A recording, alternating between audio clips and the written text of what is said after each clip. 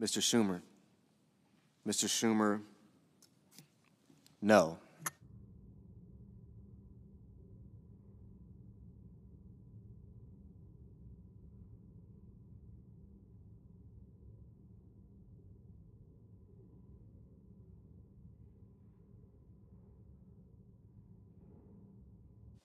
The yeas are 77, the nays are 23, and the nomination is confirmed. The previous order, the motion to reconsider is considered made and laid upon the table, and the President will be immediately notified of the Senate's action. Under the previous order, the Senate stands in recess until 2:15 p.m.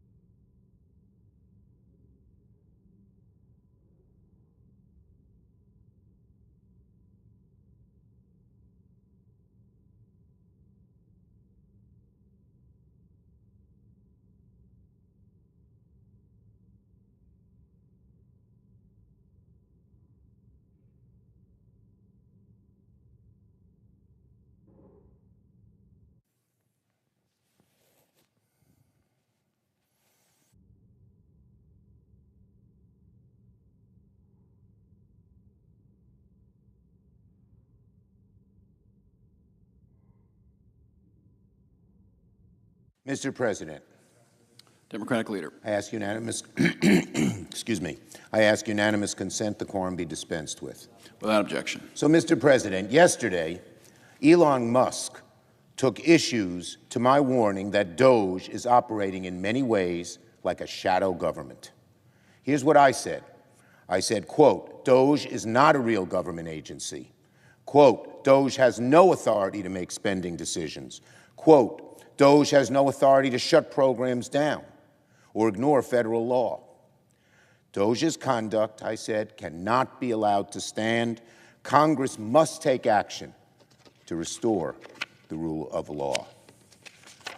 His response, here's what Musk said, quote, hysterical reactions like this is how you know that DOGE is doing work that really matters, and that, quote, this is the one shot American people have to defeat bureaucracy and restore democracy. Give me a break. Nothing screams democracy like having a secret squad of company men pull off a hostile takeover of America's Social Security and tax information in the dead of night. That's democracy? No openness, no hearings, no discussion, no hearing the other side from a small group of limited people who have limited background, who probably don't even know about the programs they're cutting and how they actually work. Whatever DOGE is doing, it is certainly not what democracy looks like or has ever looked like in the grand history of this country. Because democracy does not work in the shadows. Democracy does not skirt the rule of law. Democracy does not shun accountability and restraint, does not run away from transparency, but welcomes it, and does not give privilege to the needs and even the ideas of a small group of ultra-wealthy people at the expense of working people. They're the only people who seem to be in the room to make the decisions. Working-class Americans are excluded. Now, reform is a worthy cause to seek, no question about it. Everyone agrees, and everyone should agree, that we should find ways to improve the effectiveness. We should find ways to improve the efficiency of government. But you know what history shows? When it's done in the dark of night by a very limited group of people of limited experience, it never works. When ideas are not brought into conflict, when people have different views, when there's not debate, when there's not openness, when there's not transparency, things always get messed up. It leads to very bad results, and yet that's just what DOGE is doing. They know better than everybody else. Certainly they're entitled to have their viewpoint. Certainly. But to just do things in the dark of night, to just fire people without even talking to them, what they do, what their needs are, makes no sense, and again, is going to lead to bad results. We should talk about reform, but we should talk about it the way it's always been done in America, in the halls of Congress, in the public forums of the people's government. That's what the Founding Fathers wanted. If the Founding Fathers were to be like DOGE, a small group of them would get together and just dictate what should have been done in America. It didn't. They set up a Congress. They set up debate. And the American people, mark my words, the American people will not stand for an unelected, secret group to run rampant through the executive branch. Being innovative is good. But, Mr. Musk, this isn't a tech startup. These are public institutions that deal with things like Social Security and Medicare and national defense and provide for the well-being of the American people. And the American people have a right to be part of that debate. Part of that debate.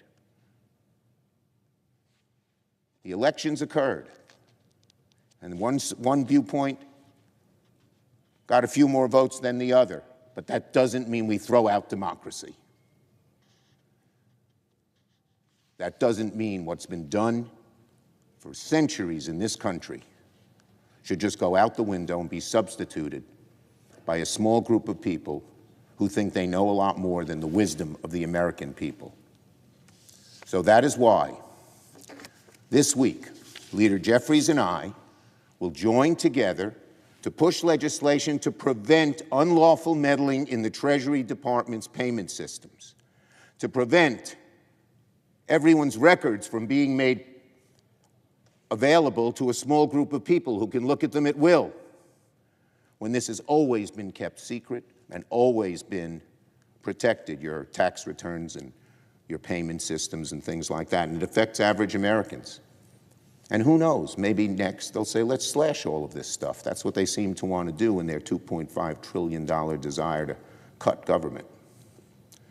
We must protect people's Social Security payments, their Medicare payments, their tax refunds from any possible tampering by DOGE or any other unauthorized entity, and that's why Leader Jeffries and I will join together to push this legislation. I yield the floor. No. Clerk will call the roll. Ms. Also Brooks.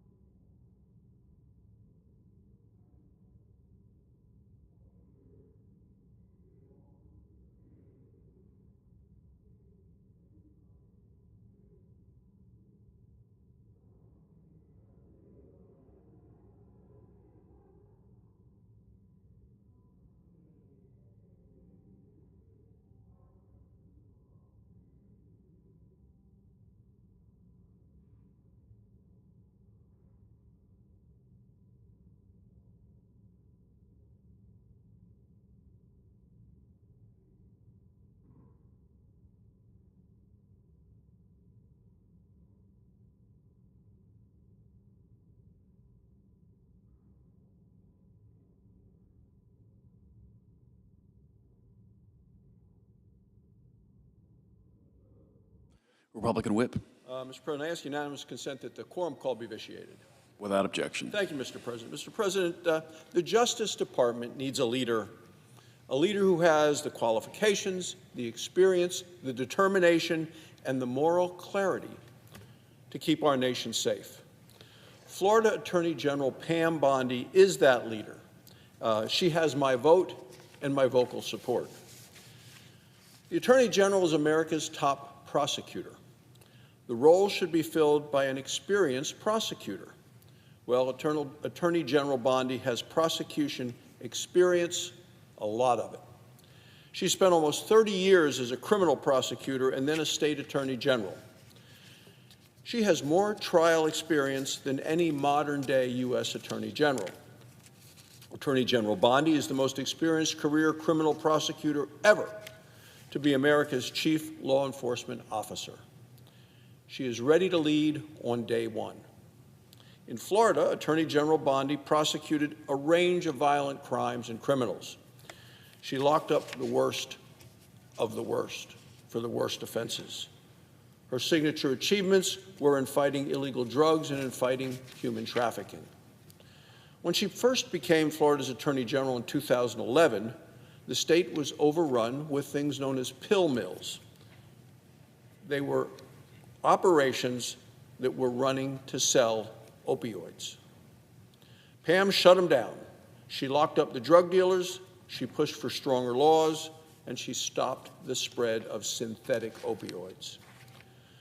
Under her leadership, Florida led the fight against this deadly epidemic. Attorney General Bondi also prosecuted victims of human trafficking in Florida. She pledged to make human trafficking an area for her to combat. It was a top priority at her Justice Department in Florida. She is a fierce advocate for safety, and she is a skilled leader.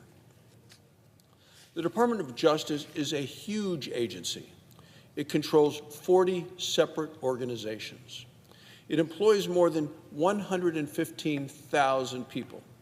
It oversees all 94 U.S. attorneys across the country. Leading the DOJ is an enormous undertaking. Pam Bondi is up to the challenge. The Florida Attorney General's office is one of the largest in the nation. It handles a broad scope of civil and criminal investigations, just like the U.S. Department of Justice.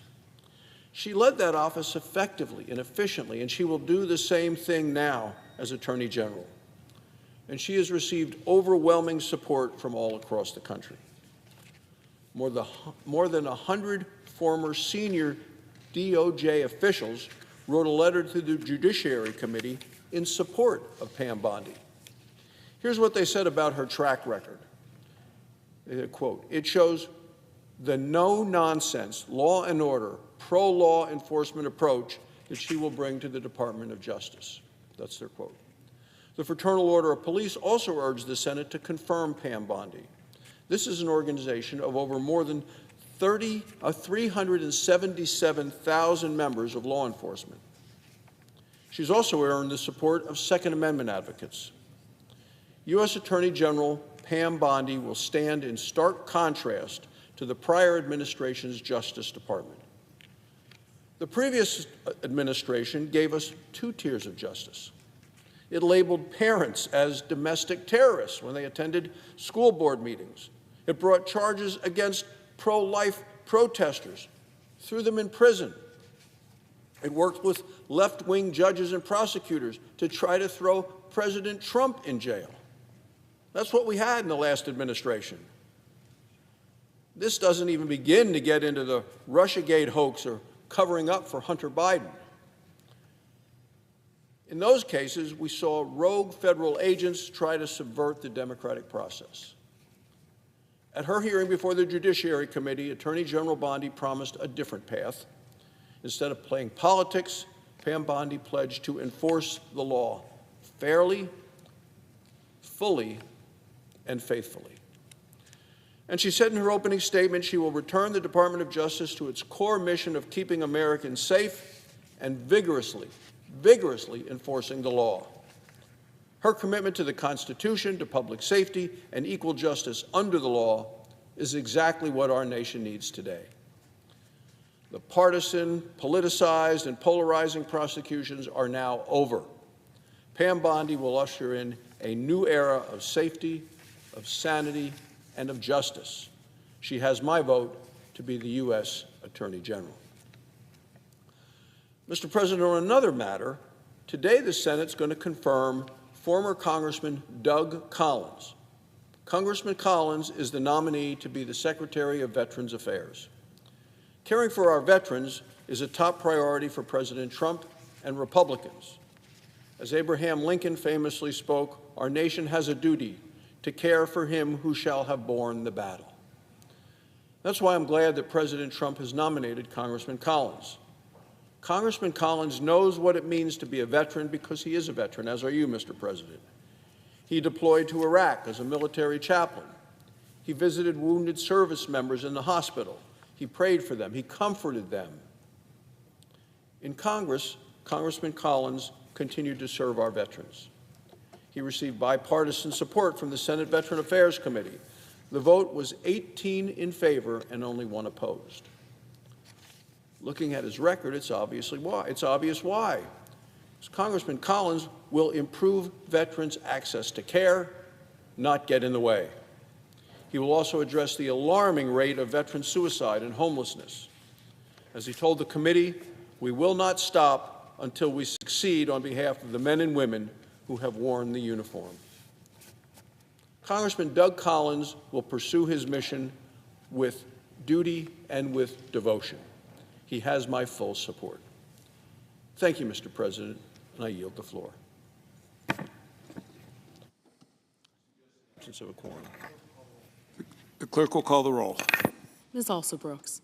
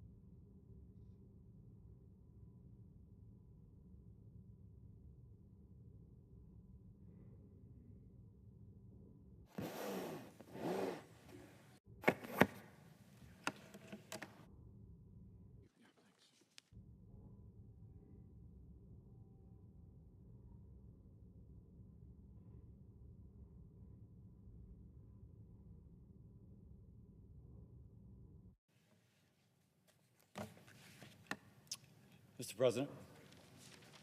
The Senator from Louisiana. Mr. President, I'd like to make a statement. Are we in quorum call? Yes, I ask that the quorum call be vitiated. without objection. Mr. President, I'd like to make a statement regarding my vote in committee to, on behalf of Robert F. Kennedy to be the Secretary of HHS. First, I thank everyone who has contacted me over the last few days. Almost all have been respectful and seek the best for our country. And I've been contacted by text, by phone, by email. And if I didn't respond to anyone, it was not to be rude. It's just I was getting hundreds of messages a day personally and thousands through the office. And I just physically could not. Now, Mr. President, believe it or not, of these hundreds of people calling me and contacting me, however they did, many of them disagreed with each other, diametrically. Three-dimensionally, they disagreed. But the unifying factor is that they all desire the best for our country, even though they differ from each other so much. And maybe that kind of frames my feelings about this nomination. For context, before entering politics, before ever thinking about running for political office, I practiced medicine for 30 years in a public hospital for the uninsured, caring for those who otherwise would not have been able to afford the access to the care that I provided. After seeing patients die from vaccine-preventable diseases, I dedicated much of my time to vaccine research and immunization programs, personally witnessing the safety monitoring and the effectiveness of immunization. Put simply, vaccines save lives. This is the context that informed me when considering RFK as the nominee to be Secretary of the Department of Health and Human Services. It was a decision I studied exhaustively, I took very seriously. And as I said I would, I spoke with Mr. Kennedy not once, but multiple times over the weekend, including this morning. We had in-depth conversations about the medical literature, about the science behind the safety of vaccines. He referred me to studies and to people. I reviewed them and spoke to those whom he mentioned I should speak to.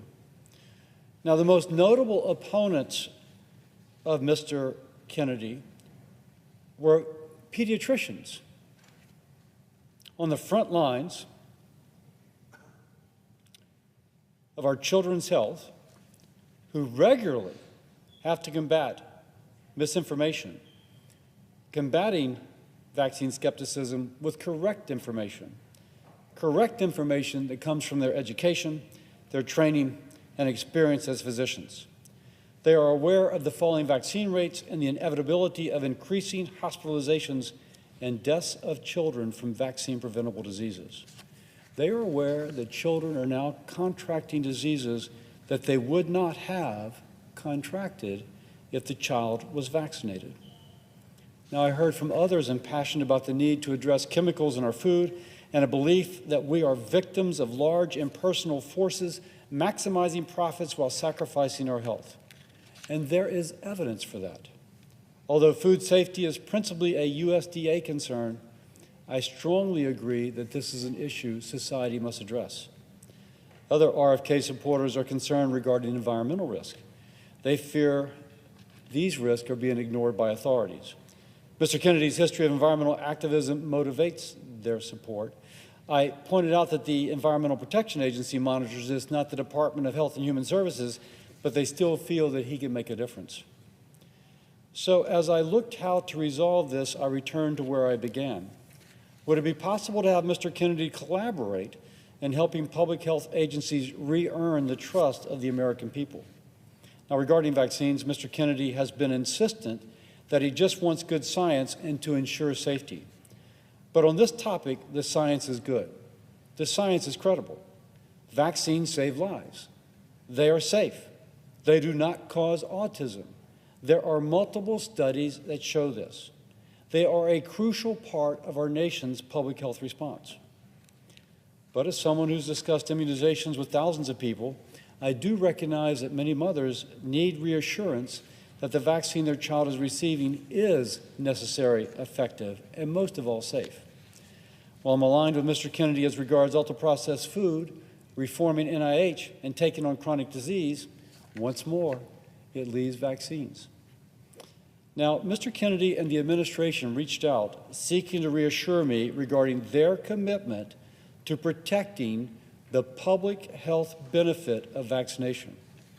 To this end, Mr. Kennedy and the administration committed that he and I would have an unprecedentedly close collaborative working relationship if he is confirmed. We will meet or speak multiple times a month. This collaboration will allow us to work well together and therefore to be more effective.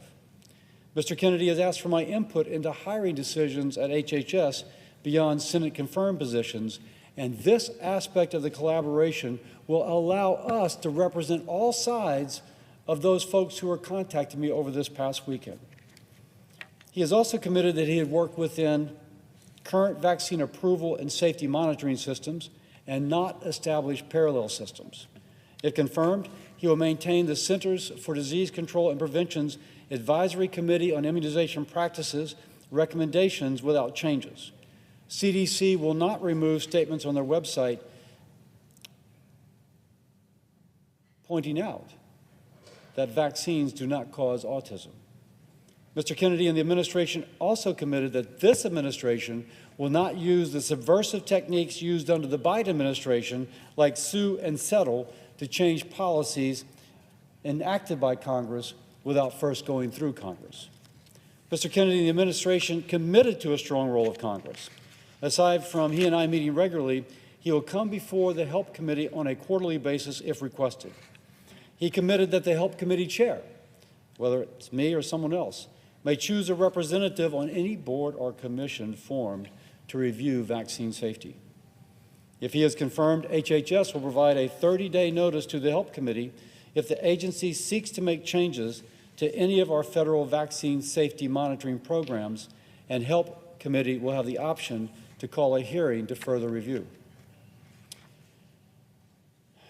These commitments and my expectation that we can have a great working relationship to make America healthy again is the basis of my support. He will be the secretary, but I believe he will also be a partner in working for this end. If Mr. Kennedy is confirmed, I will use my authority as chairman of the Senate Committee with oversight of HHS to rebuff any attempt to remove the public's access to life-saving vaccines without ironclad, causational, scientific evidence that can be accepted and defended before the mainstream scientific community and before Congress. I will watch carefully for any effort to wrongfully sow public fear about vaccines between confusing references of coincidence and anecdote. But my support is built on assurances that this will not have to be a concern, and that he and I can work together to build an agenda to make America healthy again. We need a leader at HHS who will guide President Trump's agenda to make America healthy again. Based on Mr. Kennedy's assurances on vaccines and his platform to positively influence Americans' health, it is my consideration that he will get this done.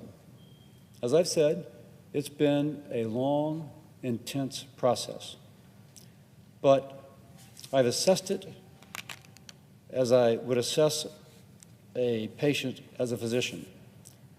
Ultimately, restoring trust in our public health institution is too important, and I think Mr. Kennedy can help get that done. As chairman of the Senate Committee with oversight authority of his position, I will do my best to make sure that that is what we accomplish. I want Mr. Kennedy to succeed in making America healthy again. His success will be tied to the health of our nation.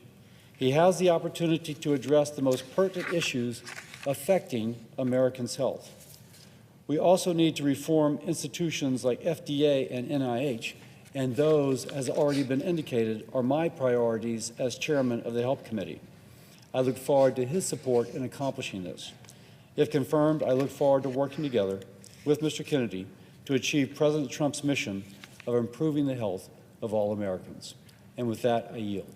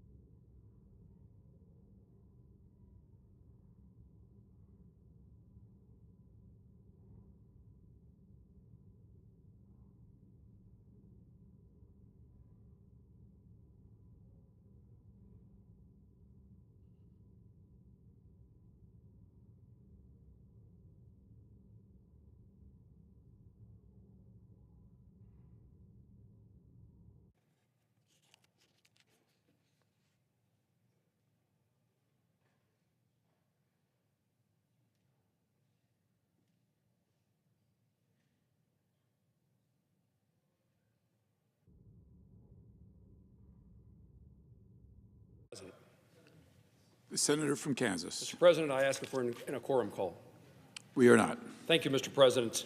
I'm here this morning, now this afternoon, because in just a few moments we will be asked to make a decision as to whether or not Congressman Doug Collins should be confirmed as the next Secretary of Veterans Affairs.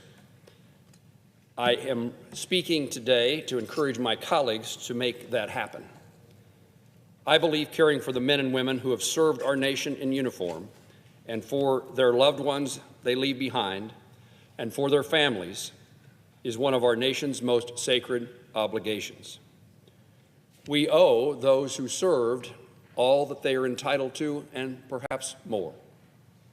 I remember making a commitment when I was in high school to express my gratitude and respect for those in uniform. I never envisioned being a United States chairman. I never envisioned being a United States senator, and now the chairman of the Senate Committee on Veterans Affairs, where our responsibilities are greater than just respect and gratitude. That's certainly important, but now we are here to make certain that all the promises we made to those who serve are kept. I want a VA secretary who understands the VA's mission. I want a secretary who will put veterans first. I want a secretary who recognizes the VA's importance in serving veterans and contributing to a safe and successful future for our nation. The success they had in uniform, I want them to have that success as a veteran, as a civilian, as a citizen. Congressman Collins is that person. Through his own service, which continues in the Air Force Reserve, Congressman Collins knows firsthand service in the uniform, and he knows the benefits and challenges that veterans face and the challenges their families face. In his testimony before the Senate Committee on Veterans Affairs, he demonstrated a significant understanding of the policies he will be expected to administer at the Department of Veterans Affairs and proved to me and to others that he is prepared to lead the VA into the future. He is committed to working closely with members of Congress and certainly the Senate Committee on Veterans Affairs and to make sure that our input is understood, taken into account, and hopefully implemented. His nomination was reported out of the committee in an overwhelmingly bipartisan manner. On a roll call vote, the vote was 18-1. I'm thankful for Congressman Collins' interest in serving in this capacity. I ask my colleagues to support his nomination, and I look forward to working with him to improve the lives of veterans, caregivers, survivors, and military families. Mr. President, with that, I yield the floor, but before I do, I ask that the vote scheduled at 12:15 occur immediately. Without objection. Under the previous order, the clerk will report the nomination. Nomination, Department of Veterans Affairs, Douglas Collins of Georgia to be Secretary. The question is on the nomination. Is there a sufficient second? There appears to be. The clerk will call the roll. Ms. Also Brooks, Ms. Baldwin, Mr. Banks, Mr. Barrasso, Mr. Bennett, Mrs. Blackburn, Mr. Blumenthal, Ms. Blunt Rochester, Mr. Booker, Mr. Bozeman, Mrs. Britt, Mr. Budd, Ms. Cantwell, Ms. Capito, Mr. Cassidy, Mr. Collins, Ms. Collins, Mr. Coons, Mr. Cornyn, Ms. Cortez Masto, Mr. Cotton, Mr. Kramer, Mr. Crapo, Mr. Cruz, Mr. Curtis. Aye.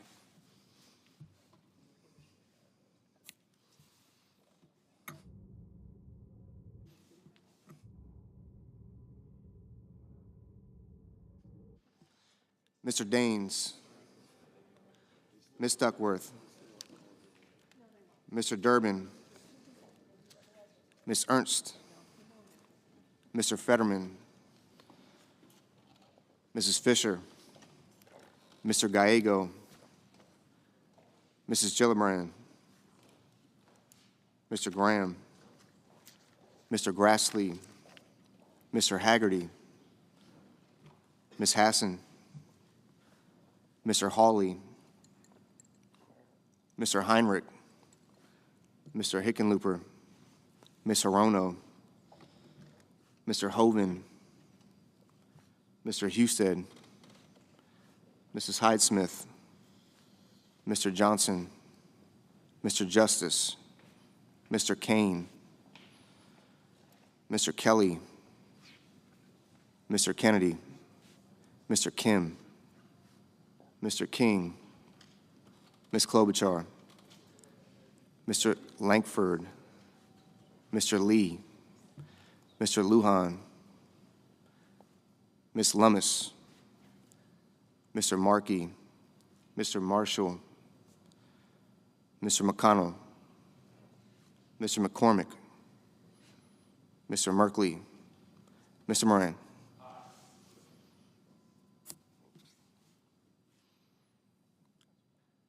Mr. Moreno, Mr. Mullen,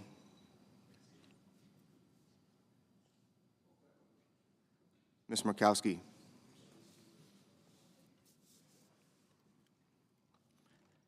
Mr. Murphy, Mrs. Murray,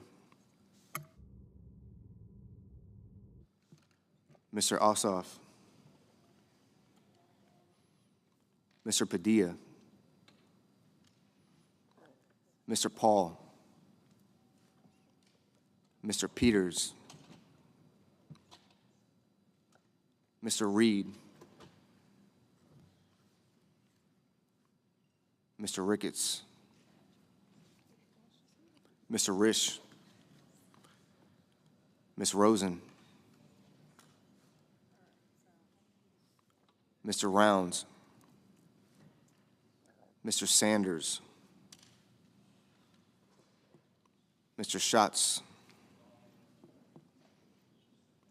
Mr. Schiff, Mr. Schmidt, Mr. Schumer, Mr. Scott of Florida, Mr. Scott of South Carolina, Mrs. Shaheen, Mr. Sheehy, Ms. Slotkin,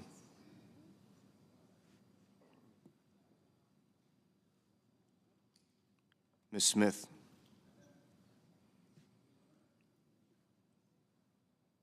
Mr. Sullivan, Mr. Thune,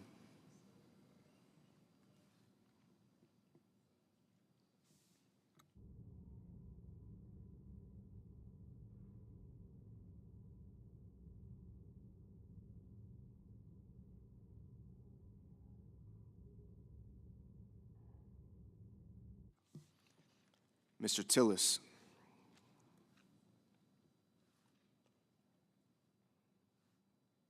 Mr. Tuberville,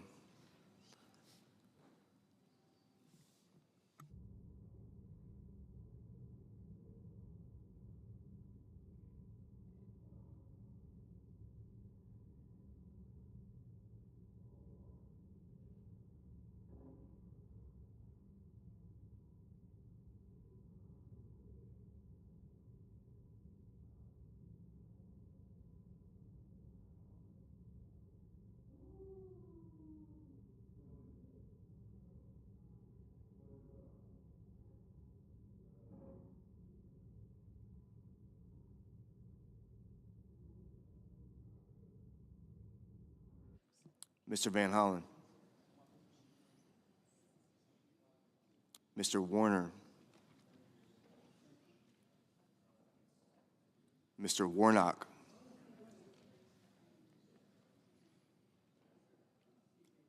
Ms. Warren,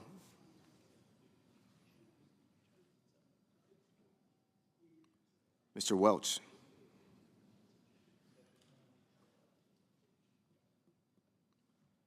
Mr. Whitehouse,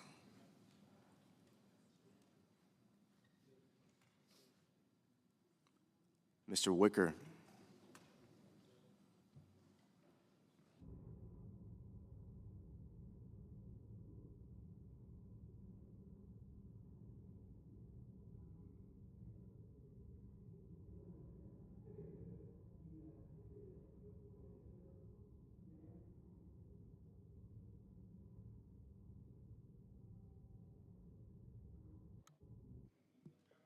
Mr. Wyden,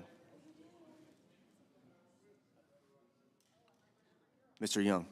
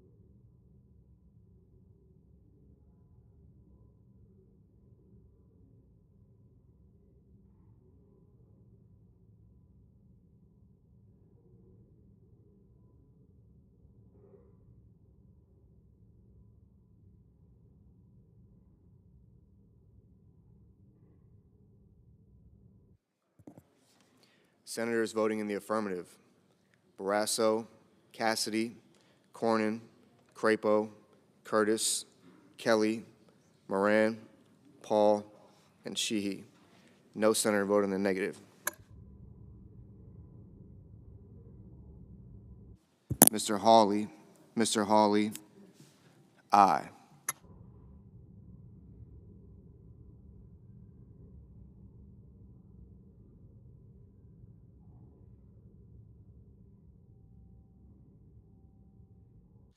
Mr. Schatz.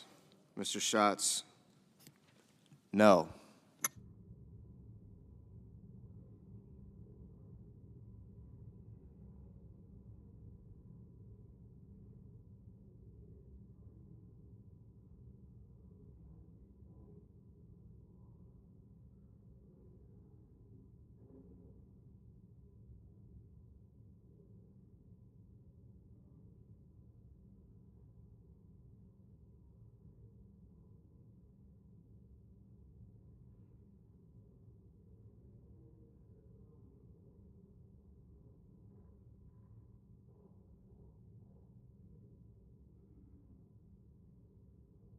Ms. Warren. Ms. Warren. No. Mrs. Hyde-Smith. Mrs. Hyde-Smith. Aye. Mr. Haggerty. Mr. Haggerty. Aye.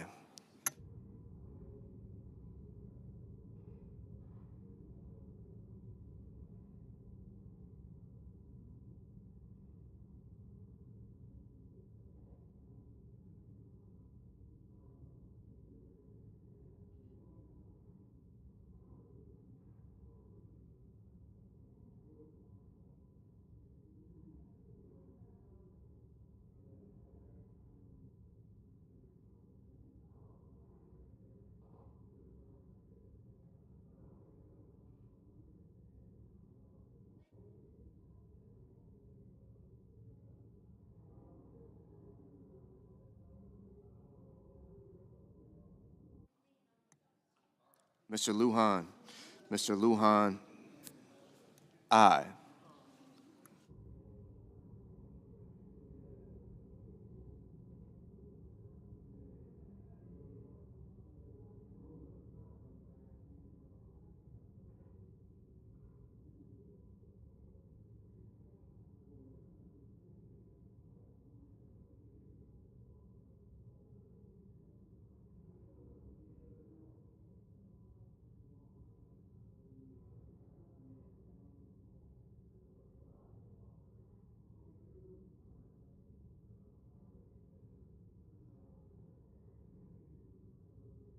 Mr. Banks. Mr. Banks. Aye. Mr. Husted. Mr. Husted. Aye.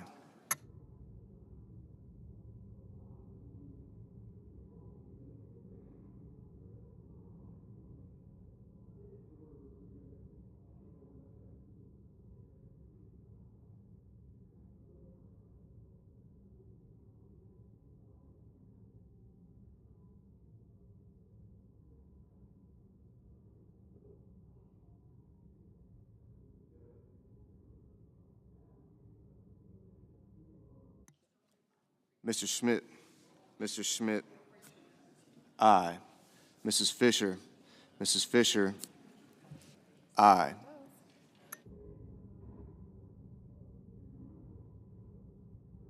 Mr. Johnson. Mr. Johnson. Service of their fellow Americans.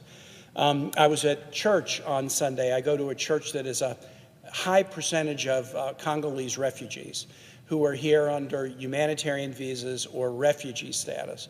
Many of them are worried about the possibility of deportations because they happen to live in families where there might be mixed status. Some citizens, some green card holders, some refugees, others who are not documented. A Sunday school teacher at my church came up and told me that the Saturday religious instruction program that he holds at a nearby Catholic school, because there are a number of Latino immigrant families in that program, the attendance is down because families and kids are worried about ICE raids and deportations. Yesterday, I had two interactions with Virginians, one with local government officials and NGO CEOs, folks running domestic violence shelters, homeless programs, free clinics, et cetera, in the Richmond area where I live, and then a second meeting with the Virginia School Boards Association, elected school board members from all around the Commonwealth of Virginia, that was taking place in Alexandria, Virginia. And in each instance, I heard again and again this story: fear, confusion, are our funds being cut off? Can we say anything about it? We are set up in such a way that we have served underserved populations. Are we allowed to do that now. And finally, Madam President, this morning I came into work and I had an email from one of the largest federally qualified health centers in Virginia, located in the Hampton Roads, 1.6 million people in the southeast portion of our state, Virginia Beach, Norfolk, Hampton, Portsmouth, Chesapeake, these communities. And they said, look, we are the healthcare safety net of first resort for a lot of low and moderate income people. And we've done this for years. And we receive federal funding. In fact, federal funding for most of our FQHCs is about 20 to 25% of their budget. They tend to get paid the last day of the month. Yesterday was the 3rd of February. They indicated they had not received their January payment, and when they were reaching out to determine whether they would receive the January payment, or the February payment for that matter, they wouldn't even be given the courtesy of an answer. There is grave, grave concern about the numerous efforts that this administration has taken with respect to federal employees and with respect to the funding freeze. The funding freeze that was announced last week was partially retracted by the administration. It has been partially and temporarily enjoined in now multiple court cases. But as the email from this morning indicated, organizations who should be receiving funds, if the funding freeze is in fact enjoined, are still not receiving them. Obviously, we've got a lot of work to do to get to the bottom of this. The administration has not shared with any of us what their plans are. The analogy that I've used is it's like somebody has taken a jigsaw puzzle and dumped the pieces down upside down on a table in front of me. All I'm seeing is the cardboard backside. I don't have the box with the picture on it. Every time I talk to a constituent, a federal employee, somebody who works at a domestic violence shelter, a mayor, I can turn over a piece of the puzzle based upon what they're telling me. And as I turn it over, I can start to assemble what is in fact happening. And we need to do more to assemble it. And I just want to pledge to Virginians I'm going to be doing all I can to make sure you're protected. But what I want to do now is read a letter that I have written and that I'm posting today on my website and disseminating publicly, specifically to federal workers. It is a letter that tries to honor them and give them a pep talk and also direct them to resources that they can access in case they're concerned. And once again, Madam President, 140,000 of these workers live in my Commonwealth. Dear federal workers, as you're all too aware, we're in a dark time. The Trump administration has made plain that it wants to kick you around by blocking your ability to administer federal resources, censoring your free speech, locking you out of your workplaces, demonizing you in the press, and sending you ominous and at times threatening messages. These actions are shameful and harmful not only to you, but to the Americans across the country that you serve. But especially in the darkest of times, we must stay focused on finding our guiding lights. I hope you will let the call of service that you answered when you first swore your oaths as federal employees to serve as that light. My advice to you today is simple, even if it's not easy. Don't give up. Don't give up. Keep serving everyday folks. You are here because of your expertise. You are here because of your patriotism. You are here because you know the value in dedicating your life to serving your fellow Americans. America needs you, and that has never been clearer than in the wake of the administration's federal funding freeze last week. I heard from folks in every corner of Virginia about the invaluable support they receive from federal workers just like you. Across the country, Americans are counting on you to deliver crucial services, from inspecting our food to make sure it's safe, to protecting our national security, from administering Social Security benefits to staffing air traffic control towers, to supporting our allies around the world and keeping the influence of China, Iran, and Russia at bay. I know it has been and will continue to be tough. Donald Trump and cronies are determined to do anything they can to knock you off course. They've even dangled a phony buyout in your face. But make no mistake, that buyout is a trap.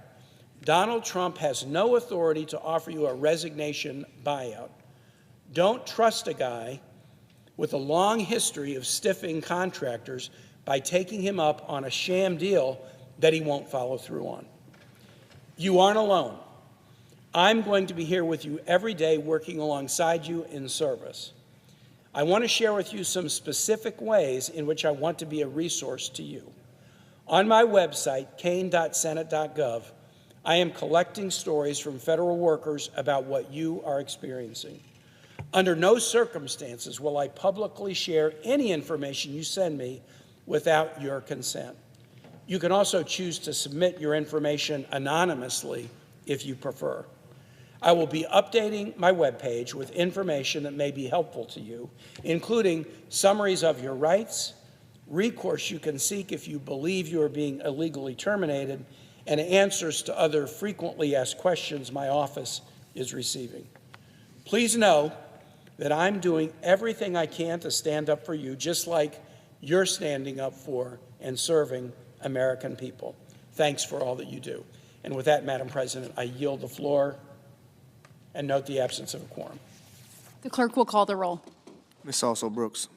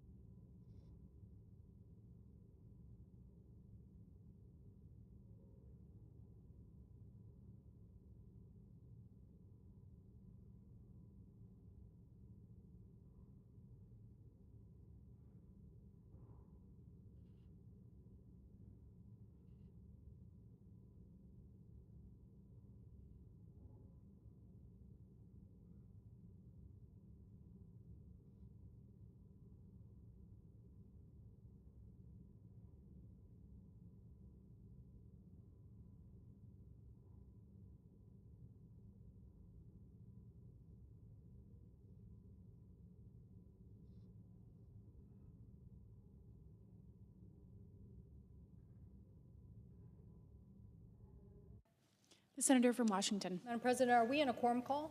We are. I ask that the quorum call be dispensed with. Without objection. Madam President, I come to the floor to talk about export strategies, collaboration, and American principles. Madam President, no one likes to be left behind. I know somewhere people think there is this I win, you lose mentality.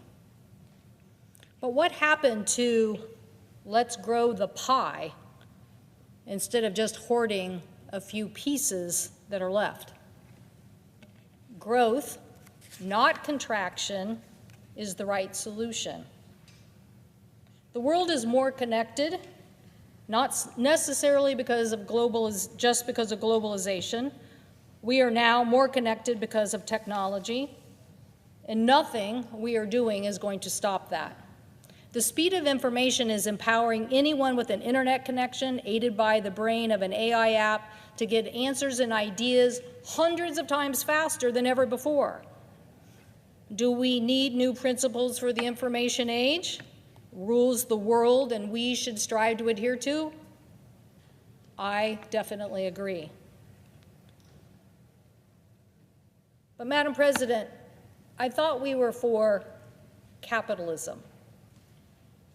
Yes, capitalism in the information age needs better rules so markets aren't distorted, because markets need to be properly policed, and they aren't right now. And I believe that the U.S. should aggressively define the rules in the information age. I believe in a technology NATO, a model of key democracies and key sophisticated technology countries defining the rules of the information age and telling anybody who wants to follow that, we'll give you a discount on our technology, instead of those who are advocating to buy from people who have a government backdoor, or even in today's analogy, where you allow somebody to have a government backdoor to your technology. Madam President, capitalism is still the largest, smartest export America wants to export. We want open markets, and we want more people to sell to. 95% of consumers live outside the United States.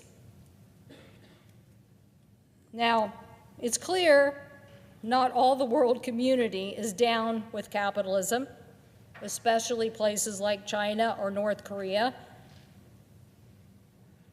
But that doesn't mean that we shouldn't continue to advocate for it. What has U.S. advocacy for capitalism done to grow and stabilize the world? I would say immeasurable. Immeasurable, immeasurable, immeasurable. In fact, the period from the end of World War II to the early 1970s is considered one of the greatest eras of economic expansion in world history. In the U.S., gross domestic product increased from $228 billion to just under $1.7 trillion in 1975. So whether it was Germany, Japan, South Korea, we have brought about a world economy because the shiny American dream was worth chasing. So whether it was setting market rules, growing exports, investing in innovation, this is the poster child of what the United States of America has been about. It has not been a story about contraction. It has been a story about growth.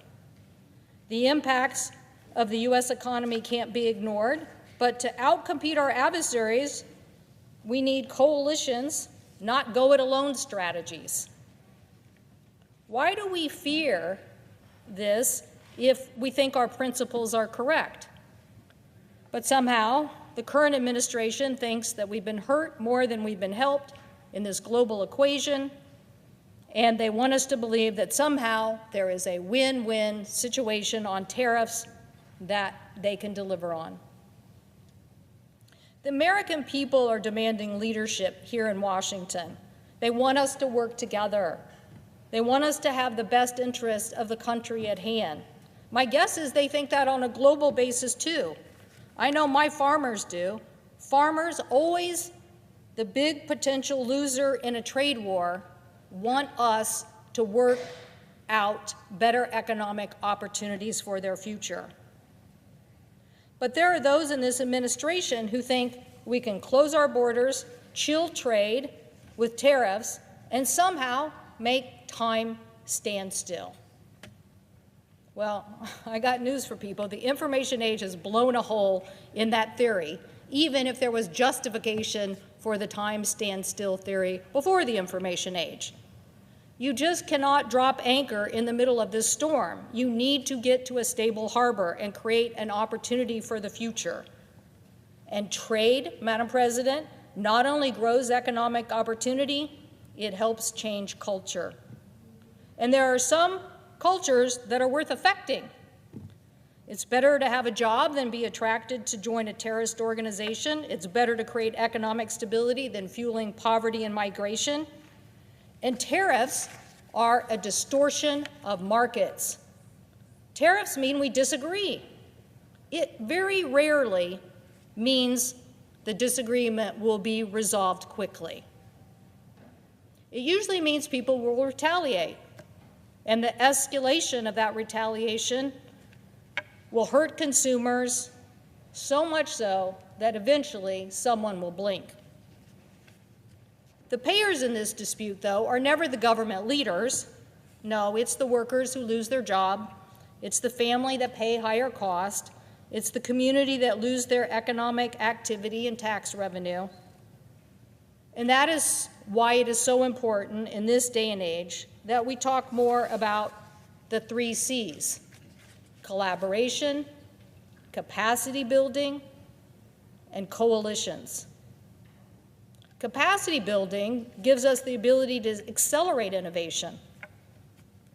Trust me, one thing I know about traveling my state, I'm sure it's true in other places too. Innovation is not only in the DNA of Americans, it is the history of our country. Whether electricity, aviation, or the internet, credit goes to the United States of America for innovation and inventing future economic opportunities, not just for us, but for the entire world. But now we are in an innovation race defined by AI and quantum, and according to the World Economic Forum, the United States generative AI may increase gross domestic product between $2 and $4 trillion per decade. Boston Consulting estimates that quantum computing could generate $850 billion in annual revenue by 2040. So are we going to focus on those things, winning the races, or are we going to allow a contraction that hurts everyone?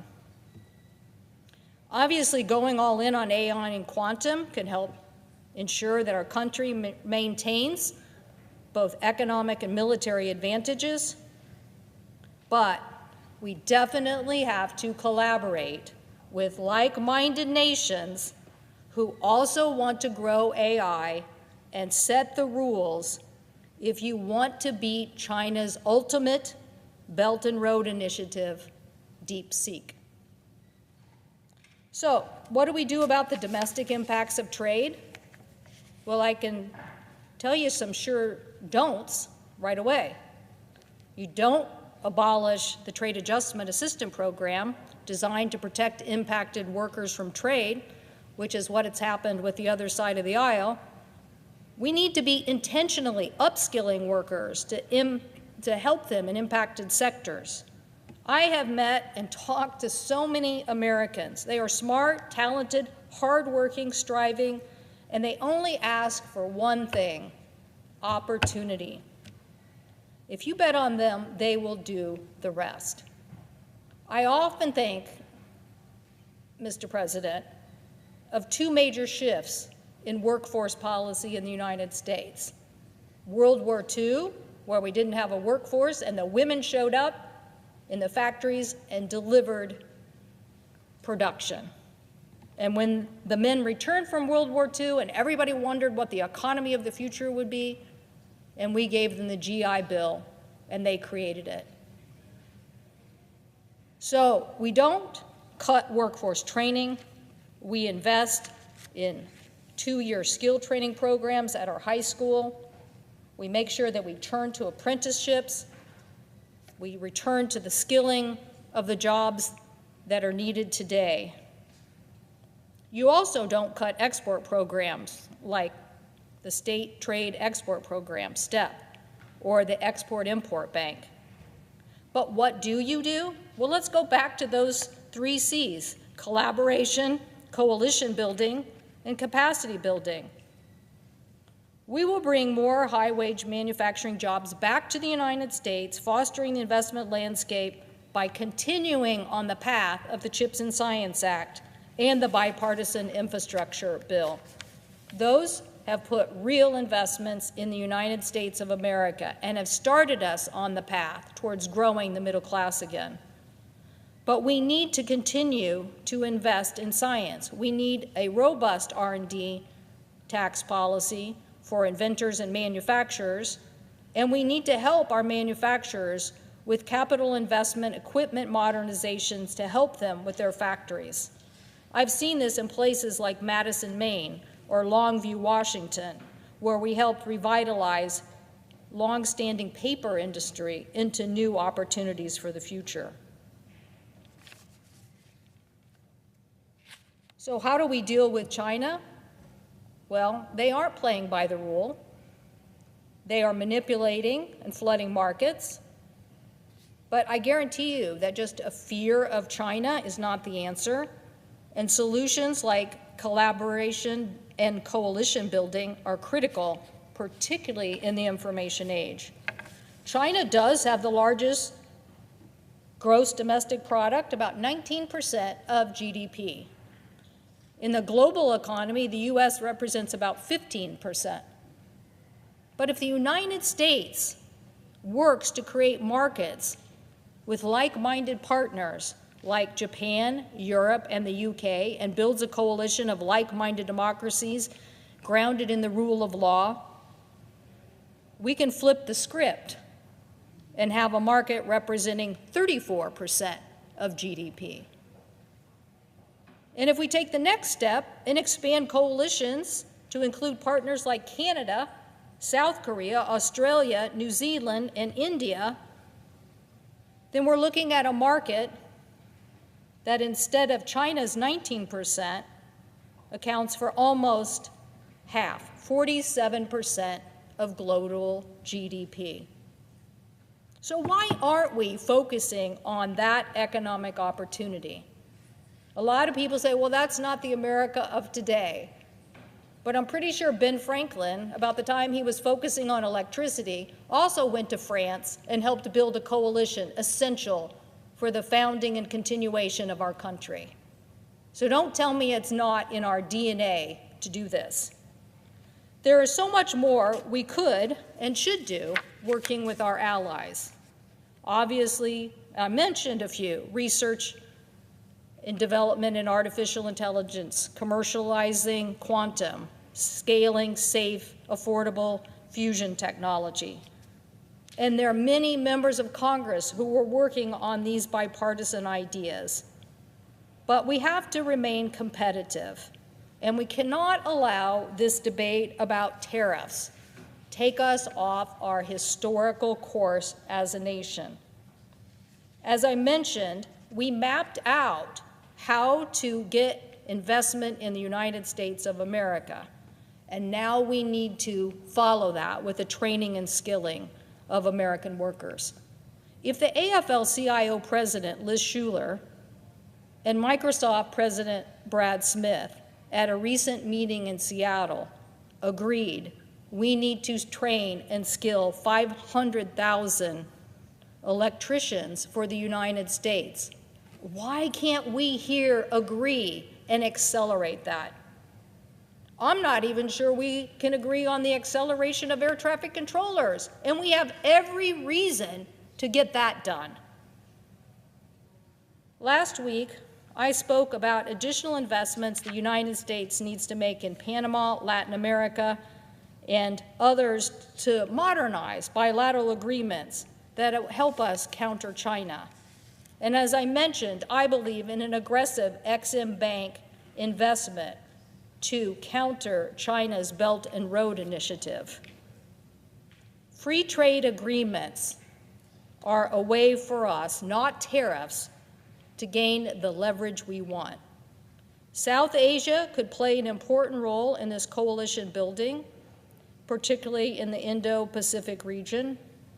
But I want us to go further. I want us to understand that U.S.-led negotiations in a Middle East free trade agreement to build on the momentum of a ceasefire in Gaza could further stabilize that region.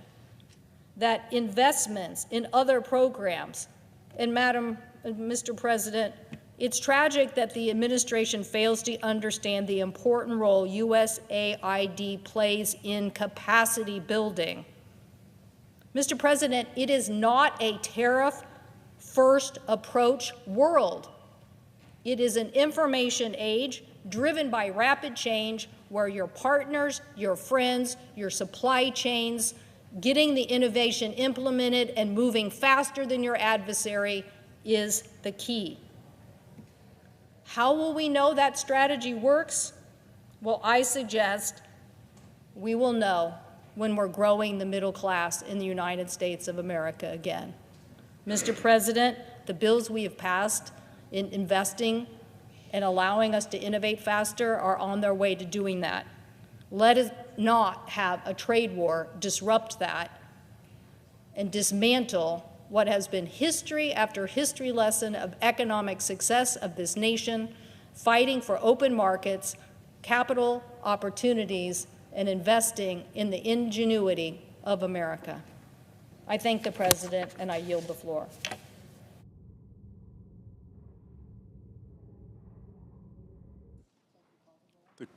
The clerk will call the roll. Ms. Also Brooks.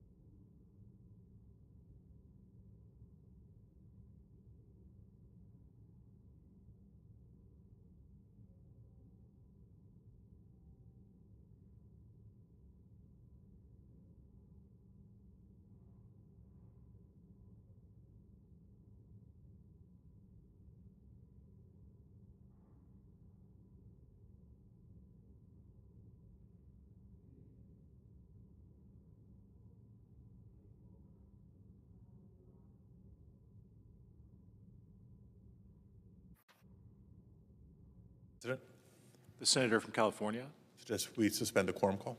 without objection. Mr. President, on roll call vote 26, I voted nay. It was my intention to vote aye. Therefore, I ask unanimous consent that I be permitted to change my vote since it will not affect the outcome. Without objection. Thank you.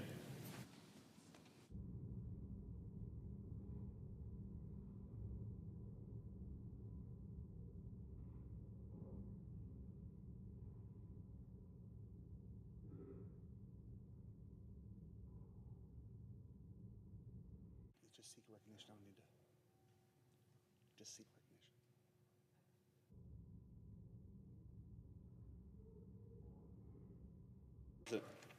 The senator from Missouri.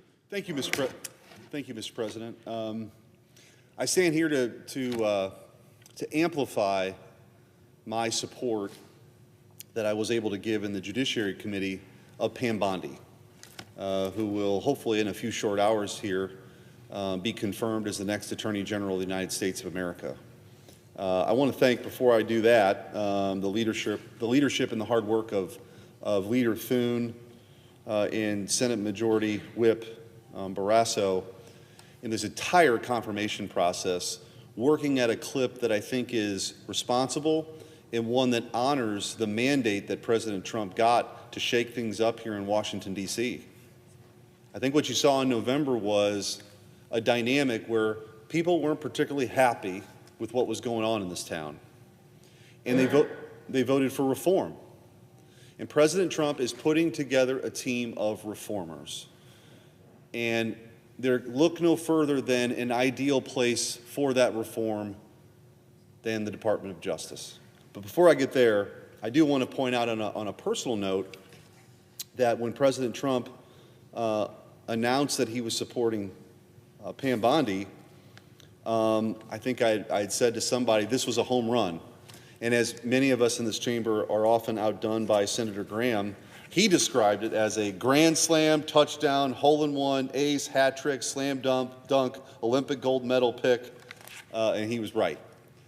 I've known Pam Bondi for years from AG World. That was my job before I had this job. I was the Attorney General in Missouri. And Pam was always known as a leader and somebody that has this really rare combination of a steel backbone and a heart of gold. She's in it for the right reasons.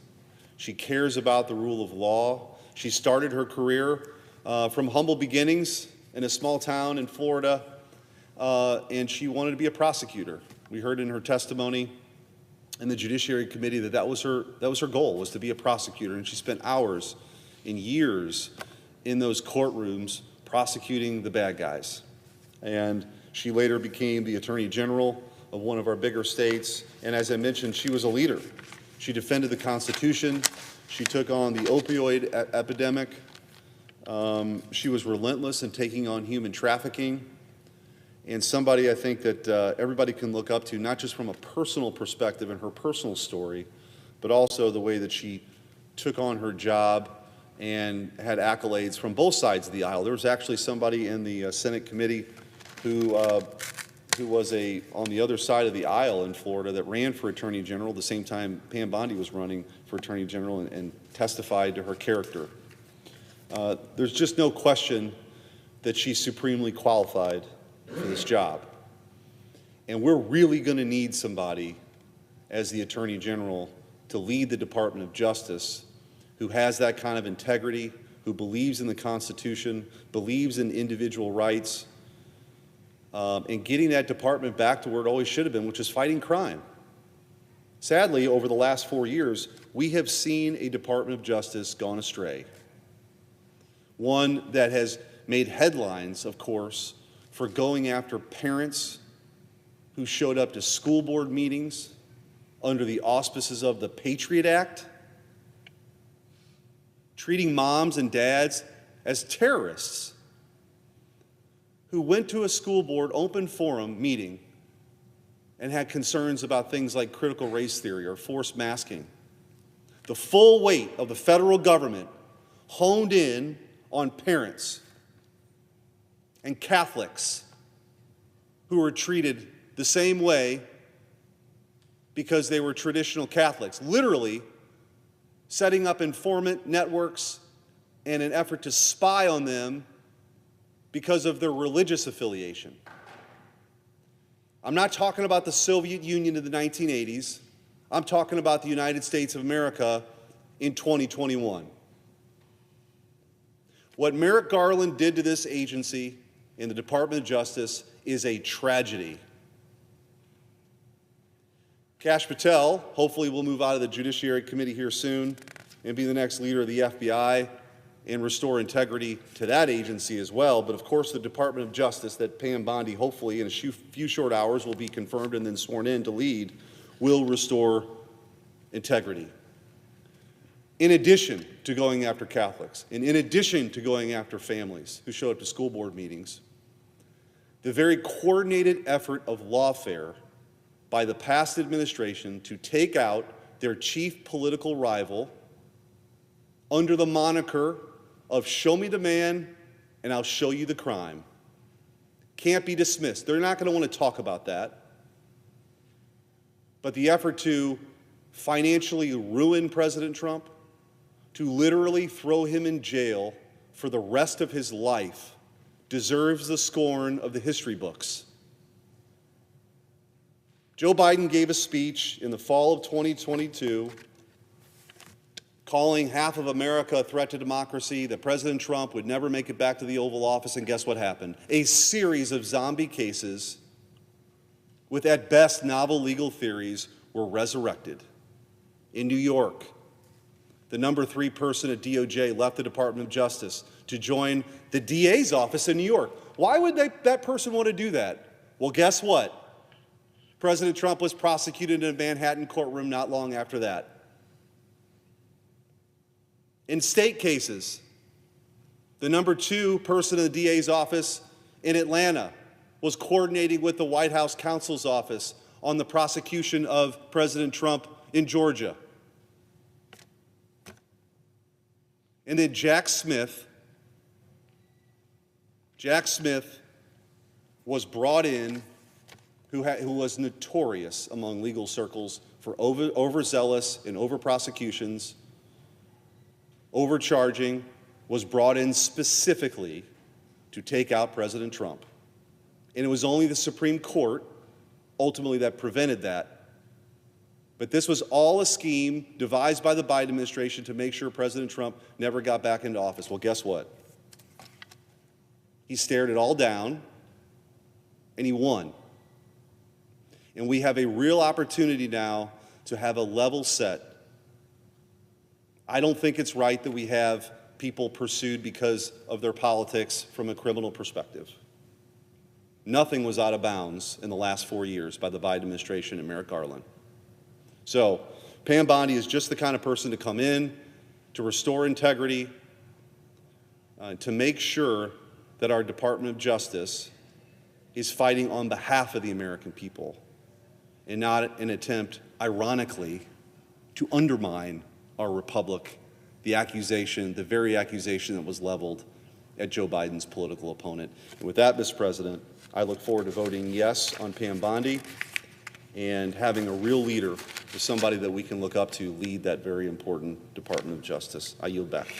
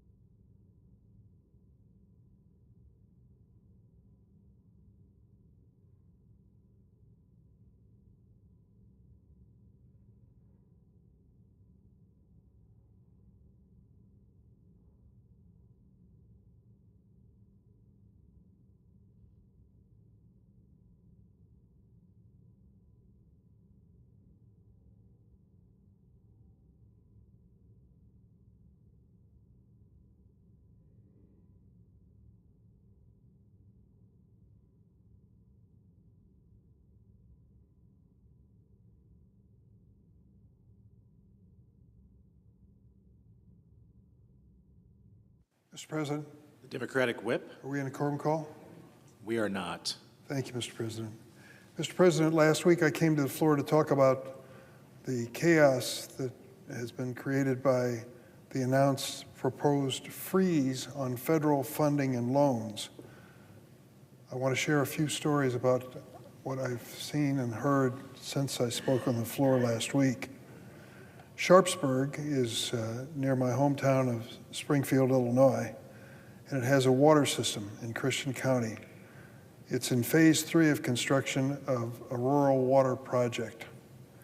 18 miles of pipeline, which will provide water. Excuse me. There's no excuse for this.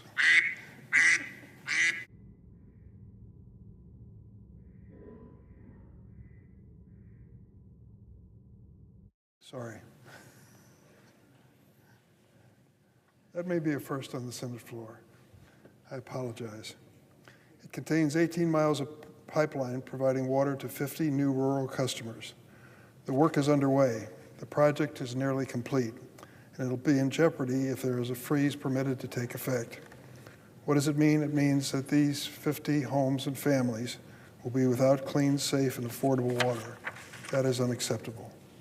The freeze also means that scientists at universities across the state are worried about their jobs and research. Parents of children with disabilities are worried about losing resources for their kids. Adults are worried about losing access to health care and social services. Since then, not one but 2 judges have issued temporary restraining orders blocking President Trump's measure. As of yesterday evening, that pause has been extended. But let me remind you, this freeze is unconstitutional.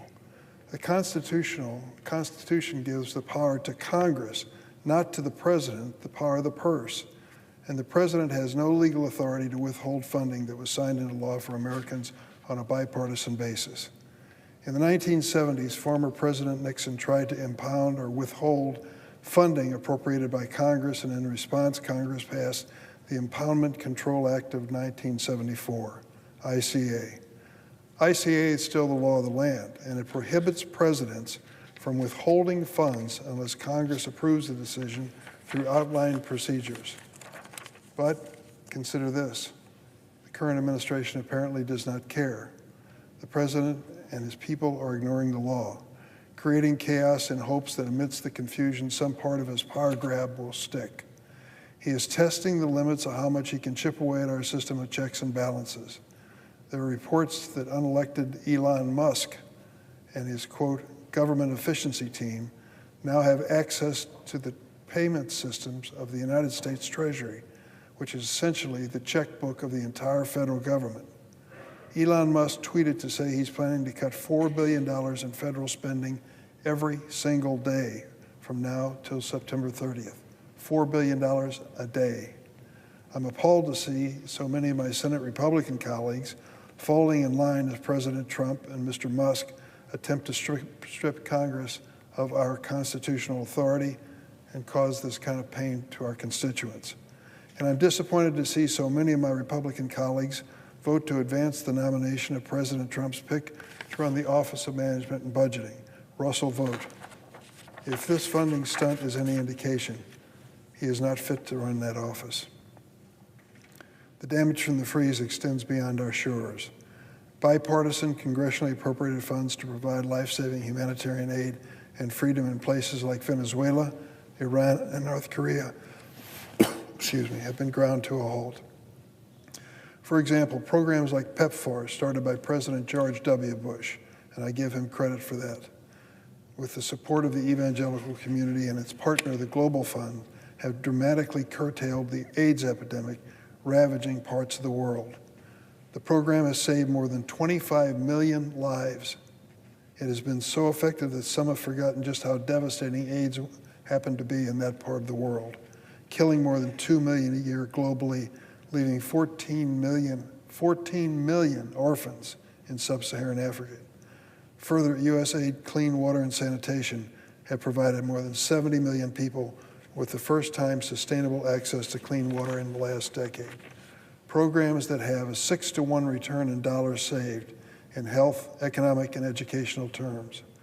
low-cost vaccination programs, eradicated smallpox, and almost eradicated polio from the face of the earth, something that was unimaginable just a generation ago.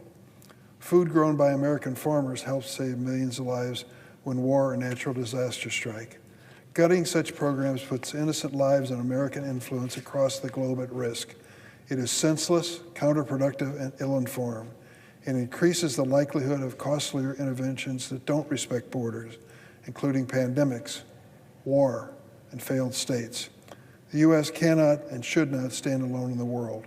We are a global leader, and we have an obligation to continue to act like it. But over the weekend, in what sounded like a dystopian story from another world dictatorship, the Trump administration and Elon Musk tried to shutter the U.S. Agency for International Development without congressional approval. Try to imagine that disgraceful scene as one of the world's richest men gleefully guts programs for some of the world's poorest people. And don't be fooled. This isn't about reform, and the U.S. budget deficit won't be solved by gutting USAID.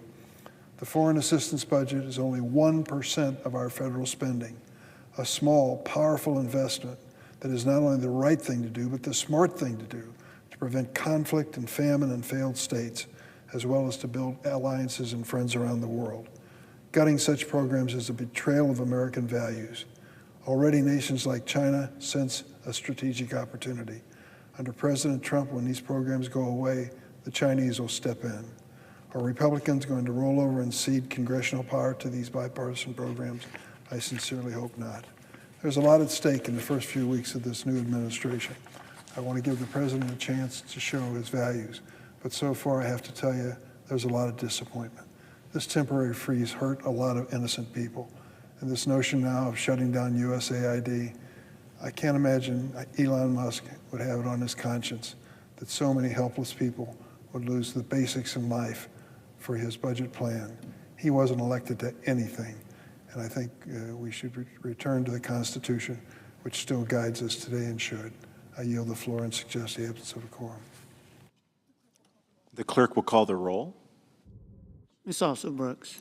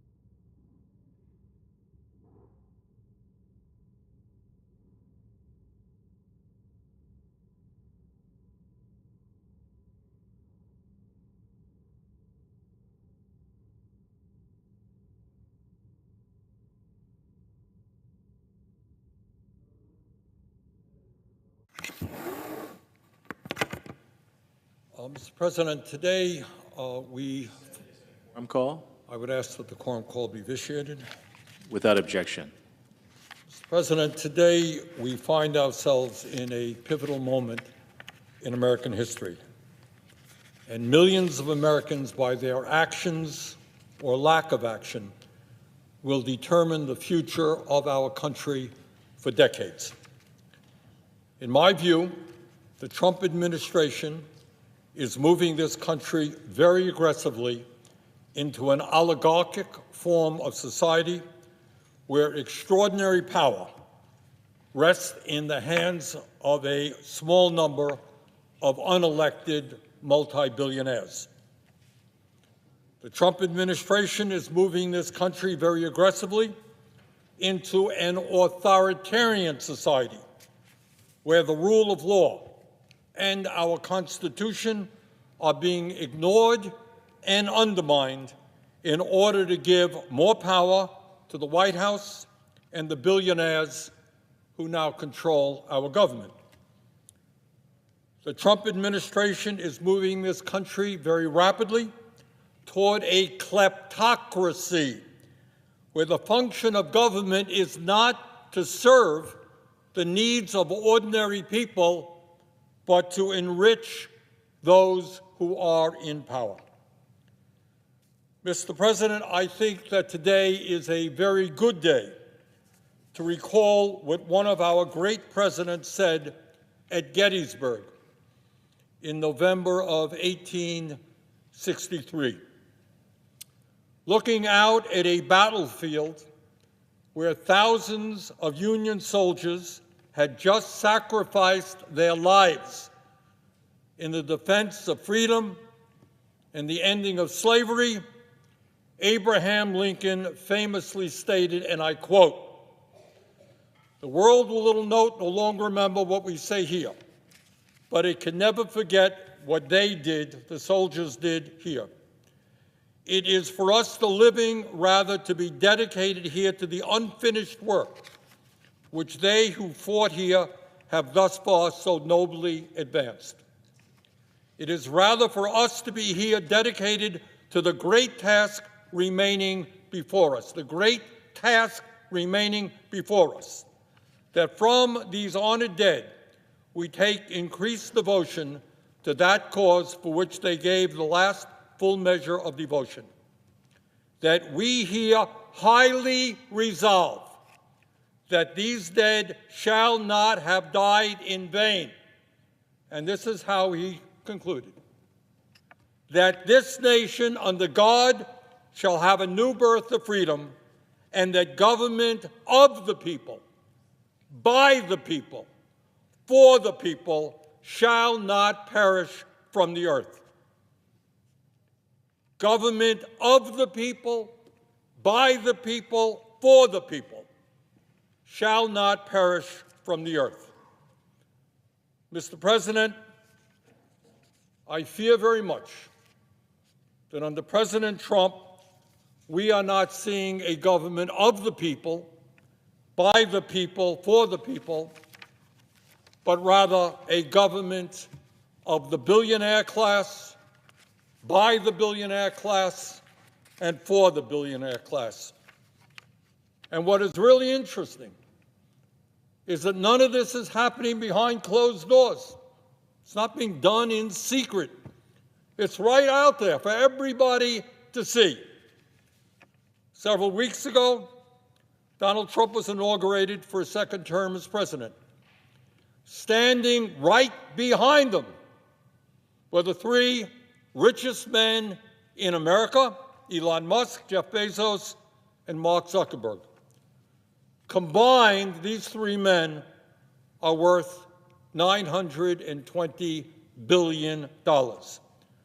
These three men own more wealth than the bottom half of American society, 170 million people.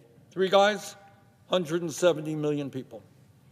And I should point out, and this should tell you exactly where we are going as a nation, these three men, wealthiest three in America, have become some $232 billion richer since Trump was elected a few weeks ago. Three guys, $232 billion richer since Trump was elected.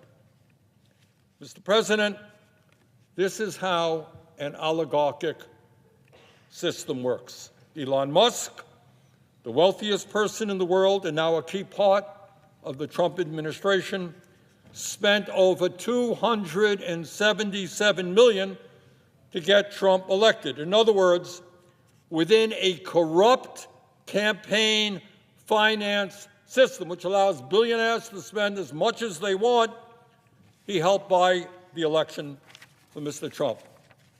Jeff Bezos and Mark Zuckerberg, the second and third wealthiest people in our country, both kicked $1 million each into Trump's inauguration fund.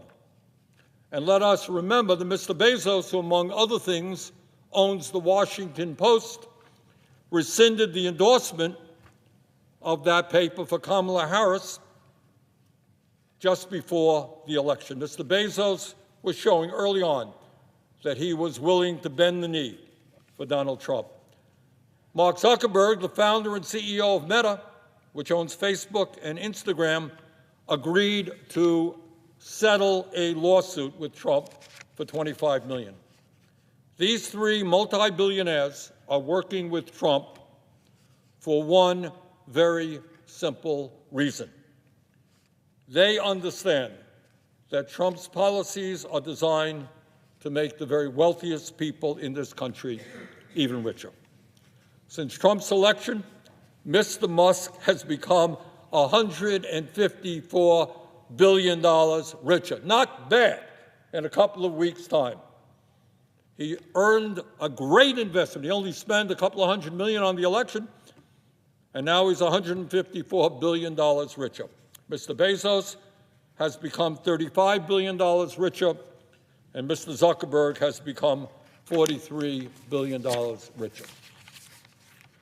Mr. President, I am concerned not only about the growing movement toward oligarchy in this country, but I am deeply worried that under the leadership of President Trump, we are moving rapidly towards authoritarianism. And all over this country, people are alarmed and shocked by what they have seen in the last several weeks. Just a few examples, just a few. Last week, President Trump attempted to suspend all federal grants and loans in direct violation of the U.S. Constitution and federal law. As every third grader in America knows, or I hope knows, the power of the purse in the United States belongs to Congress, not the president. Yes, the president can recommend legislation to Congress. The president can veto legislation that Congress has passed. But he does not have the power to unilaterally terminate funding and legislation that has been passed by the U.S. Congress. That is a dangerous and blatantly unconstitutional act.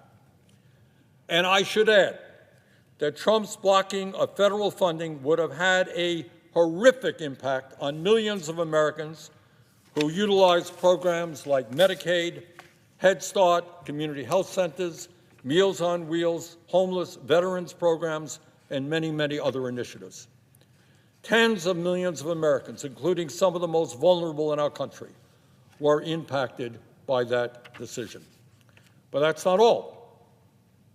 A few days ago, Trump fired 17 inspectors general, independent government watchdogs that were created by Congress in the wake of the Watergate scandal to prevent the abuse of power by the executive branch. Last week, President Trump fired a member of the National Labor Relations Board, and in so doing, effectively neutered the only federal agency in America with the authority to hold corporations accountable for illegal union busting and to protect the constitutional right of millions of workers who want to join unions in order to earn better wages, working conditions, and benefits. Not only is that move blatantly illegal, it is exactly what Elon Musk, the owner of Tesla, and Jeff Bezos, the owner of Amazon, have been fighting for months. They don't like unions, and what Mr. Trump has given them is the opportunity to make it much, much harder for workers to organize in their companies. President Trump also illegally fired members of the Equal Employment Opportunity Commission, the only independent commission in our country that protects workers against discrimination in the workforce. Further, and what should upset every American, no matter whether you're conservative, moderate, progressive, is that in direct violation of the Constitution and federal law, Trump is intimidating the media with lawsuits against ABC, CBS, Meta, and the Des Moines Register. His FCC is now threatening to investigate PBS and NPR. What Trump is essentially saying to every media outlet in America, if you say or do anything that is critical of me, that displeases me, you may be subject to a lawsuit or a federal investigation. If that is not a direct attack on the First Amendment, on the U.S. Constitution and free speech in our country, I don't know what is. But that is not all. Elon Musk and his unelected minions at DOGE have forced out officials at the Treasury Department and illegally shut down USAID, a program which, among other things, helps feed and provide medical help to starving and desperate children all over the world. Presidents, much less unelected billionaires, do not have the unilateral right to shut down federal agencies established by Congress. And when we talk about the very dangerous movement towards authoritarianism that we are seeing in this country now, let us not forget Trump's pardoning of the January 6th insurrectionists who injured 174 police officers right here, right outside this floor. Even worse, not only did he pardon those people, but Trump is undermining the FBI by actually investigating the agents there who helped bring these violent criminals to justice. Imagine that. Pardoning the people who broke the law and investigating the people who upheld the law. That is not what America is supposed to be about. And Mr. President, under Trump, we are rapidly moving toward a kleptocracy as well. Just before the president was inaugurated, he and his wife launched their own cryptocurrency coins, giving them the potential to earn many billions of dollars. If Wall Street CEOs tried to bribe the president with a bag full of money, that would be illegal. That's against the law. But now they don't have to do that. Today, if a multi-billionaire, the head of a foreign country, wants to curry favor with the president, all they have to do is buy his cryptocurrency coins, and when they do that, they are directly enriching Mr. Trump. So, Mr. President, the question that millions of Americans are asking is, given the move toward oligarchy, given the move toward authoritarianism, given the movement toward kleptocracy, where do we go from here? What should we as Americans be doing? And let me tell you what I think and what most Americans think. And that is, instead of moving toward an economy which is designed to benefit the very richest people in our country, we have got to create an economy and a government that works for all of us, not just for Mr. Musk or Mr. Bezos or Mr. Zuckerberg. Mr. President, at a time of massive wealth and income inequality, we have never had more income and wealth inequality than we have had right now.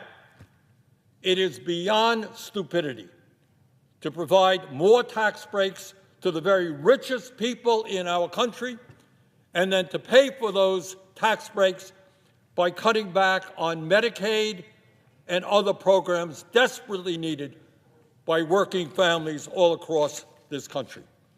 That is what we should not be doing. But let me take a moment to tell you what we should be doing.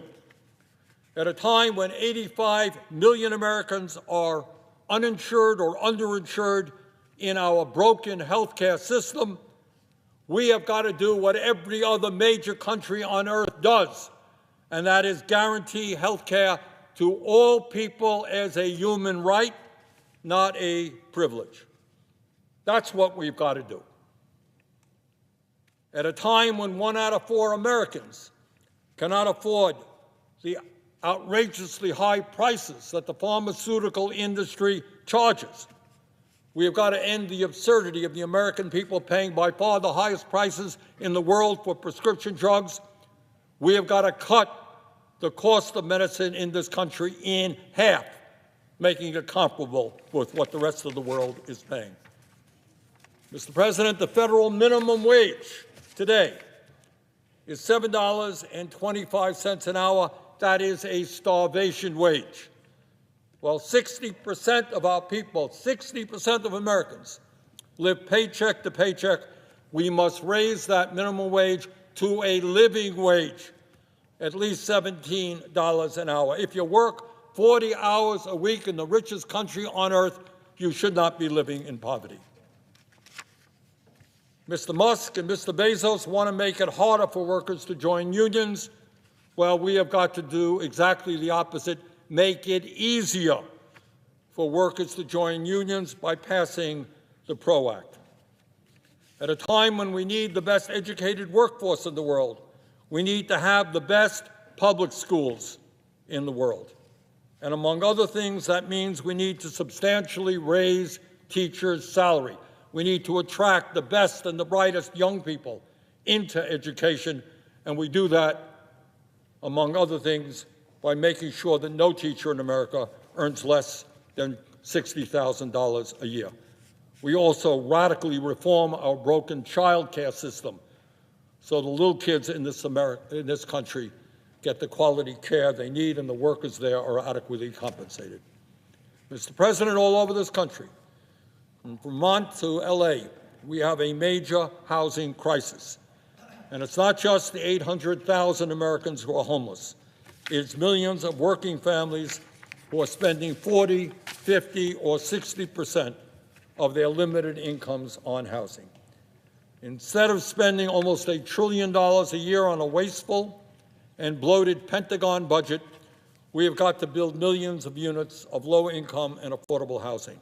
And when we do that, we put large numbers of American workers to work at good-paying union jobs. Mr. President, I have heard time and again from Mr. Trump's supporters that the President won the election and he has been given this huge mandate, just an overwhelming mandate to do whatever he wants. Well, no president has the right to move us to oligarchy, authoritarianism, or kleptocracy. But more important, let us not forget that while Trump did win this election, he actually received 4 million votes fewer votes than Biden did in 2020 when Biden won the election. So here we are. Where do we go? What do we do? I think now is the time for the American people to come together, to not allow those who want to divide us up by the color of our skin or our sexual orientation or where we were born. That's what they want to do. They want to divide us up. Now is the time for us to come together like never before and make certain we do not move toward oligarchy make certain we do not move toward authoritarianism or a kleptocracy.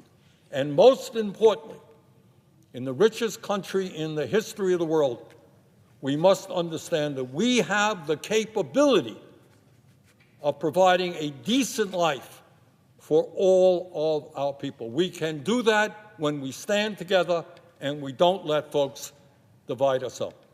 And with that, Mr. President, I would yield the floor.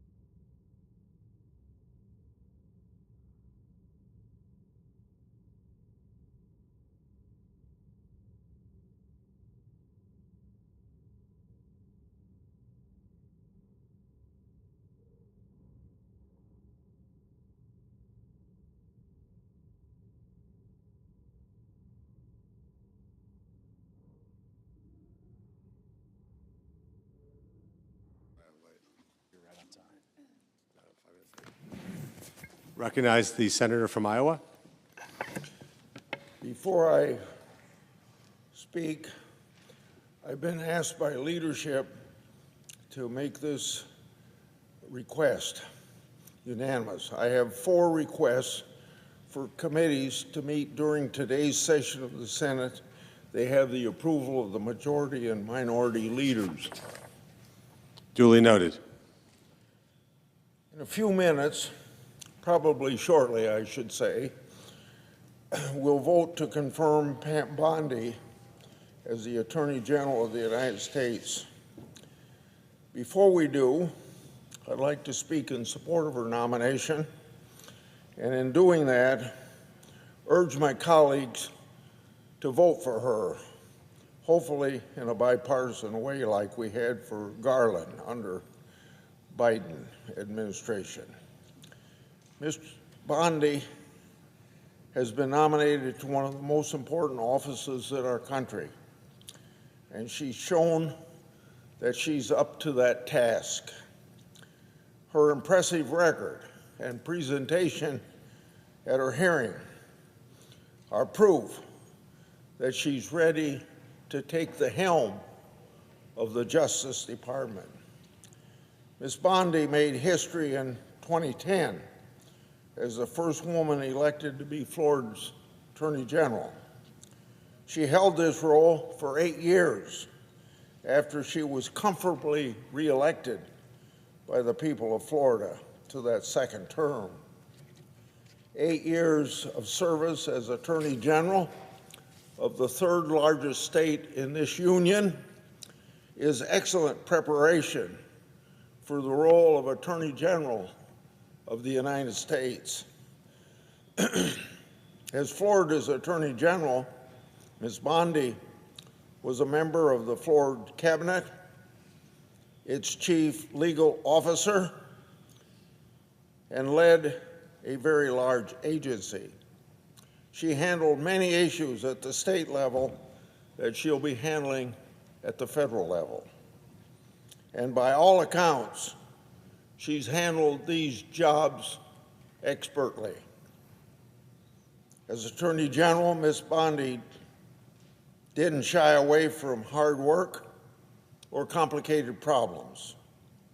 She engaged in an aggressive campaign to eliminate pill mills, take a leading role in securing a $303.25 billion settlement following the Deepwater Horizon oil spill, and eliminated the backlog of rape kits.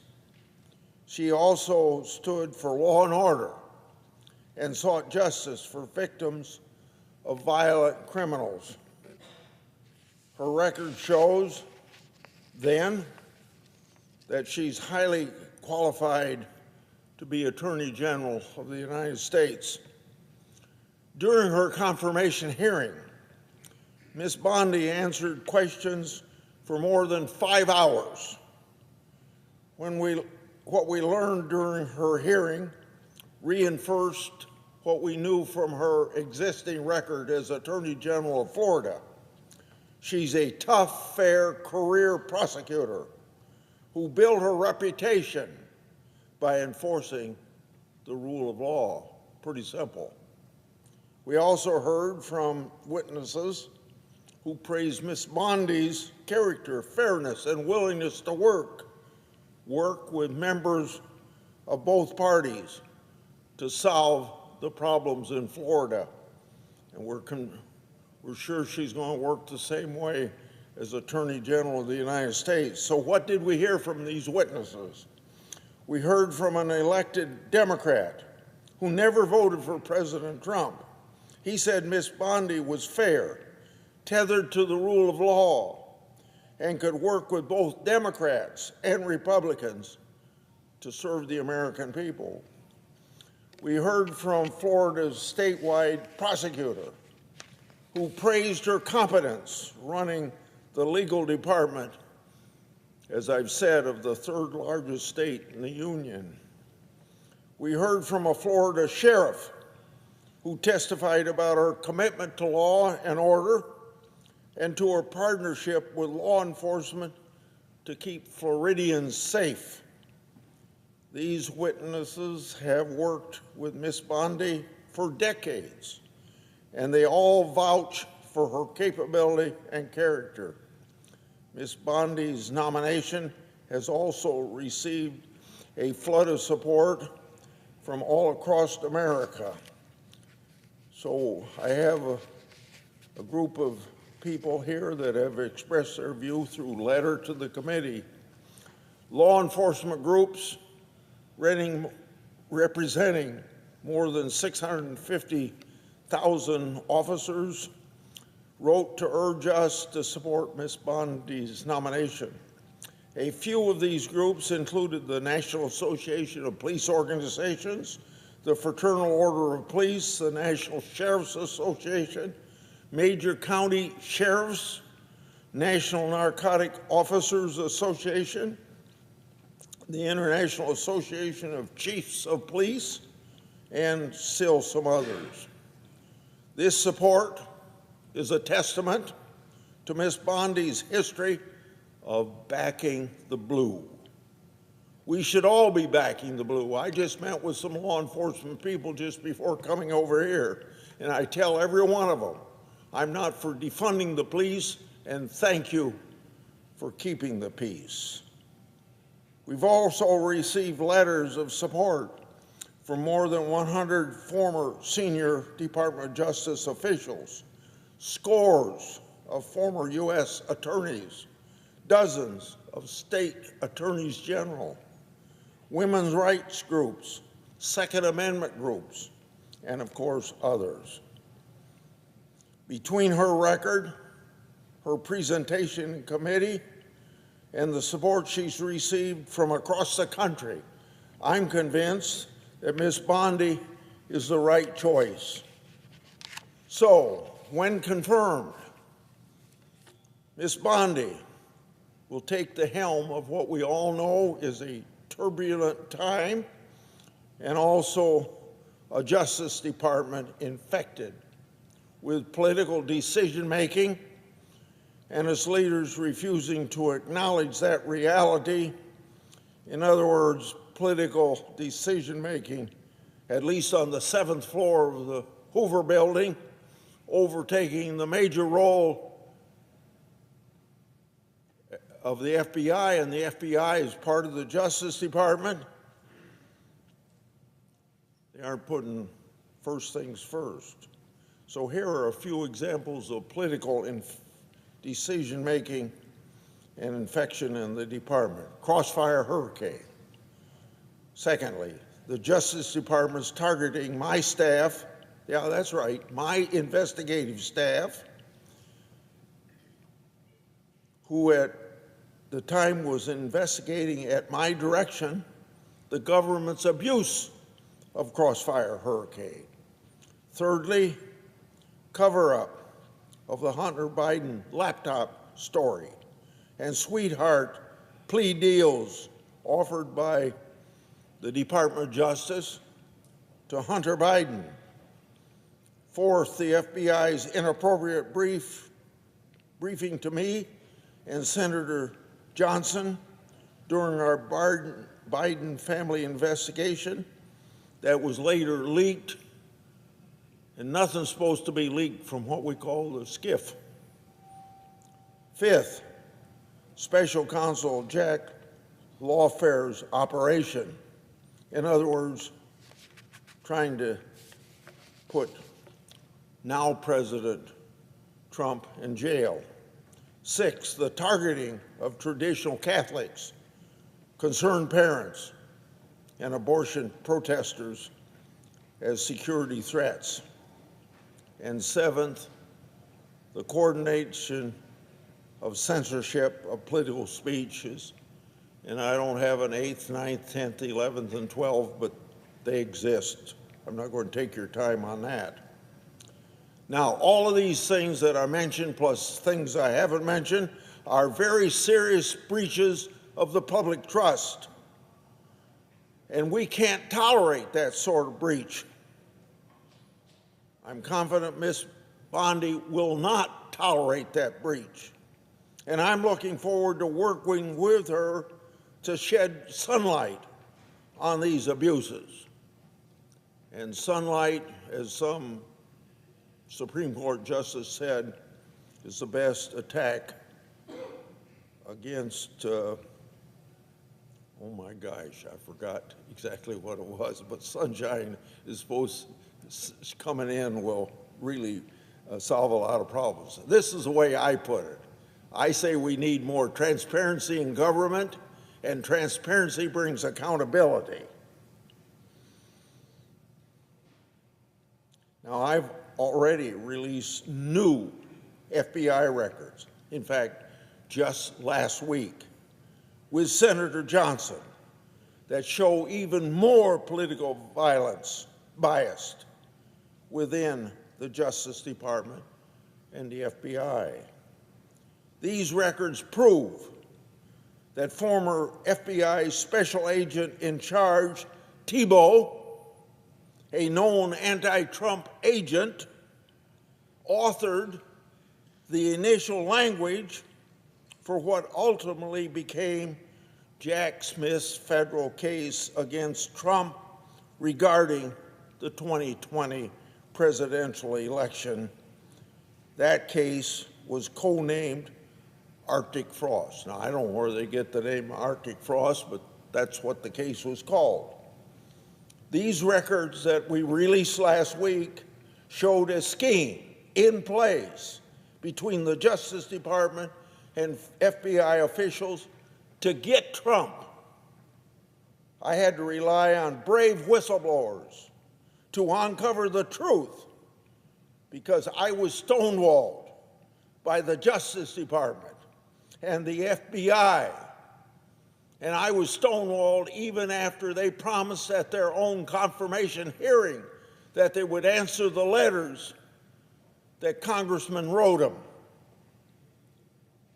We never got any answers. In fact, there's 58 answers in the last 4 years I've written to the FBI on my investigations that I have not gotten answers to. So, if you wonder why I'm so passionate about Pam Bondi, I'm confident that she's going to take a different approach, and she says yes for answering our letters. It'll be yes instead of what the other people should have said at the answer to that question is maybe. As the recent terrorist attacks in New Orleans and around the world have shown, we're faced with very serious threats to our national security. The president needs his team in place to protect our country, and the American people deserve a secure homeland and borders, safe streets, and orderly markets. We need to swiftly confirm a capable and serious Attorney General to get to work. Now, I'm disappointed that none of my Democrat colleagues on the Judiciary Committee voted for Ms. Bondi in committee. I hope it'll be different when we get to the full Senate. We had a bipartisan vote, as I've said previously, for Attorney General Garland. Maybe on hindsight we shouldn't have had, but we did have. There's no doubt that Ms. Bondi is highly qualified. In committee, several of my Democrat colleagues even acknowledged as much. She's qualified for the job. She represents mainstream views shared by at least the 77 million Americans who voted for change on November 5th. This should earn her the same bipartisan support this body gave Attorney General Garland, so that's the third time I've said that. My colleagues will not cross the If my colleagues will not cross the aisle to vote for this qualified nominee, they'll show that Senate Democrats are intent on opposing President Trump's cabinet picks for purely partisan reasons, even at the same time they admit how fully qualified she is to do the job. So ending now, I say once again, I proudly support Ms. Bondi, look forward to confirming her. She's ready and able to serve our country well, and I know she'll work with President Trump to restore faith in the Justice Department. I urge all of my colleagues to join me in confirming Ms. Bondi. I yield. Now I recognize the senator from New Hampshire. Mr. President, I'm happy to be on the floor this afternoon with my colleague from New England, Senator Welch from Vermont. We are neighboring states that have been spooning for a very long time. But we're here today to talk about a very serious issue, and that is the tariffs that President Trump is talking about imposing on Canada, goods from Canada and Mexico, and the impact that will have on Americans. On Saturday, President Trump announced a 25% tariff, which would be a tax on imported goods from Canada and Mexico, and a 10% tariff, which would amount to a tax on imported energy from Canada and on all goods from China, so 10% on all goods from China and a 10% on energy from Canada. He's also threatened universal tariffs on all countries. Now, thankfully, the tariffs that he announced on Canada and Mexico appear to have been delayed for a month, but the tariff taxes on China are now in effect. And even though many of these tariff taxes were delayed, they're still scheduled to go into effect next month, and they've created unnecessary panic and uncertainty among businesses and families across the country and in New Hampshire. Now, I want to point out in the beginning very clearly that it's not foreign countries who pay these taxes, these tariff taxes. It's Americans who pay these tariff taxes. These are tariff taxes on imported goods, meaning that the person or company who's importing the good will be footing the bill, and these costs will be passed on to American consumers and businesses. And you don't have to take my word for it. Best Buy's CEO said, and I quote, "The vast majority of that tariff will probably be passed on to the consumer as a price increase." And Walmart's CFO said, "There will probably be cases where prices will go up for consumers." Columbia Sportswear's CEO said about tariffs, "We're set to raise prices, and it's going to be very, very difficult to keep products affordable." Now, if we look at the cost of just the tariff taxes that were originally announced on Saturday, those would raise costs for the average American household by more than $1,200 a year. And if we get into a trade war with increasingly high tariffs on both sides, and that's what it appears could be happening with China, those costs will go up even more. Now, President Trump campaigned on a promise to lower prices for everything. The tariffs that he's talking about would have the exact opposite effect. I'm glad the administration and the president listened to reason. He delayed the start of these tariffs, but I hope we don't have to be back here in a few weeks making this case again. And I want to make sure that people understand what these tariff taxes would do and highlight some of the areas where Americans would be directly affected. First is energy. America imports more oil and gas from Canada than from any other product. In New Hampshire, more than half of the gas in people's cars comes from Canada. These tariff taxes would make gas prices go up, and they could even lead to supply shortages because refinery and delivery infrastructure just doesn't turn on a dime. President Trump's new 10% tariff tax on energy from Canada would also directly raise the cost of keeping warm for Granite Staters during the coldest months of this year. In New Hampshire, our #1 import from Canada is heating oil. And nearly 250,000 households in New Hampshire, that's about 40% of our households, more than Vermont, I think, Senator Welch, rely on fuel oil to heat their homes. We're the second highest state in the nation, next to Maine, who relies on #2 heating oil to heat our homes. Another 100,000 Granite Staters rely on propane, and about 30,000 homes use wood. So that's about 60% of New Hampshire that relies on delivered fuel to stay warm. Much of that is coming from Canada.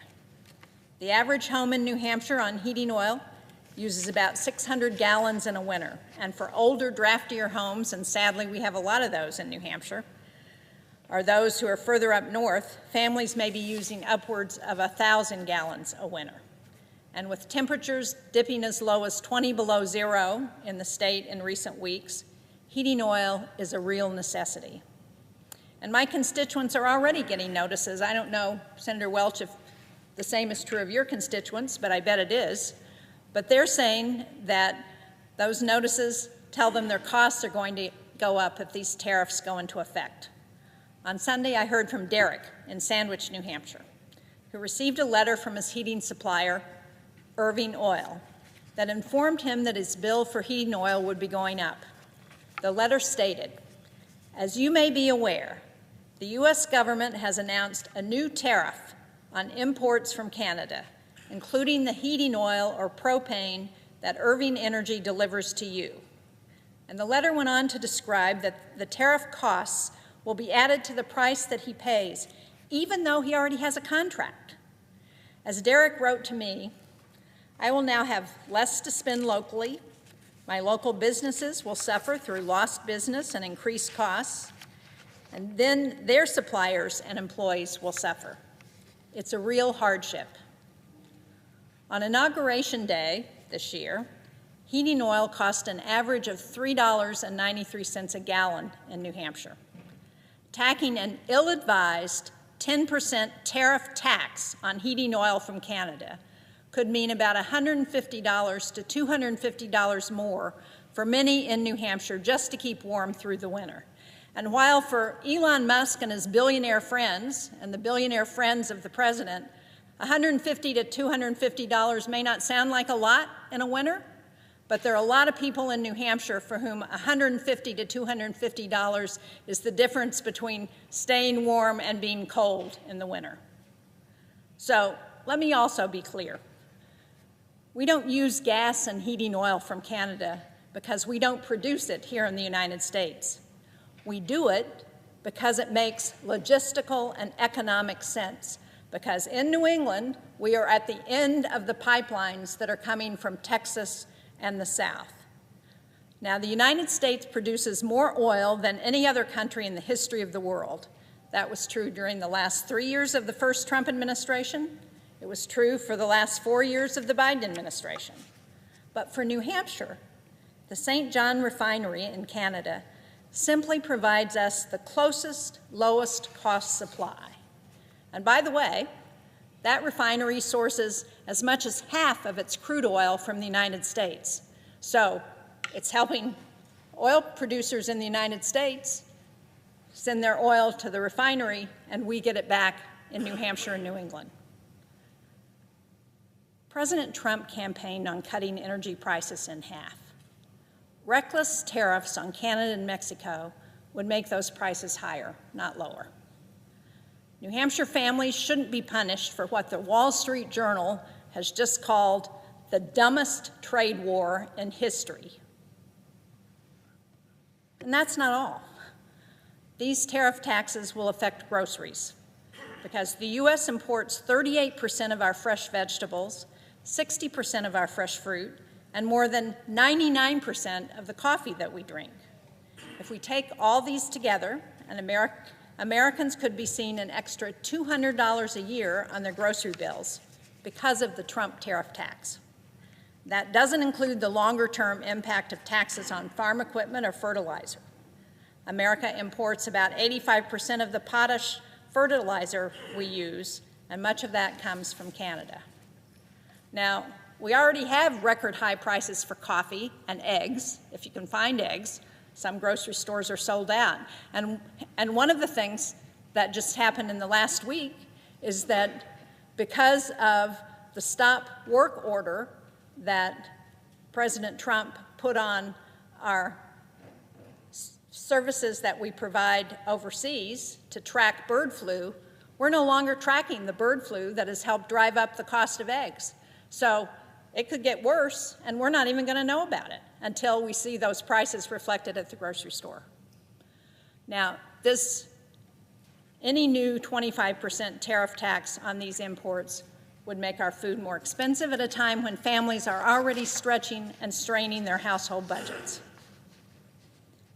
Tariffs sometimes get talked about as a way to support American manufacturers, but that also misses the mark. Half of the products the U.S. imports are either raw materials or intermediate components, and that means the parts we make into cars or electronics. All of these inputs would get more expensive for American manufacturers, which is only going to make it harder for them to compete internationally. One of the messages I hear regularly from businesses is that uncertainty is one of the hardest things for them to deal with.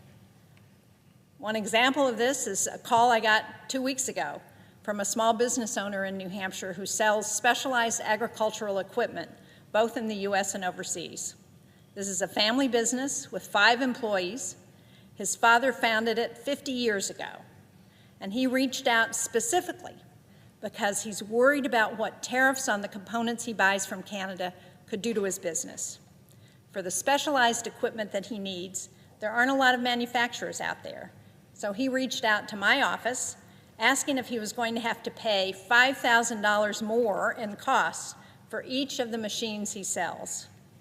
He took over this business just a couple of years ago, and he's been working to invest to modernize it and expand. Now he has to worry about whether he can try to grow the business, whether he might face new foreign competition, or even if he can pay out bonuses or give raises to his employees. He can't even be certain what kind of pricing schedule he should send out for the year, because his costs could go up $5,000 next month. And last week I heard from another small business, Granite State Packing. It's a startup meat processing company that's only 2 years old. They started just 2 years ago, and they already have 10 employees. Last year, they actually got $1.6 million in a grant from USDA to expand their operations. That's going to allow them to double their workforce. In order to expand, they placed an order for $500,000 in new equipment because the specialized equipment that they use isn't made in the United States. Now, depending on how and when these tariffs go into effect, and when their equipment might get delivered, they could be looking at a bill, an increased bill for $125,000. That's going to affect whether they can follow through on the expansion, whether they can actually add the staff they want to add, and they don't have any way of knowing if they're going to face an unexpected $125,000 bill because President Trump and this administration hasn't made up their mind what they're going to do about these tariffs. Over the weekend, I had another business owner from C&J Bus Lines. They run a great bus line from the seacoast of New Hampshire to Boston. The owner told me that they've ordered 7 buses from Quebec, new buses, because they're made in Quebec. These tariffs would add $150,000 to the cost of each bus. Now, between that and the higher fuel costs that they would pay, they could be looking at $1.3 million more in added costs this year because of the Trump tariff tax.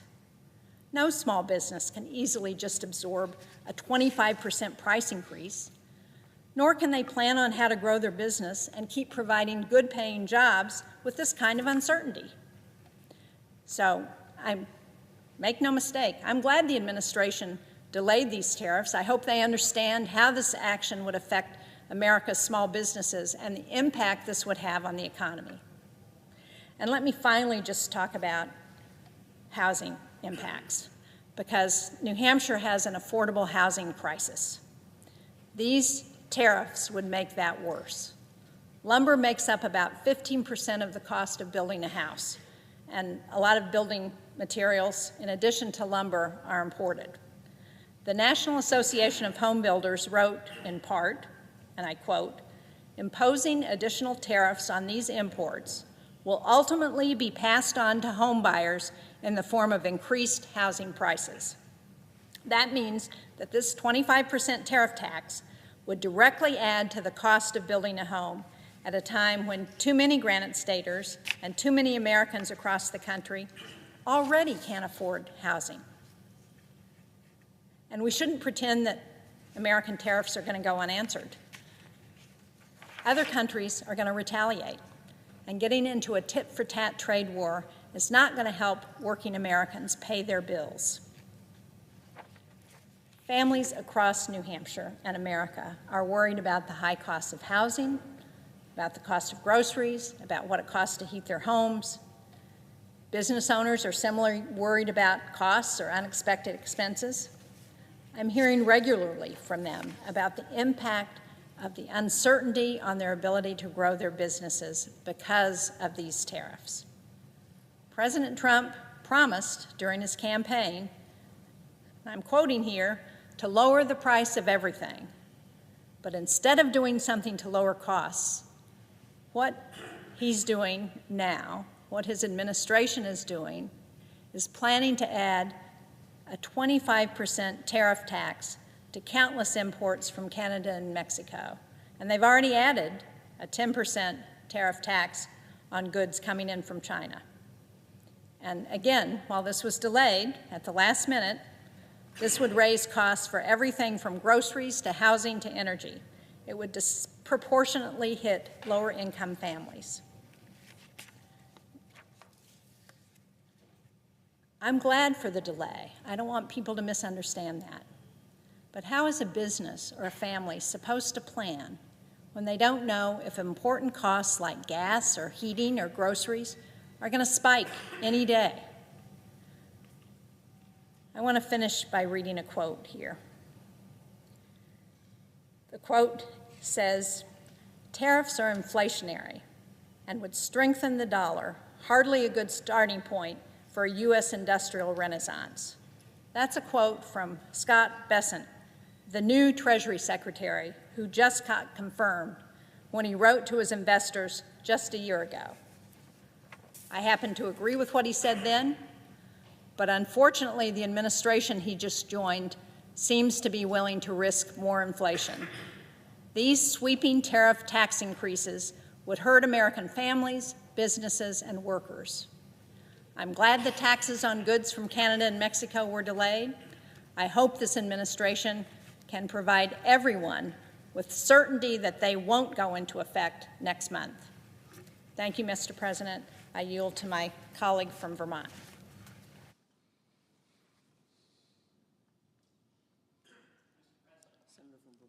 I now recognize the senator from Vermont. Everything my colleague, the senior senator from New Hampshire, said about New Hampshire and how people are really struggling to pay their bills, the cost of rent, the cost of housing, home heating fuel in the winter, it's been brutal, groceries.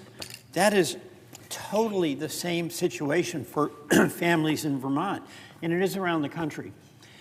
And I can't add, really, to the recitation of the practical consequences that this has on businesses and on Vermont families, beyond what Senator Shaheen said. But it really, it mystifies Vermonters. People come up to me and they say, "Peter, seriously?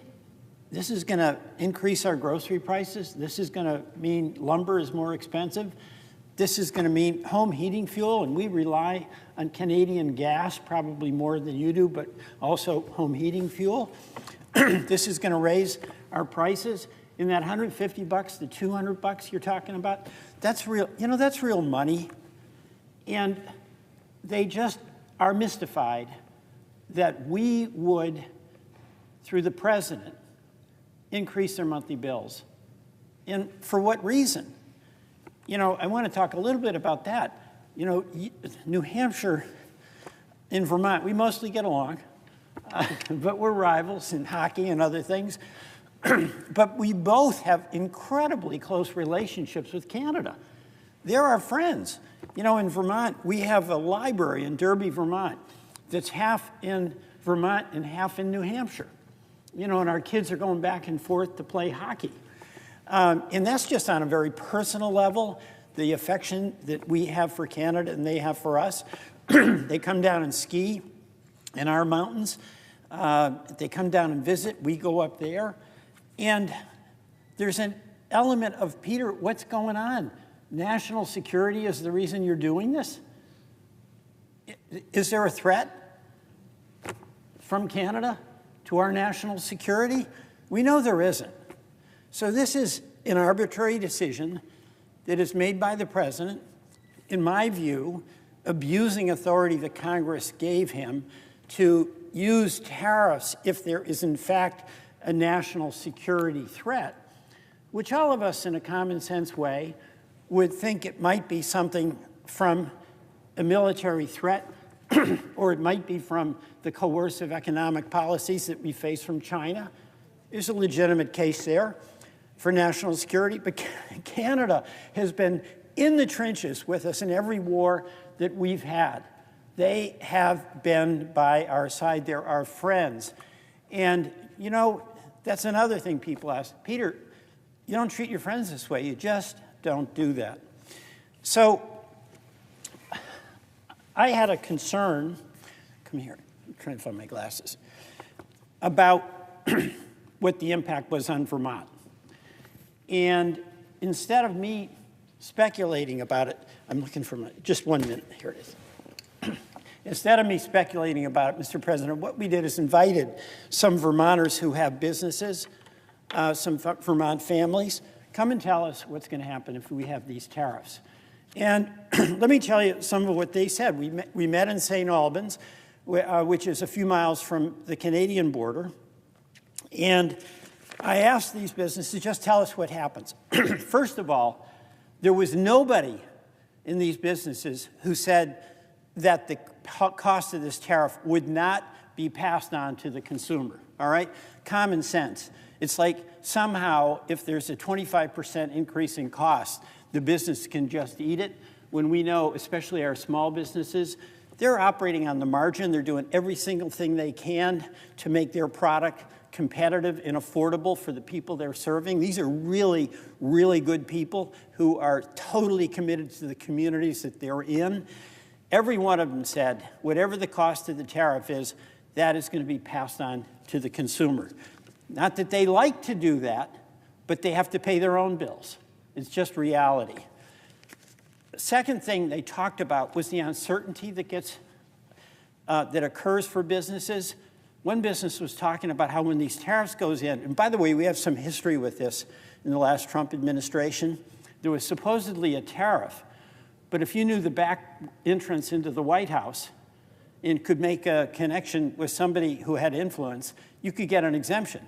So you get this terrible situation, which is not going to be available, by the way, for our Vermont fuel dealers or our Vermont home builders. If you know somebody, you somehow got out of the tariff.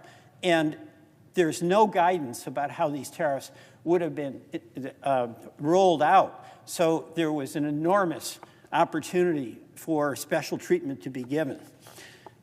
But even then, the complexity of this, like for instance, one manufacturer was talking about if you got a certain kind of aluminum, it was subject to the tariff. But if you got an ever so slightly different definition of aluminum, that you wouldn't be subject to the tariff. So you have a whole production process that has been using aluminum A that would be subject to a tariff. And if you go to aluminum B, if you can find it, it won't be subject to a tariff. If you got a square panel, it would be subject. If it was rectangular, you wouldn't. I mean, this is truly bizarre because there's no common sense in this at all. So I keep asking the question, why? Why are we doing this? Why are we inflicting this complexity on our businesses? Why are we inflicting this cost on our consumers and on our business? And there's no justification for it at all. So let me go through some of the stories, Mr. President. Garrick Herchak at Manufacturing Solutions. They do precision machining. You know, they're a manufacturer. That's what we want. And there's no margins on it. They work with sheet metal and cardboard. And he said these tariffs create a whole burden to determine what is tariffed, the type or shape of aluminum, and he is bracing to respond to whatever chaos comes next. And this company has been in business for 29 years, and it employs 275 people. That is a big deal in our state of Vermont. Big deal. Why mess with him? Why? Rock Gollin at Water Innovations. They make, we have better maple syrup than New Hampshire, sorry to say, and definitely better than Canada. They make the equipment that's used in maple syrup production. And this is going to increase their cost and threaten jobs. And it really does threaten jobs, okay? And then if you lose a market, by the way, then it's hard to get it back. So this company, where it might face this huge increase in cost of aluminum to manufacture its products, could lose market share and not be able to claw their way back. Mike Tatro from Poulin Grain. Poulin Grain is a great Franklin County family-run, actually Northeast Kingdom too, family-run grain dealer. They've been around for generations. And they've paid a huge contribution in keeping our dairy farms going. They import organic grain, huge market in Vermont. Their products are heavy to transport. Think of corn and canola and oats. So they need to buy nearby, and they buy from Canada. And important, it's 30 to 40% of what they buy, and these tariffs could cost them about $10 million. And it's just like the fuel dealers. You know, they've got a contract, but they honor their customers. They can't eat $10 million. It just can't be done. So the Poulin family is really worried about the cost rising for farmers who are on a thinnest of thin margins, and nobody works harder than our dairy farmers. That is hard work, but it's so important to us in the state of Vermont that we give them every chance to succeed when they're facing tough odds every day. And why in the world would an act of the President of the United States add to the burden these dairy farmers already face when they're trying to hang on? It's just, it doesn't make any sense to me. He also said something that Mike said, something that's really important. You know, the unknown and uncertainty, it's very difficult.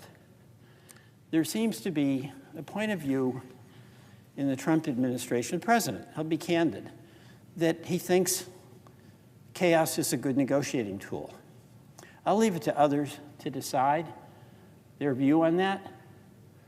But if the chaos creates this uncertainty for the Poulin Grain Company, for the dairy farmers in Franklin County, for a family that is hoping they can build a house and they thought they had a price, for a family that's struggling to pay their groceries at the end of the month, that uncertainty is really an infliction of distress that's unfair and unreasonable. And to create uncertainty in everyday people who are trying to live in their community, do a good job for the people that they serve, families that are trying to do their contribution in the community and keep the well-being of their family together, and they're on a tight margin, it's cruel to inflict unnecessarily uncertainty. You know, the people from Vermont, the people from New Hampshire, and I think this is true around the country, they're okay with facing hard and grim circumstances. And they'll grit their way through it. And they'll take care of their kids. And they'll take care of their community. They'll be generous. But you know what? When the hardship that is something they have to deal with is a hardship that has been arbitrarily inflicted upon them by authorities or powers in Washington, in this case the president, and in my view, totally improper invocation of so-called national security with our biggest ally, Canada, then they start to wonder. That makes the burden even more and more difficult. So another person that was there, Sarah Meerhoff, was a representative of the general contractors of Vermont, and they do all the building. They've been incredible with the infrastructure challenges we've had after Tropical Storm Irene, that was a while ago, and then the floods we had in July of 23, and then again in July of 24. The cost of raw materials is already very expensive, and she quoted one of her members, Kevin Moyer from Vermont Frame, who said, "Tariffs have always been bad for everyone. As a business owner who buys a lot of timber from Canada, I'm very worried about the impact of tariffs on my company. I cannot absorb these costs and will have to push them through to my clients in the form of price increases, which will make my company less competitive versus other construction techniques like conventional framing." So I keep asking myself, why are we doing this to folks who are so essential to the well-being of the communities that we represent? And by the way, you've got two border state senators here. We have a lot in common, but everything we've said applies to similar businesses in every single state in the country. So this is not a Republican-Democratic deal. These tariffs are going to cost our families that you represent, Mr. President, that as the senior senator from New Hampshire represent, that I represent, it's going to cost them more money And for what? What are we getting in return? So, Mr. President, I too am very relieved, actually, on behalf of the people of Vermont and the people in New Hampshire and the people of this country, that there's been a temporary pause in these tariffs. But the uncertainty goes on. There will be no more justification in 30 days from now to impose these tariff taxes on Vermonters and on New Hampshireites than there is today. And today there's no justification. And in 30 days, there'll be no justification. And I would call upon the President to get real in accepting the consequences to everyday families, to small businesses. These aren't billionaires. These are really hardworking people in Vermont, in New Hampshire, and they just rightly don't understand this. So, yes, it's good the tariffs have been suspended. It's really bad that they were ever threatened to be imposed.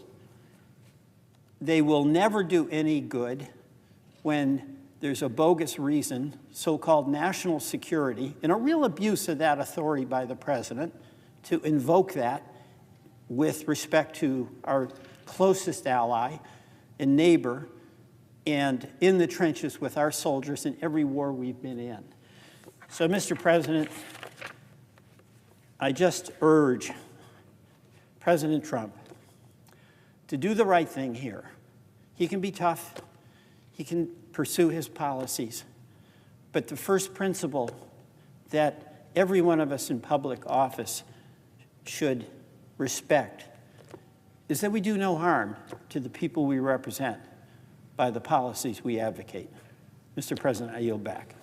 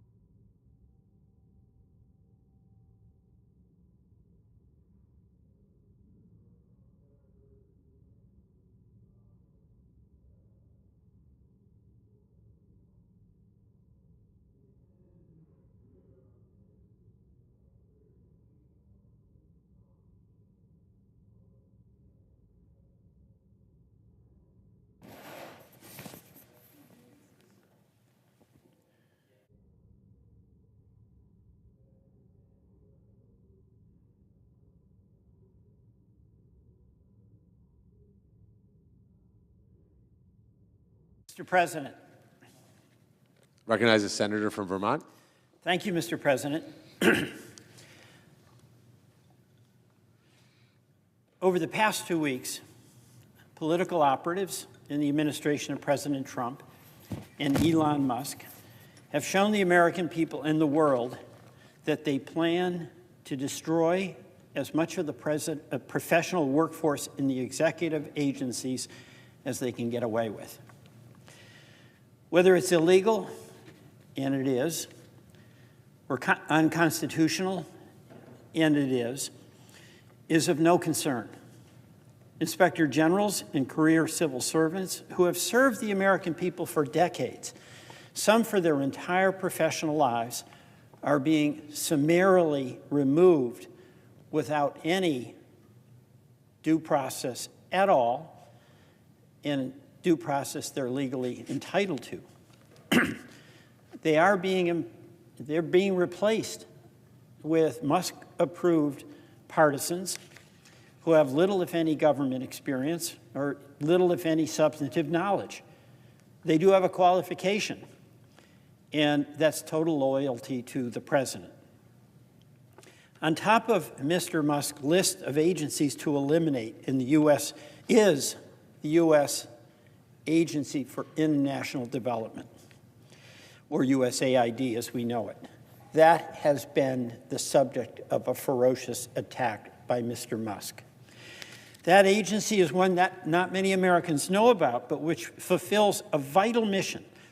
It has a relatively small budget, less than 1% of the total federal budget, and it has a large responsibility to support humanitarian, economic development, and governance programs in more than 100 countries. Whatever, quote, savings Elon Musk might obtain from cutting USAID would have no appreciable impact in offsetting Mr. Trump's huge tax cuts for the wealthiest Americans. It wouldn't even amount to a rounding error. But last week, in the manner in which this is done, I find extremely disturbing. Mr. Musk, and by the way, for all his brilliance, he has no government experience himself. He called USAID a criminal organization.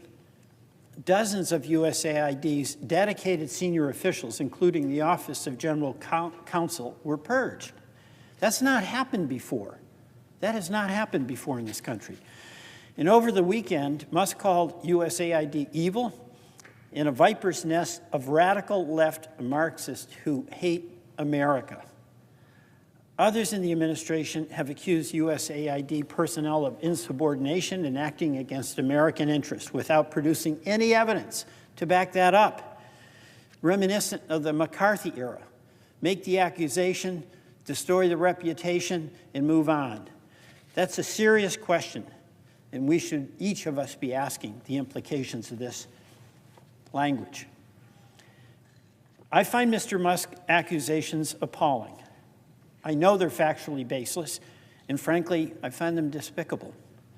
It's also curious because in 2022, his company Starlink received millions of dollars from USAID for Starlink's operation in Ukraine, not to mention the incredible amount of taxpayer subsidies that helped Tesla become the major company that it is. And Mr. Musk, he's a billionaire, as we know. He has no reluctance to take taxpayer funds from USAID. None. He took money from USAID. It was a good organization when the money was coming from it to him to help us in Ukraine. But now he's calling it a criminal organization. And I doubt that he knows what 99% of USAID employees do, or the positive impact they have on the lives of people around the world and on U.S. national security, the obligation all of us have as members of the United States Senate. I wonder if he's ever met or has ever spoken to anyone who works at any of the 60 overseas missions or seen with his own eyes what USAID does in countries like Indonesia, Ethiopia, Haiti, Mozambique, Ghana, or Guatemala, just to name a few, where the lives of countless people really do benefit from USAID. And being billionaires, President Trump and Elon Musk may not be aware that fully 1 billion people in the world live on less than $1 a day. They may not be aware that the lives of hundreds of millions of people, especially children, are threatened by diseases that can be prevented or cured with drugs that cost only a few pennies. Or maybe Mr. Musk is not aware that the life of every American is threatened by the spread of infectious diseases. We saw that with COVID, and there's other diseases out there where what we do elsewhere protects the health and safety of people right here at home. Or maybe Mr. Musk isn't concerned that the Earth's tropical forest and endangered species are being decimated by illegal miners, loggers, and wildlife traffickers, who are often in collusion with local police and transnational criminal organizations to feed, by the way, China's insatiable demand for minerals, timber, and wildlife. Consequences to the environment be damned. USAID works with local governments and organizations to protect forests in South and Central America, Central Africa, and in Indonesia, and to train wildlife rangers to combat poaching and trafficking. It may make absolutely no difference to Mr. Musk, as it clearly doesn't to President Trump, that the rising acidity of the oceans in plastic pollution are destroying what remains of the world's coral reefs and marine species at the bottom of the food chain. Due to the burning of fossil fuels, and USAID works to protect marine ecosystems and support the reduction of fossil fuels, carbon emissions, and reduce plastic waste. Mr. President, government corruption, repression, and impunity may not be a priority in other countries for President Trump and Elon Musk to take on, even though they are major causes of the poverty in the world, political instability and violence, narcotics trafficking, and migration in our own hemisphere.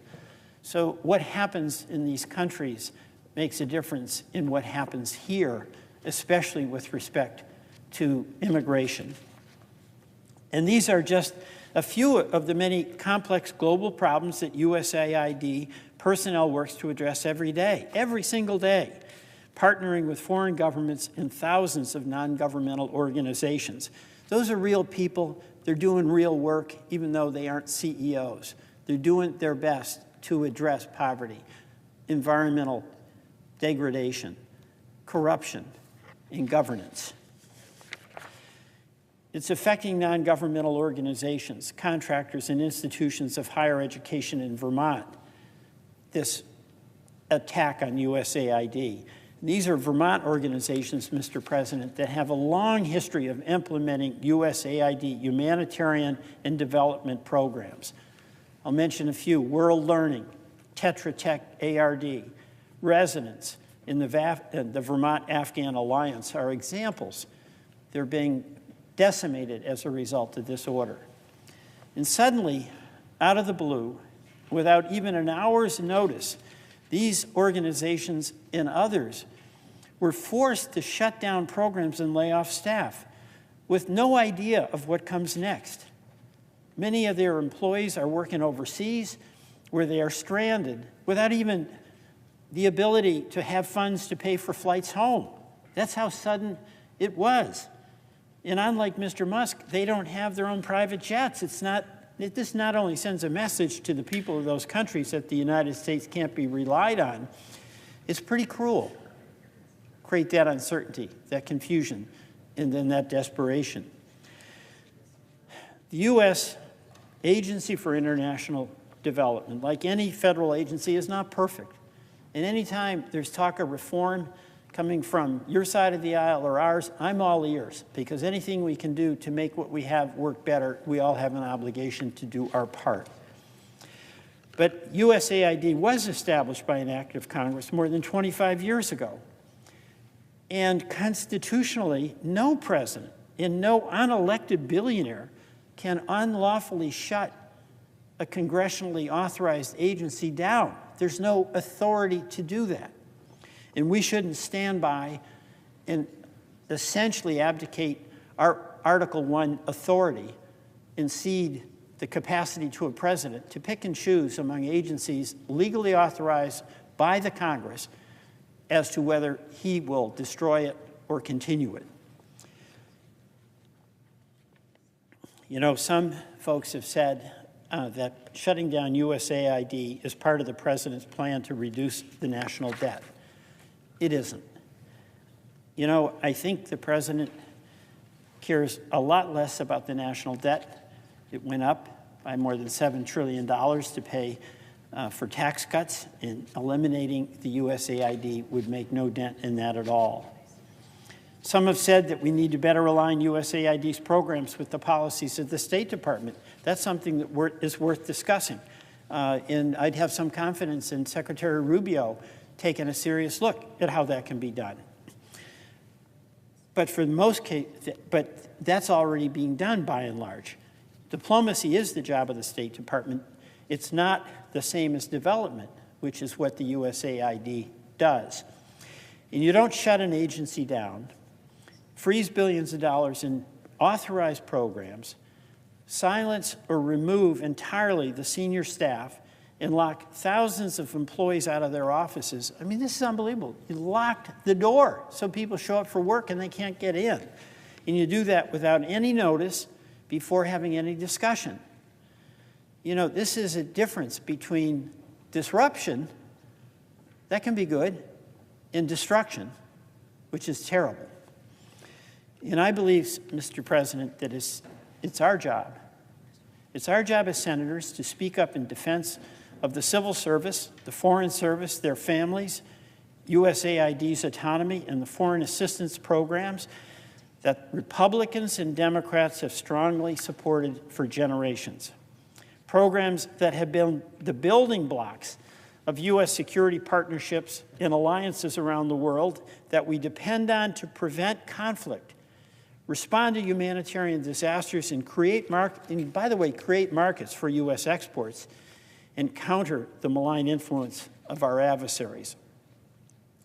Mr. President, as my colleague, the senior senator from South Carolina, has said year after year when speaking about USAID, quote, soft power is a critical component of defending America and our values, unquote. He's been a consistent defender of USAID's workforce and budget, as have many other Republican members of Congress, leaders of the U.S. business community, and senior military officers who understand that diplomacy and development are as important to preventing conflict as the threat of military force and a strong military, which we support. It wasn't long ago that Secretary Rubio, then our colleague Senator Rubio, praised USAID's work in global health, in aiding victims of natural disasters, in supporting Venezuelans who were persecuted by that dreadful Maduro, until Elon Musk decided that it's, quote, time for USAID to die. Really said that, time for USAID to die. USAID previously had always received bipartisan support. This is no time for the Congress of the United States Senate, to stand by passively, while an agency that plays a unique, indispensable role in protecting the interest and the influence, the security and the reputation of the United States around the world is decapitated and dismantled. Those responsible for this self-inflicted disaster have no respect for the law, no respect for the will of Congress, and no respect for the thousands of truly patriotic public servants who have devoted their lives to defending the interests of the United States and presenting a positive face of America in some of the world's most dangerous places. Mr. President, I yield back.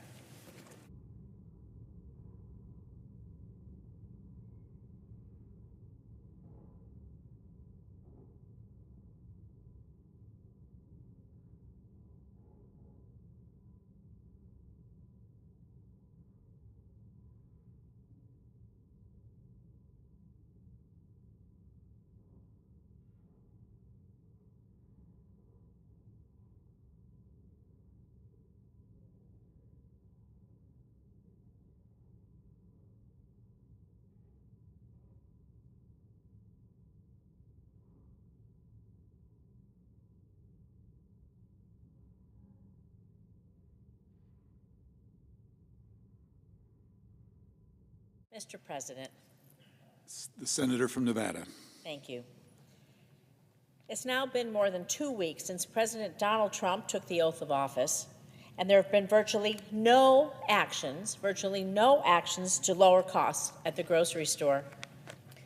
On the campaign trail, Donald Trump made promises over and over that he would address rising costs. In fact, he said, quote, on day one, we'll end inflation and make America affordable again. On day one. And he said, quote, when I win, I will immediately bring prices down, starting on day one, end quote. Well, way past day one, it's now day 16 of his presidency, and so far the Trump administration has failed to meet the president's own goal and promise to hardworking families. Just look at what it costs to buy milk, bread, and eggs. When Nevadans go to the grocery store, many are seeing empty shelves where the eggs are supposed to be. And the eggs people do find, well, they cost an arm and a leg. So just look at this picture here from Reno, Nevada, a grocery store there. Empty shelves. That's where the eggs would be. And meanwhile, the Trump administration is doing nothing to help fix this or stop corporations from jacking up the prices. Instead, President Trump has been cozying up to billionaire CEOs and taking actions that will hurt families and drive prices up and up. Trump's first actions were to push through a whirlwind of executive orders, including to roll back actions to lower prescription drug prices. So I'm going to repeat that. One of President Trump's first actions was to stop efforts to lower your prescription drug costs. And just this past weekend, President Trump announced reckless tariffs on Mexico and Canada. This is essentially a new tax on hardworking families for products from these two countries, our biggest trading partners, by the way. While he's promised to delay his tax on Canadian Mexican goods for a month, ultimately, these tariffs will hurt our economy. Canada is Nevada's biggest export partner. They provide us with chicken, with grain, sugar, and livestock. And the impact of these tariffs, well, they just don't stop at the grocery store shelves. They'll also increase what you pay at the fuel pump. They'll increase the price of construction materials, making housing even more expensive. And so I ask everyone in this chamber, I ask everyone across the nation, how does that help you? How does that help you? How does it help lower costs? How does it help provide financial relief for families? How does it make your paycheck go farther? How does it put more money in your pocket? It doesn't. President Trump, he's now even saying that inflation is no longer his #1 issue. He has flipped on his promise to you. He has flipped on his promise to you. And the fact is, as Americans work hard every day, Nevada families, the finest families in our nation, they work hard every day, and many are struggling to get by because prices have skyrocketed over the last few years. It's why I've been taking action to lower costs for families and reduce their financial burden, to give folks some much-needed breathing room, to make their paycheck go even farther. I'm working to lower housing costs by investing in our construction workers to increase our housing supply. I helped lead the charge last year against a proposed Kroger-Albertsons mega merger that would have let grocery stores jack up prices even higher than they already are. And there are steps we in Congress can take and have been taking to tackle inflation.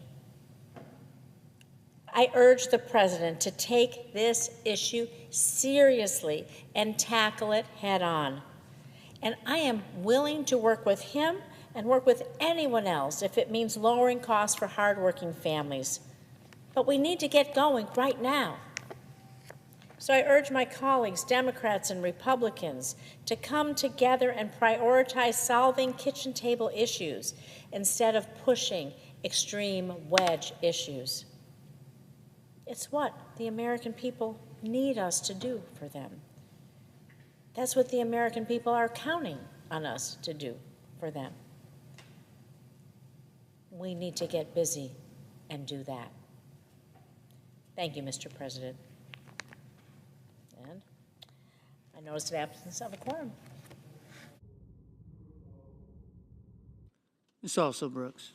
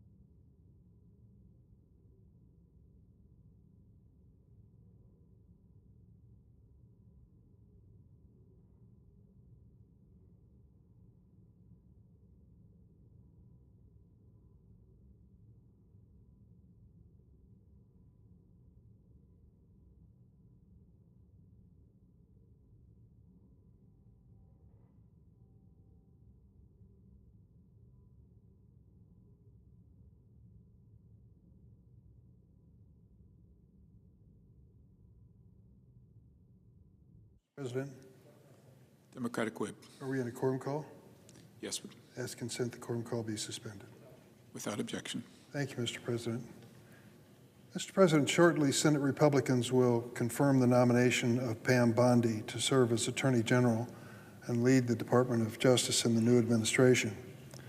Yesterday, I came to the Senate floor to discuss the Trump administration's decision to purge Department of Justice officials and warn that Ms. Bondi's record suggests that she will aid in this effort to pack Department of Justice with loyalists seeking retribution against President Trump's political rivals. Since the Watergate era, there has been bipartisan support for the principle that the Department of Justice investigations and prosecutions must be independent from the White House. Over the years, both Republicans and Democrats have asked many individuals seeking the office of Attorney General one basic question: will you be willing to tell the President no? Given that Ms. Bondi, when speaking about President Trump's criminal indictments, threatened, quote, "The prosecutors will be prosecuted and the investigators will be investigated," I have serious doubts about her willingness to really say no to this president.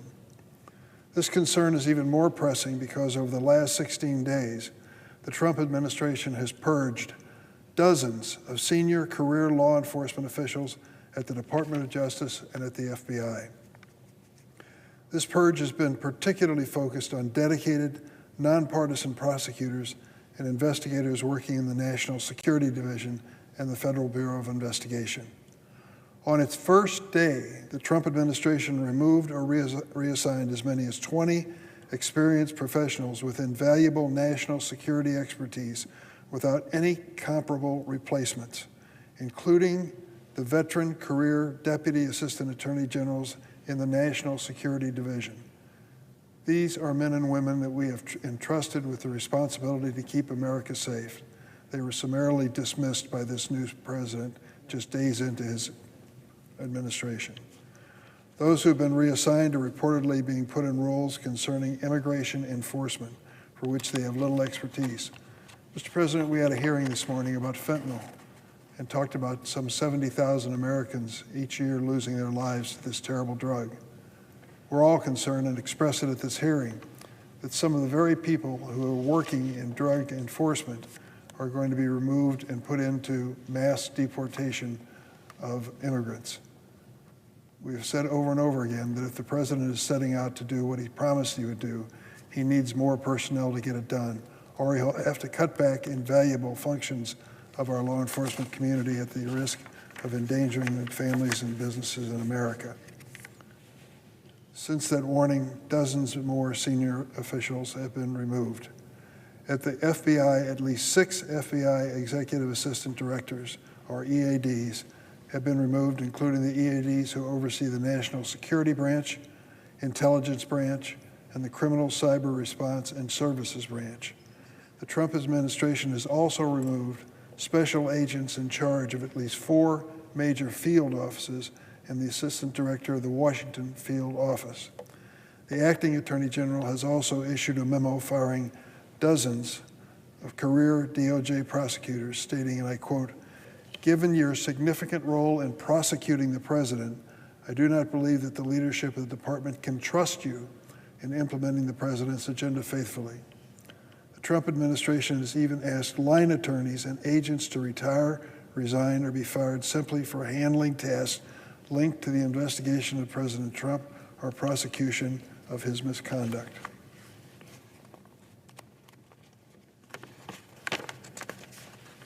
The acting FBI director informed the entire FBI workforce that he was reviewing the files of, quote, all current and former FBI personnel assigned at any time to investigations and or prosecutions relating to January 6th and related terrorism and unrelated terrorism cases. Mr. President, if you're a student of history, you know that when the communists took over the Soviet Union, one of the things that they gloried in doing was rewriting history, trying to make the bad chapters, the embarrassing chapters, the sad chapters different, so the future generations never were really quite sure what happened. That is exactly what's going on about January 6, 2021. despite the graphic video evidence of what happened on that day when this insurrectionist mob tried to take control of this Capitol and stop the transfer of power from Donald Trump to Joseph Biden. Despite the clear evidence to the contrary, they continue to believe that this is a hoax, that somehow these were just tourists coming by the Capitol. Those of us who were there, those of us who remember the danger that was brought by these mobsters and thugs, know that that's a lie. And now they're going through the Department of Justice and saying, if you were involved in prosecuting any of these people who beat up on the policemen in this building, tore down the structures, broke the windows, if you were involved in any prosecution involving them, you're not welcome at the Department of Justice. They want to rewrite history. They want future generations to believe the lie that they have perpetrated about what happened on that day. Those of us who were there will never forget it and what actually did happen. The interim U.S. Attorney for D.C. also ordered an internal review of staff handling cases to January 6th, moved to dismiss all pending charges against those defendants, and has already fired dozens of prosecutors and investigators who worked these cases. The people who were spared by the pardon of Donald Trump include individuals who were dangerous. One had a record of 38 convictions for crimes, and they're now back out on the streets. Over the past weekend, thousands of FBI personnel across the country were told to complete a questionnaire that asked a series of questions about their involvement in the prosecution or investigation of January 6th. This shameless partisan retribution is only the beginning. It has been reported that the future FBI director, Kash Patel, if he is chosen by the Senate, will be guided by an advisory committee composed of solely partisan political operators, including an associate of Elon Musk. Elon Musk, who elected him? By what authority does he have any voice in the administration of our government? Why should he or his minions have access to the private records of American citizens? It's happening. These actions will cripple FBI field offices and U.S. attorneys' offices across the country by increasing the caseload for the remaining agents, dramatically slowing down critical investigations and prosecutions. And the Trump Department of Justice is taking this partisanship beyond the president's personal grievances, as many as there may be. They are already dropping criminal investigations against the president's allies, such as Congressman Andy Ogles. They also have begun systematically stripping the Department of Justice of vital substantive expertise by reducing personnel from the law and policy sections of various divisions, such as the Environment and Natural Resources Division, which pursues polluters who poison our communities. As America faces a heightened threat landscape, these shocking removals and reassignments of hundreds of employees deprive the Department of Justice and the FBI of experienced leadership and decades of experience fighting violent crime, espionage, and terrorism. For years, my Republican colleagues have claimed they, quote, back the blue and accused Democrats of being soft on crime. We've heard it over and over and over. But now, as President Trump is gutting our nation's law enforcement agencies and putting our national security at risk, my Republican colleagues do not complain. They're nowhere to be found. Instead of condemning these actions, they will likely come to the Senate floor tonight and confirm an individual to lead the Department of Justice who is in lockstep with this policy of President Trump and was chosen for the role specifically because she's loyal. More than anything else, she is loyal. I urge my colleagues to consider what a danger President Trump and Pam Bondi present to this nation. I will oppose their confirmation and hope my colleagues will do the same. I would also say, Mr. President, that letters went out today asking for further hearings on Kash Patel. Mr. Patel, I've been reading his response to the questions for the record, QFR, and I can tell you they raise more questions than they answer. He has an attitude, and to think that this man will be in charge of 38,000 FBI agents and personnel, 400 field offices across the nation and around the world, is going to have the authority to investigate those whom he chooses is frightening. His message in politics is get even. I read his book. It's called Government Gangsters. And this book specific detail talks about his view of politics. He has a long list of grievances, political and personal, and he plans to get even. That is not the kind of person we need in charge of the FBI. He has no experience to point to any significance which qualify him for this job. We have had many directors of the FBI chosen for long periods of time because of our change of the law. We now have a 10-year period of service for the director of the FBI, and we also do our best to make sure that they are apolitical, since they bridge various administrations, not just one or two. That is part of the law, and that is the reason we did it. Now we're going to put a man in that position who has no experience, no background, and a political chip on his shoulder.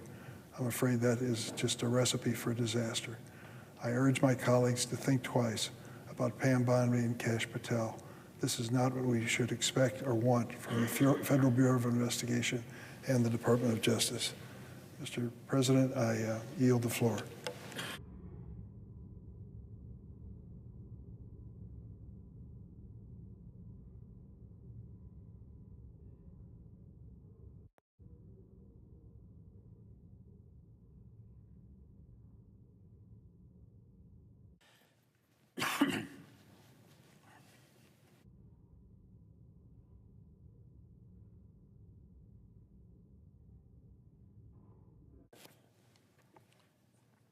The senator from Vermont.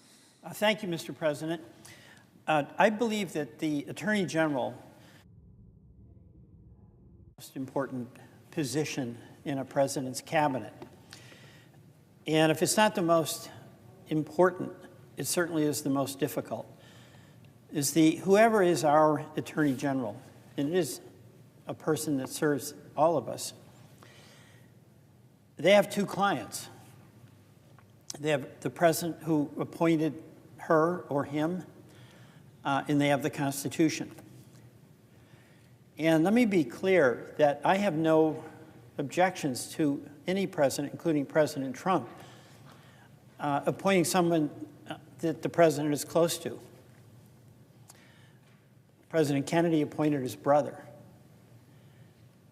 I do have a problem with any president seeing the job of Attorney General to be the person who runs, quote, my Justice Department.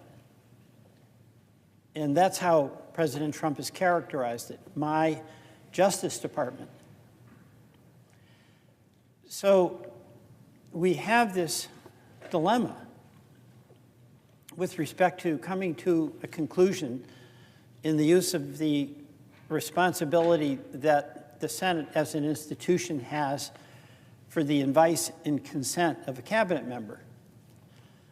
I start from the orientation that a president should be able to pick his team, and that we should take up nominations and move on them, vote on them expeditiously. My orientation is that the president is entitled to the benefit of the doubt, but not to a blank check. What's also difficult for me with respect to this appointment is that, in my view, Pam Bondi is accomplished, incompetent, and qualified.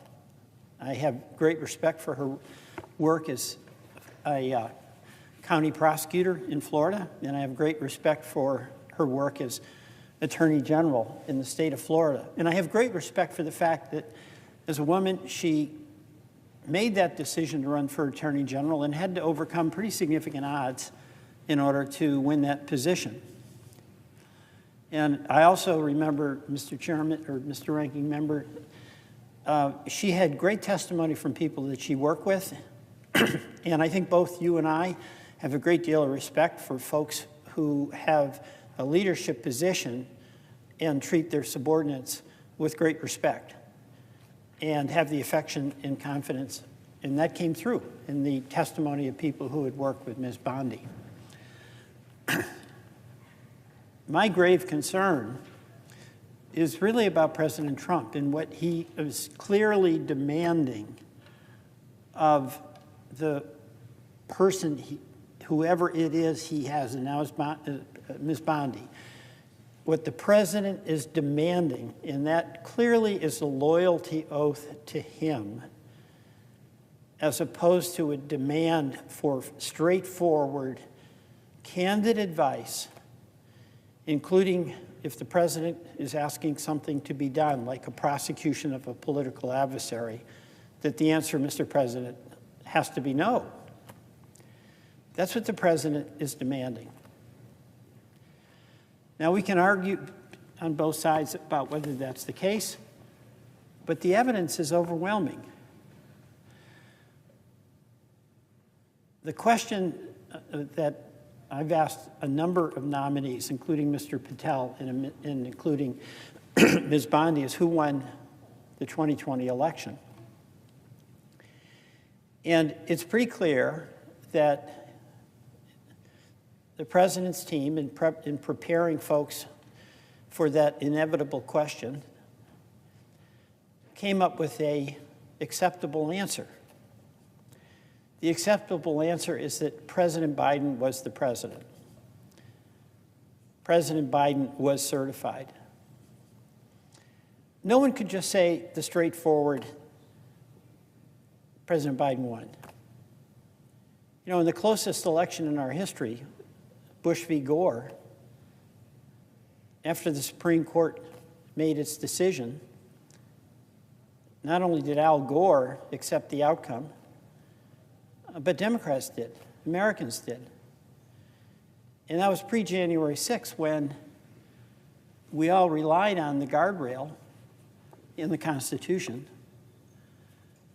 that there would be a commitment to a peaceful transfer of power, and that there would be renunciation of violence as a means of persuasion in the outcome of an election. January 6th did change that. There was an attack on the Capitol. Many of us were here. That was inspired by President Trump. He invited people to come. It'll be wild. And it was provoked because the president used the enormous authority he had, the enormous credibility he had with people who supported him, to begin peddling the stop the steal narrative. The election was stolen. And President Trump has never, ever given up on that. As far as he's concerned, and to every person, every audience, that election was stolen. And people that were going to work in his administration in a vetting process had to answer that question in the way that was acceptable to then newly elected President Trump. That's not acceptable to me. It's not acceptable. President Biden won. President Trump won this last election. I didn't vote for him, but I can say it. I can acknowledge it and do the best I can as a member of the minority party. But we now have a president who is not allowing a person who has to have a dual loyalty to him, yes, but to the Constitution, to make it clear before that person is nominated for a law enforcement position that they accept his narrative of what happened in 2020. It's really dangerous, in my view, for our country. You know, the president has gone on, much to my regret, intensifying that concern that many of us have as to whether there'll be an adherence to the rule of law. In an extraordinary first 2 weeks, the president has gone on, it's my opinion, but a lot of courts support it, a rampage of illegality. This is a serious threat to our country. Let me start with the impoundment. You know, basic civics, Article 1 branch, that's the U.S. Senate and U.S. House, has authority over appropriations and spending. The executive can propose, and we can consider an appropriation request. The president can reject an appropriations bill that the Congress passes with a veto. But what the president can't do is pick and choose where he feels like spending or just disregarding the appropriations passed by the Congress of the United States, and he's doing that. The impoundment is patently illegal, not even close, and what's clear to me is the president doesn't care, because if the impoundment causes enough havoc that affected agencies will either be destroyed or severely damaged. Let me give a couple examples. That impoundment notice went out. Wells River Community Health Center in Vermont. It provides health care to really poor Vermonters, and they do an incredible job. They have a cash balance that allows them to stay in business for 0 to 5 days. That's it. The impoundment notice comes in. Literally, they show up to work and it says, you shut down. You can't open up tomorrow. Those folks running that organization don't have the money to pay the salaries of anyone, the doctors, the receptionists, the medical providers. We see what's happening at USAID. We're shutting you down. The doors are locked. People show up for work, they can't get in. That's illegal, unconstitutional, as I see it. And the administration, the president, has made a clear decision that he doesn't care. He's not going to worry about the niceties, things that restrained Republican and Democratic presidents before, namely adherence to the law, a recognition of their responsibility to preserve a tool that has been a safeguard for our democracy through both Republican and Democratic administrations. Those rules don't apply to him. And then we've seen that he's delegated authority to a non-elected billionaire, it's Mr. Musk, and told him basically to go wild with the federal government, do what you want, go where you want.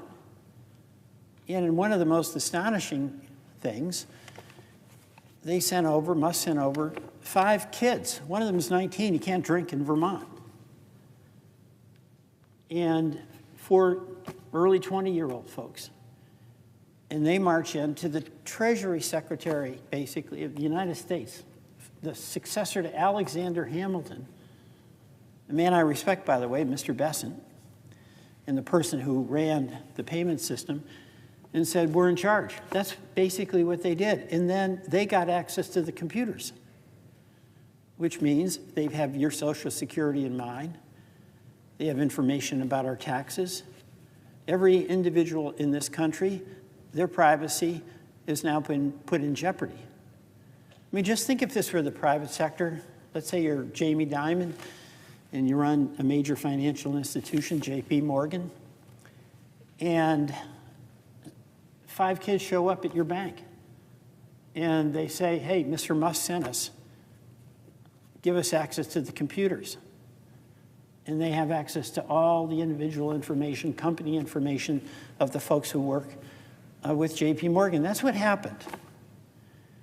And it's not really apparent to all the American people what is happening.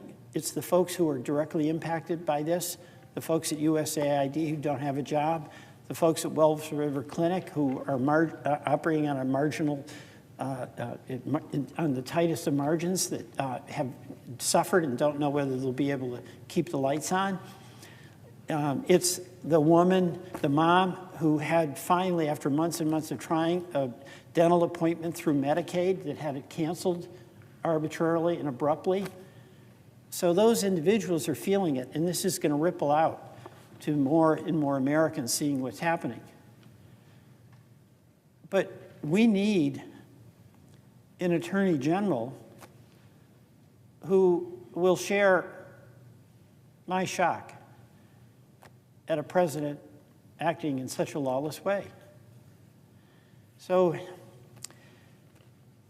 The fact is, frankly, I don't think President Trump ever in the world would place a value on having an attorney general who's willing to tell him, Mr. President, no, you can't get appointed unless you pass the test. And the test was on full display, both with Mr. Patel and Ms. Bondi, in their inability to answer the basic question, who won the 2020 election. So my concern is not that they, quote, get the answer right. My concern is they get their profound responsibility is first and foremost to the Constitution and the rule of law. And the president is not looking for anyone other than someone who's going to give him the fealty that he demands when these questions arise.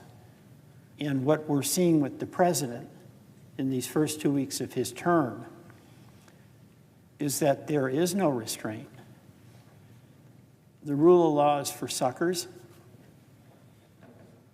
He's going to break things, and whatever damage is done is not his problem. And the problem is, it's a lot of really innocent and good Americans who are being affected by this. Doctors and nurses, moms whose children get Medicaid help, lawyers who dedicated their career to civil rights or environmental protection.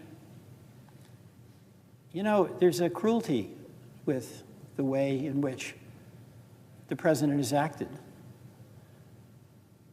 It's almost a casual cruelty. It just doesn't matter. So I'm looking for some confidence that the checks and balances that are required, that we can build up. And frankly, there's a major question that we face as a United States Senator, and each of us as an individual senator. I believe, at least to exercise our judgment. We won't agree necessarily, and we may come to a different judgment about how best we can do what I think each of us is required to do, and that is protect the institutional responsibility of the United States Senate to be an independent and separate branch of government, and to adhere to the importance of the separation of powers, and that this institution has a fundamental responsibility to the American people to be a check and balance. And there's 100 of us here, and we may have 100 different opinions as to when it is that we should say no. But my hope is that every single one of us will accept that it is our responsibility to make that judgment and not just passively submit to whatever action the president is sending our way. With that, I yield back.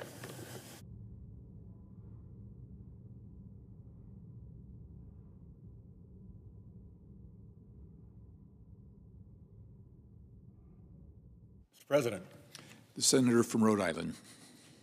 Mr. President, I sit on the Judiciary Committee and was present for the confirmation hearing of Pam Bondi in her quest to be Attorney General of the United States. And I have to say that there is a lot to admire. She had been a competent prosecutor for many years. She was the twice elected Attorney General of a major state, and she said a lot of the right things about independence of the department and rule of law. What I couldn't get over was how things changed when she got to a topic that would have been sensitive to Donald Trump, something that would have gotten Donald Trump all twitchy.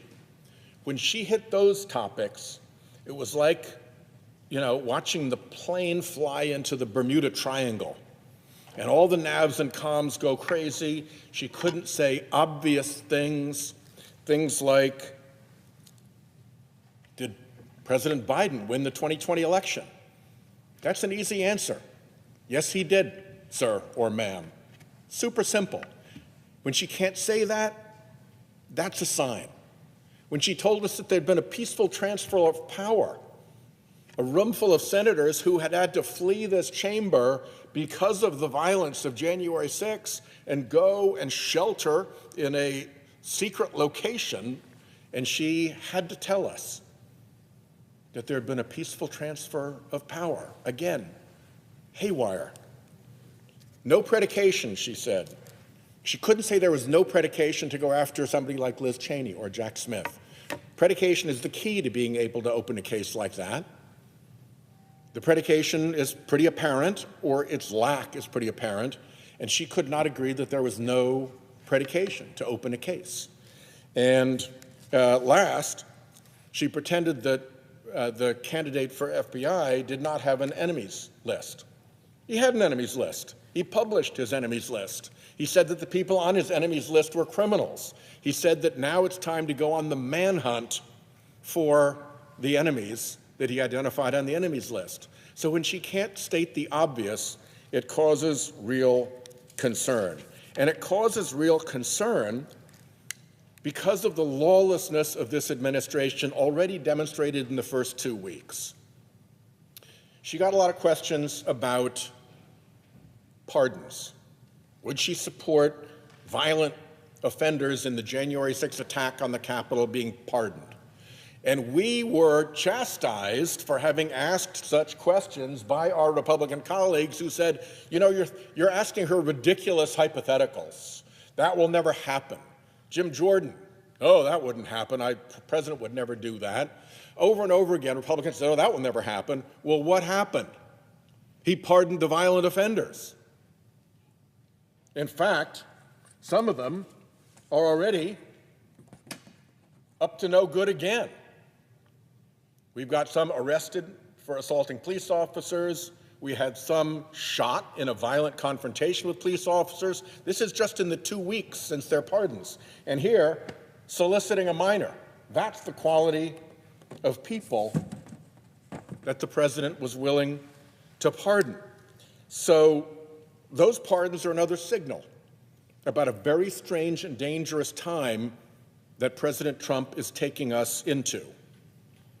As my colleague from Vermont just mentioned, we've got these little characters, I call them the muskrats, running around in Treasury, running around over at USAID, getting into systems where they have no business, where apparently they're not just able to get into the payment systems for Social Security and things like that, tax refunds, whatever, but they can actually manipulate the systems.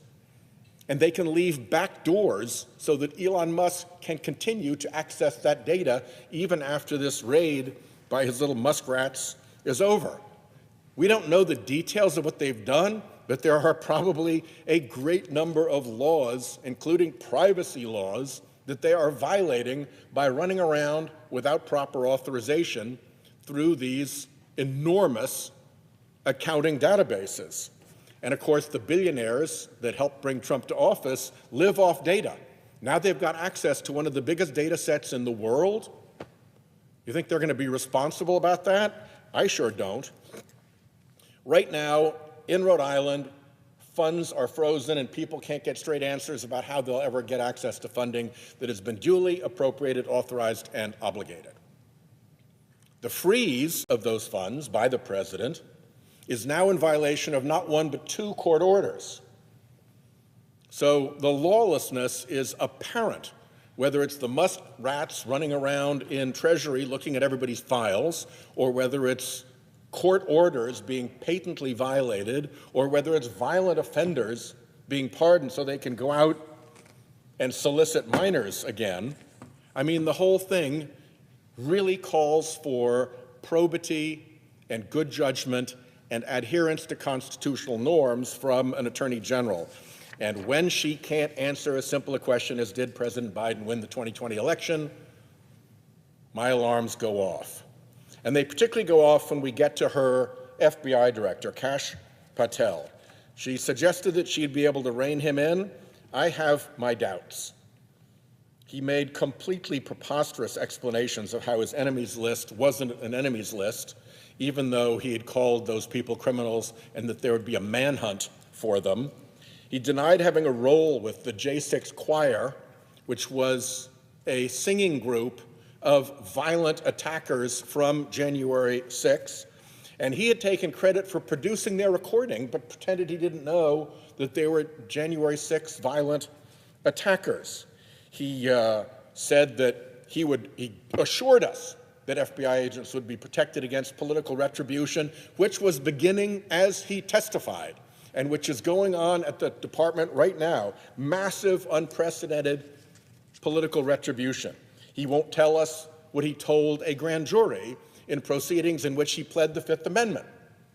Well, if you plead the Fifth, and then you go into a civil proceeding, you having pled the Fifth is something that the civil attorney can use against you. It's called the adverse inference. A jury can draw the conclusion that the testimony that you would have given had you not asserted your Fifth Amendment privilege would be harmful to your case.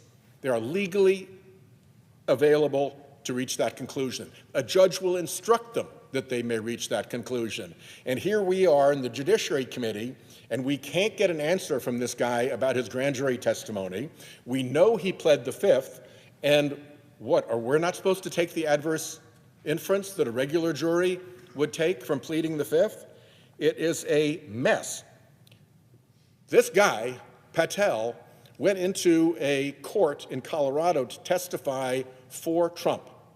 How'd he do when he went in front of that court and testified? Well, the presiding judge said that he, I'm quoting here, was not a credible witness. His testimony was illogical and was, quoting again, completely devoid of any evidence in the record. Okay, so I used to be a United States attorney, and we used to take FBI agents and we would put them into court to make cases. If an FBI agent working for me had gotten that kind of a response from a Rhode Island district judge, that he was incredible, that he was making testimony that was illogical, that he could not be believed, there would be repercussions. We'd need to see if that was a Giglio disclosure problem for this person. We would need to understand why this FBI agent couldn't be trusted by a federal judge. This isn't just an agent. This is the guy who wants to run the FBI. So to trust Pam Bondi to rein in a character like this, who has virtually no experience that would qualify him to lead the FBI, says former Attorney General Bill Barr, who has ideas that are ludicrous, absolutely unqualified for this job, untrustworthy, an absolute disgrace to even consider him. A guy who ran onto his website, Kash Patel Retruthed, imagery of him chainsawing his enemies list people. This is actually a video clip. We can't play it here, but it's a video clip of him chainsawing through his enemies list, and he thought that was cool to retruth. That's the kind of person we're dealing with. Pam Bondi's going to be able to restrain him? Not if she can't even say that Joe Biden won the 2020 election. This was his last comment. He said I'd misquoted him. To the press, we're going to come after the people in the media who lied about American citizens, who helped Joe Biden rig presidential elections, like he didn't win it. We're going to come after you, whether it's criminally or civilly. We'll figure that out. But yeah, we're putting you all on notice. That is what is coming to the Department of Justice. The FBI is in danger of being turned into the political enforcement weapon of this president, who is already breaking the law over and over again in just the last 2 weeks, and a woman who cannot say that Joe Biden won the 2020 election, I believe, is not going to be able to restrain this kind of misbehavior, let alone the kind of misbehavior we are seeing out of the Oval Office. So regretfully, because there was a lot to like about Ms. Bondi, regretfully, I cannot possibly vote to confirm her, and I yield the floor.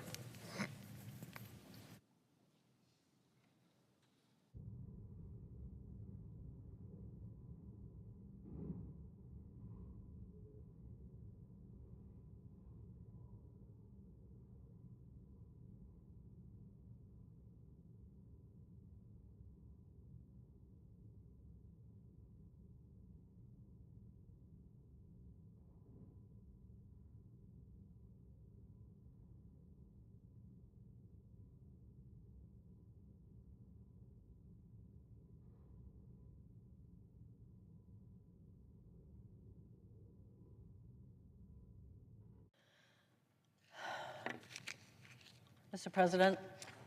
Senator from Hawaii. Mr. President, in examining all of the President's cabinet nominees, I am focused on two things: their fitness and their qualifications for the positions to which they are nominated, including their ability and willingness to put loyalty to the Constitution above loyalty to the President. This independence is critically important for the Attorney General, our nation's highest law enforcement officer. The Attorney General oversees thousands of career prosecutors in all 50 states, trying cases based not on politics, but on facts. However, Pam Bondi's record, her statements in her confirmation hearing, and her responses to questions for the record make clear she does not have the requisite independence to lead the Department of Justice. In her confirmation hearing, Ms. Bondi shows she had trouble differentiating fact from fiction, where her loyalty to President Trump might come into question. Rather than attempting to assuage my concerns shared by many of my colleagues, you just heard from one of my colleagues just previous to myself, Ms. Bondi failed to provide clear and convincing answers to the following questions: whether President Biden won the 2020 election, whether she agreed with the President's characterization of January 6 felons as hostages and patriots, whether she would make good on her promise to prosecute the prosecutors and investigate the investigators by using the DOJ to go after the President's perceived political enemies. I also asked her in writing, for the record, how she would resolve a conflict between a request from President Trump and her duty to the Constitution. Ms. Bondi provided no response, and she left the answer blank. This refusal to even try to answer the question told me a lot. We have already seen in the 2 weeks since President Trump took office that he does not believe that the rule of law applies to him. He issued an unconstitutional order on birthright citizenship. He put an illegal hold on all federal funds. He fired or pushed aside scores of senior career FBI officials and federal prosecutors. Most egregiously, he issued a blanket pardon for more than 1,500 criminals convicted for their roles in the January 6th insurrection. Not content to stop at pardoning those who assaulted police officers, now he's compiling lists of FBI agents and DOJ prosecutors who did their jobs by working on January 6 cases to which they were assigned. This could be thousands of civil servants who Donald Trump is apparently planning to punish to exact retribution. Make no mistake, by focusing DOJ and the FBI inward on themselves instead of outward on the many threats against our country, President Trump is making our nation less safe and sowing fear and chaos in the DOJ. When we suffer an attack, a hack, or a rise in crime, President Trump will try to blame everybody else, but he will be responsible. As Senator Durbin so accurately put it, Donald Trump sees the DOJ as his personal law firm. But the DOJ and the Attorney General work for the people, not for the president. Any president, but especially this president, needs an Attorney General who will tell him when his actions break the law. What's more, the American public deserves an attorney general who will put the law first and refuse an illegal order from the president. Ms. Bondi will not be that person. She will be yet another yes woman doing whatever the president wants her to do. The law, the Constitution, and our country will suffer the consequences. For these reasons, I urge my colleagues to vote no. I yield back.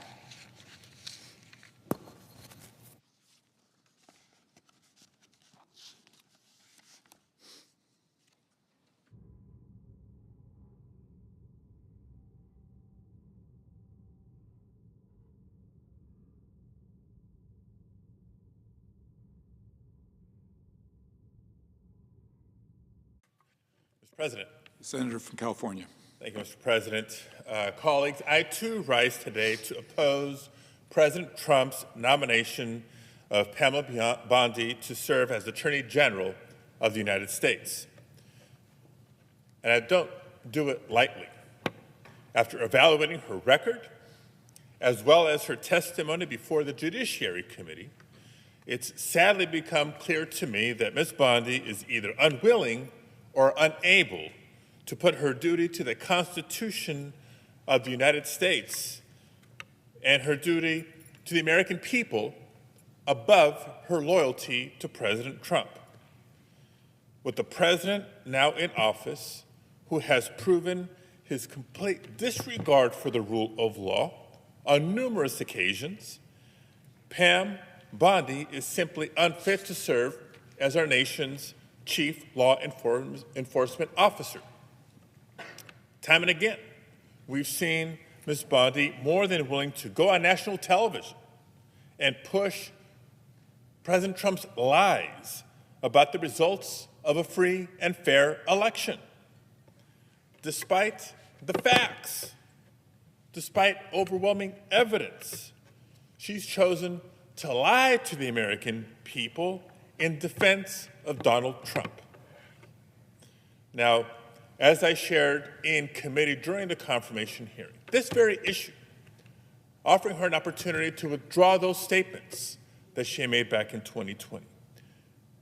Reminding my colleagues and anybody watching that the danger of her refusal isn't just that she's sticking to some political talking points. In fact, when it comes to the integrity of our elections, lies have become threats to our democracy, threats to voters, and threats to election workers who dedicate themselves to administering our free and fair elections. To this day, she refuses to state the simple truth that Donald Trump lost in 2020. Colleagues, consider the fact that the same lies have led to her associate, Rudy Giuliani, being disbarred. Think about that contrast. Rudy Giuliani lied, and he's being disbarred for those actions. Pam Bondi, same lies, refuses to take them back, and now you want her to be the top law enforcement officer for the United States of America? It's this very behavior that actually endears her to President Trump. And it's the same reason why we cannot trust her to hold him accountable. If confirmed, Ms. Bondi will no doubt face far more daunting challenges to shield the Department of Justice and its professional civil servants from politics. I mean, just look at President Trump's activity in the first couple of weeks in office. From his first day on the job, day one of his second term, he issued around 1,500 pardons for January 6th insurrectionists and commuted the sentences of 14 of his supporters, including those convicted of violence against police officers. Let me say it again. First day in office, Trump freed convicted violent criminals who pepper sprayed and beat Capitol police officers. So much for back the blue. President Trump's appointees then proceeded to fire career Department of Justice lawyers involved in investigating and prosecuting him for his role in the January 6th insurrection and for his improper handling of classified documents. Now, the acting U.S. Attorney for the District of Columbia has already promised to investigate the prosecutors who helped put violent insurrectionists behind bars. None of this comes as a surprise, though. Before she was even selected, before the nomination was official, Ms. Bondi had already publicly promised to investigate the investigators, to prosecute the prosecutors. And just this past Sunday, President Trump's Department of Justice demanded specific FBI staff fill out a questionnaire sharing what involvement they had in the January 6 cases. This is a tough environment for any attorney general to walk into and to act independently, let alone someone who's already shown blind loyalty to President Trump over the rule of law. But these past few weeks, I was struck most by the fact that despite her having practiced law for decades, despite the fact that she served once as the Attorney General for the state of Florida, Ms. Bondi was somehow unfamiliar with the 14th Amendment of the Constitution, and specifically its citizenship clause. Shouldn't have come as a surprise. We talked about it in my office the day before the hearing. I let her know I was going to be asking her about it during the hearing. And when I gave her an opportunity during the hearing to discuss it, she simply refused to answer my questions. And now we know why. In his very first day back in office, President Trump issued a blatantly unconstitutional executive order seeking to strip birthright citizenship from American citizens, citizens born here in the United States. Now, someone who still needs to study birthright citizenship surely won't be a champion in defending it. And I point that out because that's what Ms. Bondi said in response to my question, that she would study it. Think about that, colleagues. Top law enforcement officer in the United States needing to study the Constitution?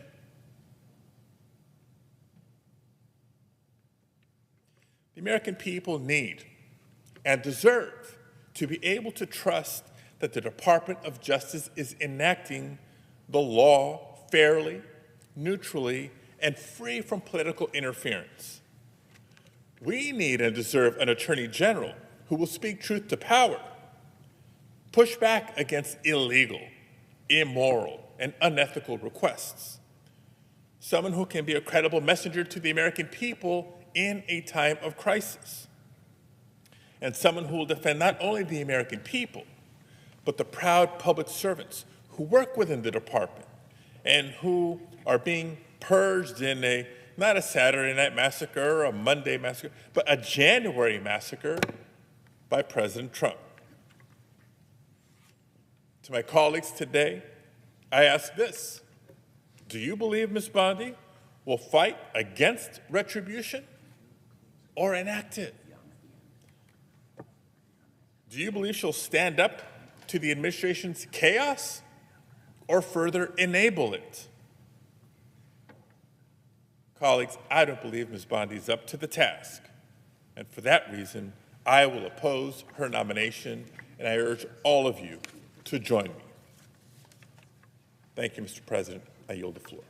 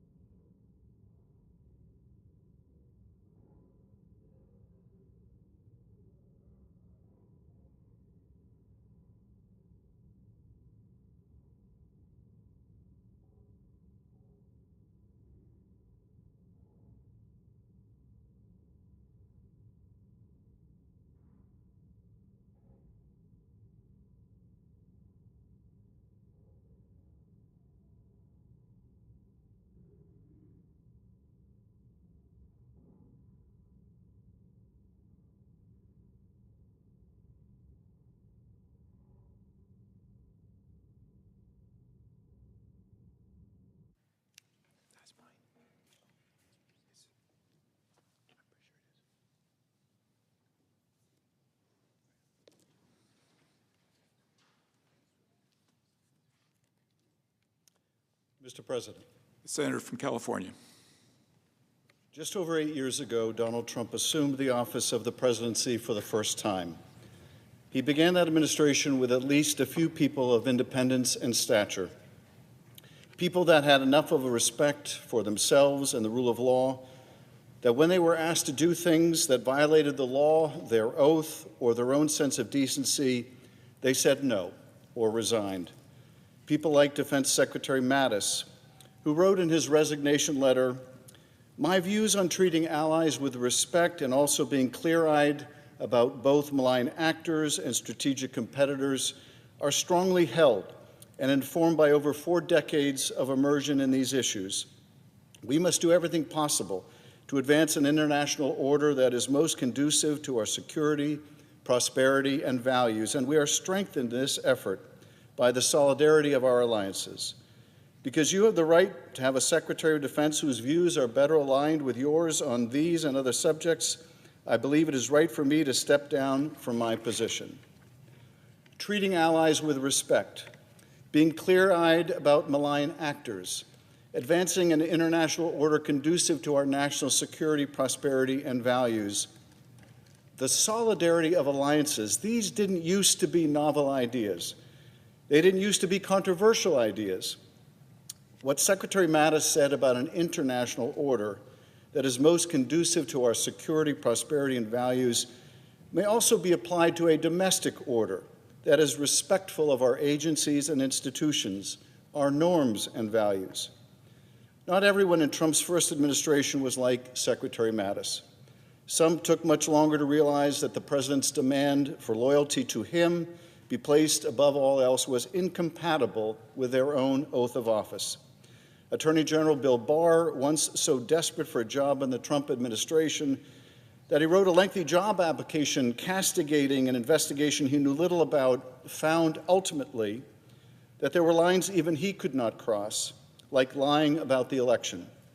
Others still, like Kash Patel, seemed never to find a demand by the president too taxing of their own moral code to raise an objection, but rather viewed any questionable order as a means of advancement. The question we face with the nomination of Pam Bondi is, what will she do when inevitably she is put to the test by a president who feels unbound by law or propriety? Her testimony before the Senate Judiciary Committee tells us that she will not pass the test. When asked about whether the president lost the 2020 election, she could not answer. When asked whether she would preserve evidence gathered in the January 6th investigation, she could not agree to do so. When asked about potential pardons of violent criminals who attacked police on January 6th, she indignantly assured us that she would review all pardon cases on a case-by-case basis, a promise breached by the president so soon thereafter that her words seemed still to hang in the air. If she could not assert her independence now, before Congress, before taking office, what hope can we have that she will do so when put to the test by the president? When asked about this, too, she demurred. That's a hypothetical, but it wasn't then, and it isn't now. The president has already pardoned hundreds of violent criminals. He has already issued executive orders that violate the law and Constitution. Would Pam Bondi have objected to the firing of inspectors general? Do any of us believe that she would? The president has issued an executive order attempting to amend the Constitution. A federal judge struck down this order as presenting perhaps the simplest constitutional question he had ever heard. Could we have expected Pam Bondi to defend it? Sadly, yes. The president issued an executive order freezing and illegally impounding congressionally appropriated funds. Would she have ushered a word of protest? Certainly not. Dozens of top prosecutors have already been fired from the Department of Justice, who did their lawful duty investigating the rioters who attacked police. Would she have resigned in protest? She has witnessed this Saturday night massacre and still wants the job, so plainly, the answer is no. She is no Elliot Richardson. Top-ranking FBI agents have been fired. Questionnaires have gone out to identify the hundreds, perhaps thousands, of agents who were involved in the legitimate prosecution of these felons. Would she have defended these FBI agents at the risk of her own job? as one senior FBI leader has done. Of course not. And let us not pretend otherwise. Donald Trump only took the oath of office a mere 2 weeks ago, with an oath to protect and defend the Constitution of the United States, to faithfully execute the office of the President of the United States, to faithfully execute the laws of this country that Congress passed and funded. Each day, it seems he has found new ways to bend and break those laws, to put in power unelected billionaires and political cronies to dismantle agencies, take control of payment systems, and exact political retribution. And one after another, each of his nominees, asked whether they would oppose such conduct, has claimed that they won't engage in hypotheticals, claimed that there was simply no way the president would take these actions, stated that what the president promised to do during the campaign simply wouldn't happen. But it is happening. It has happened. His campaign of retribution is happening. His empowering of a shadow president is happening. His dismantling of congressionally approved departments is happening. And we cannot afford an attorney general who believes their role is to defend him rather than the American people and the democracy we have inherited from our founders. This big, bold, brave, and improbable experiment in self-governance. We need an attorney general with a backbone of steel, with the stature to say no, whose purpose is to enforce the laws against any lawbreaker, including the President of the United States. That person is not Pam Bondi. Senator Rufus Choate, who once walked these halls and served in this body, reminded us nearly 200 years ago that we have built no temple but the Capitol, that we consult no common oracle but the Constitution. And what does that oracle tell us? I think maybe simply this: we have been given the most brilliant Constitution ever devised to constrain the worst impulses of human nature. But even that brilliant document will not protect us if we do not inhabit positions of great responsibility with people worthy of them, with people who view our system of checks and balances not as a weakness to overcome or to overrun, but as a source of strength, who view the domestic order they produce, to borrow Secretary Mattis's words from a different context, as most conducive to our security, prosperity, and values. We need an Attorney General who will stand strong when the President seeks to turn this Capitol into a rubber stamp for unconstitutional and unlawful actions, when the President seeks to empower the likes of Elon Musk to ignore laws that Congress has passed and departments that Congress has funded, when the President ignores our allies and emboldens our enemies, when the President targets those in government who did their job to investigate crimes and malfeasance and does so to exact vengeance. Vengeance, apart from self-aggrandizement and self-enrichment, the President's only motivation: vengeance. Donald Trump is hoping that in the chaos of his executive orders, of oligarchs marauding through the agencies of government, of tariffs that turn on and off like a blinking light, that we will get lost, and in getting lost, be lost. We must not be. His actions will get worse. They will. With a congressional majority that empowers him, with appointees that embolden him, he himself will only grow more emboldened in return. His unconscionable and unconstitutional actions will multiply. And when that happens, will Pam Bondi take up her role, her duty as the people's lawyer? Or will she serve as the President's lawyer, as she has done before? Will Pam Bondi say no to the President's unlawful actions, no to purges of perceived political enemies, no to investigations of career officials? Because if she will not say no, if she cannot say no, it is up to us today to say no. No to this nomination. No to Pam Bondi. It is up to us. I yield back.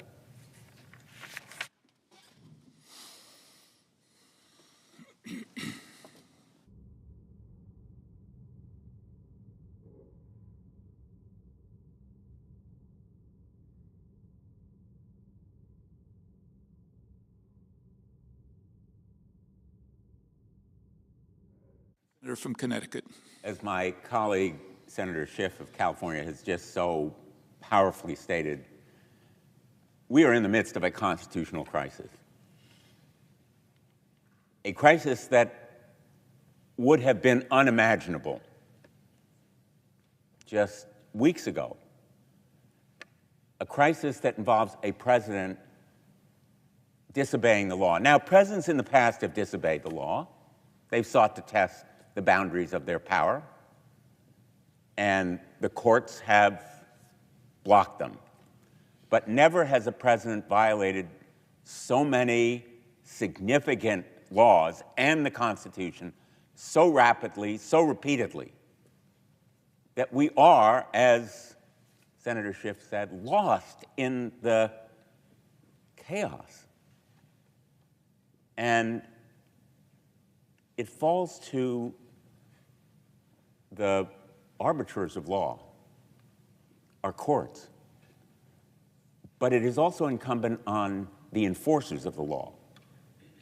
Any of us who have served in the Department of Justice, I was United States Attorney for Connecticut for 4.5 years, knows that the most important decisions that any prosecutor, any law enforcer makes is whether to uphold the rule of law and sometimes say no to an FBI agent who is too enthusiastic about a case and wants to indict someone who could not be convicted. A public official who is close personally or politically and has overstepped their powers or ethics. To be fair, independent, objective, to be completely impartial, and to uphold the rule of law is the first duty of anyone in the United States Department of Justice. And I have more than respect. I have reverence for the Department of Justice. And that's why I am so deeply disappointed that we are here tonight for the nomination of Pam Bondi. The Attorney General of the United States of America is supposed to be the people's lawyer, not the president's. Donald Trump has said he wants the Attorney General to be his Roy Cohn, his fixer, his personal attorney. Well, Ms. Bondi said she would be the people's lawyer, but that claim is betrayed by almost everything else she said, and most important, what she would not say. Here's what she would not say. She would not say that she would say no to the president when he asked her to do something illegal or immoral. She dodged that question. She would not say that she was wrong for spreading lies about fraud and cheating in Pennsylvania during the 2020 election. She dodged that question, too. She would not say that President Biden won the 2020 election or that President Trump lost. She ducked it. Now, the issue of whether President Trump asks his Attorney General to do something illegal or immoral is not a hypothetical. It's not abstruse or abstract. It is real. We know it's real because every one of his past attorneys general ran afoul of Donald Trump because they would not do something illegal or immoral. Our colleague Jeff Sessions, Bill Barr, no matter how good their intention, nobody can talk Donald Trump out of what he wants to do, and the law is no concern, nor is the lawyer. He will get lawyers to do whatever he wants, and Pam Bondi was reassuring very reassuring to one person, Donald Trump, when she dodged those questions, because what he wants is a loyalist, a sycophant, an alcoholic. And he wants a puppet to do his bidding. The American people need a lawyer at this moment in history, at this point of constitutional crisis, who will truly speak truth to power. We use that phrase all the time, speak truth to power. But in this instance, it is the essence of what an attorney general has to do at this moment in our history. And Donald Trump doesn't want to hear the truth. As much power as he has, he wants to hear an attorney general tell him, fine to go ahead, you have the green light. If Pam Bondi thinks that she won't face that same dilemma that Bill Barr and Jeff Sessions did and every other lawyer who's worked for Donald Trump has faced, she's either delusional or disingenuous. Delusional or disingenuous, for me, both are disqualifying for this job. And she can't even pay or pass that low bar of saying she could say no. Her answer is, oh, well, he would never do anything like that. He is my friend. As we are here tonight, the Trump Justice Department is reported to be preparing to purge hundreds or even thousands of FBI agents or other personnel in the Department of Justice for nothing more than doing their jobs. These agents were assigned to criminal cases involving Donald Trump. They didn't leap forward. They didn't volunteer. They were assigned, and like FBI agents do, they took the assignment. And now they will pay a price in their careers, unjustly, unfairly, and unwisely, because it will deter other FBI agents from doing their job when it comes to drug cases or terrorism cases. We've heard also that assistant U.S. attorneys are being reassigned from drug cases and terrorism cases so that they can do immigration. We're hearing that career civil service must be loyal to Donald Trump in this Department of Justice. Well, to Donald Trump and to them, we all know something fundamental in this body, that we swear an oath.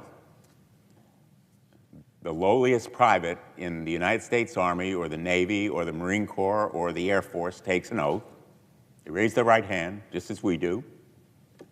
Anybody in the cabinet takes that oath, and they swear allegiance, but it isn't to the president, and it isn't to the government.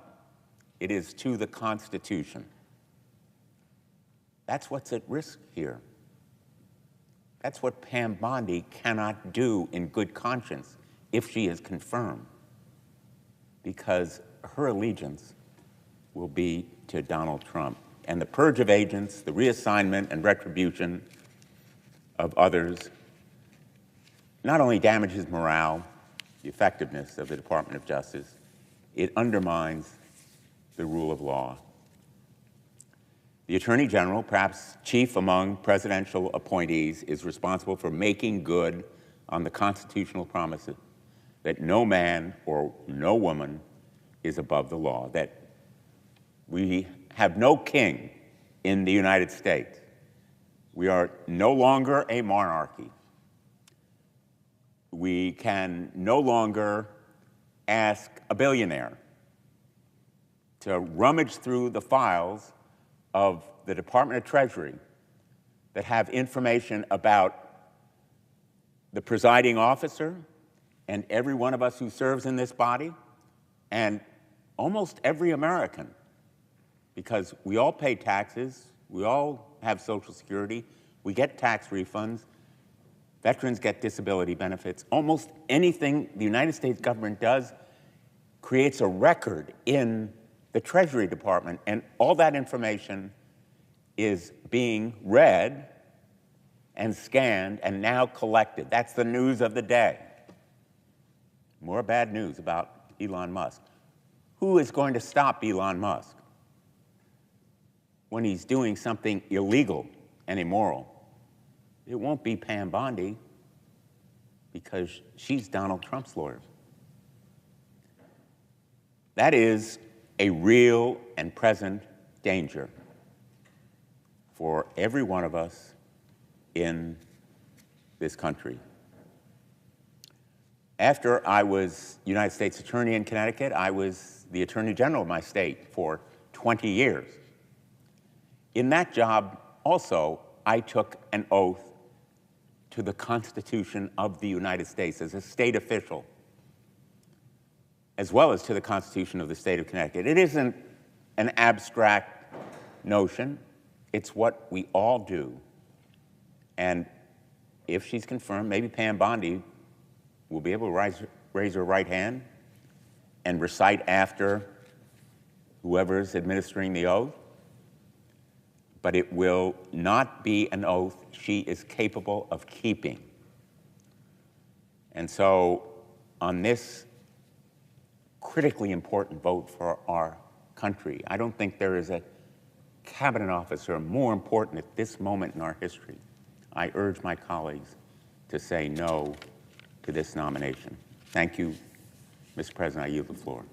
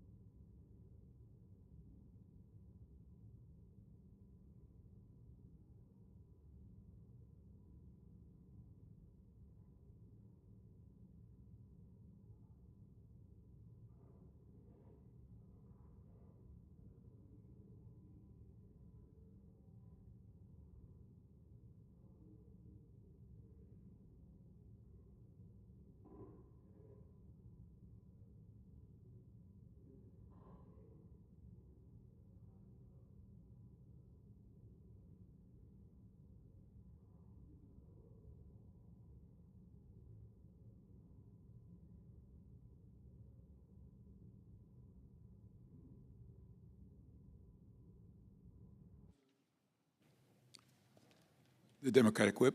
Suggest the absence of a quorum. The clerk will call the roll. Ms. Alsobrooks.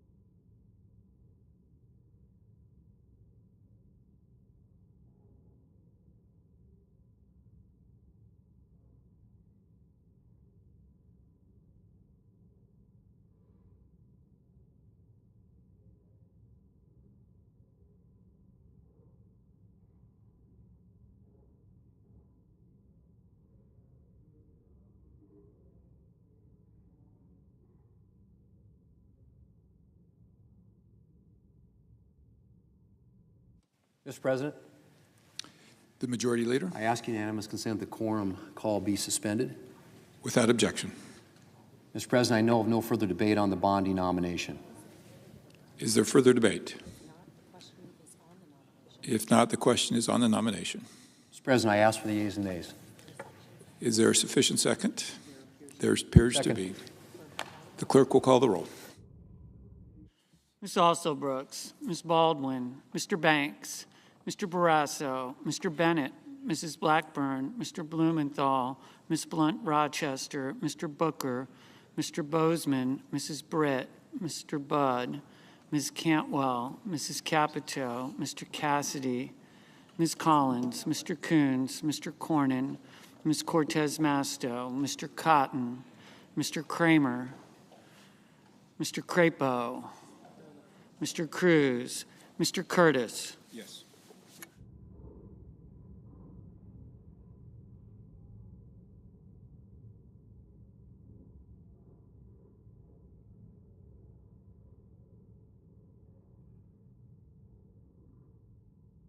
Mr. Daines.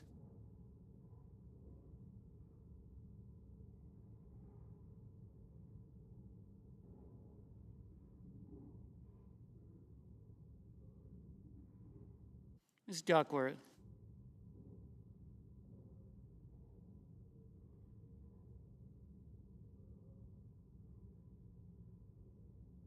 Mr. Durbin.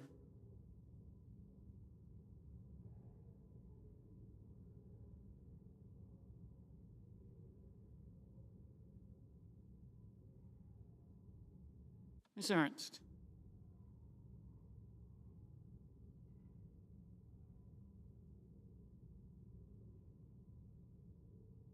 Mr. Fetterman.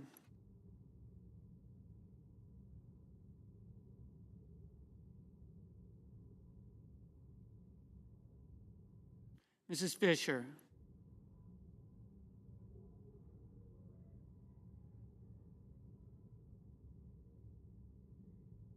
Mr. Gallego.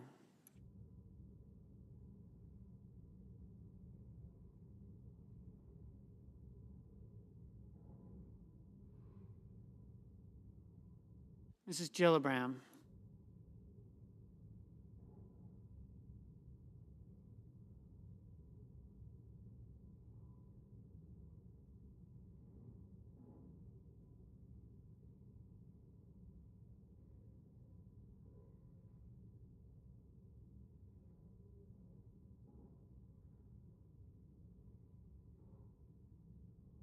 Mr. Graham.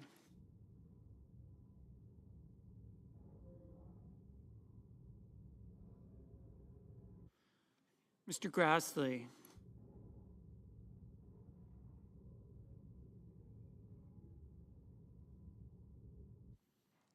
Mr. Haggerty. Ms. Hassan. Mr. Hawley. Mr. Heinrich.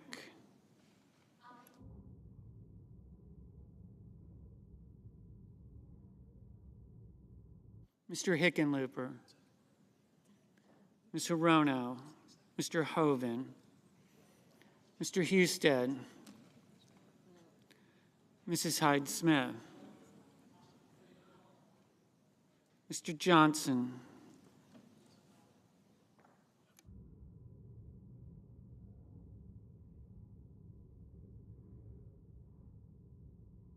Mr. Justice, Mr. Kane,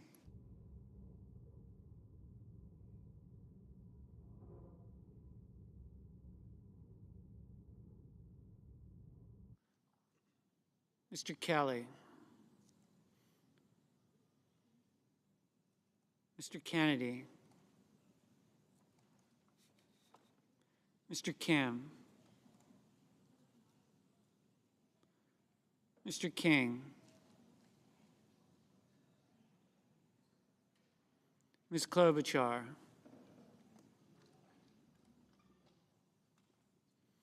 Mr. Langford,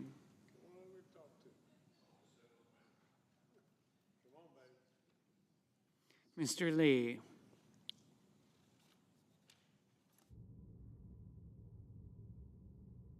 Mr. Lujan. Ms. Lummis.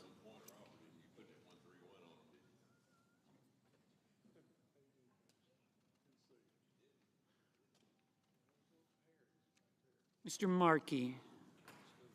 Mr. Marshall. Mr. McConnell. Mr. McCormick.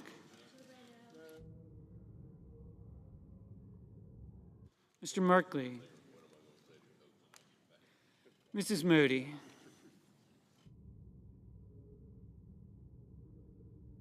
Mr. Moran. February 27th,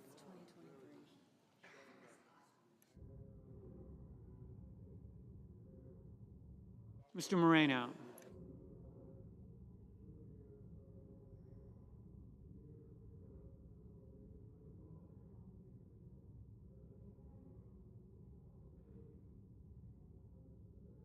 Mr. Mullen.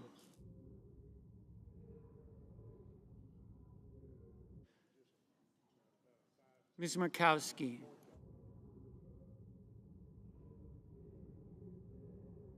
Mr. Murphy.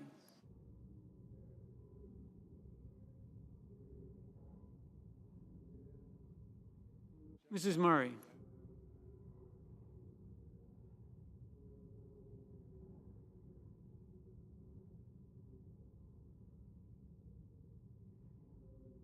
Mr. Ossoff. Mr. Padilla. Mr. Paul. Mr. Peters. Mr. Reed. Mr. Ricketts.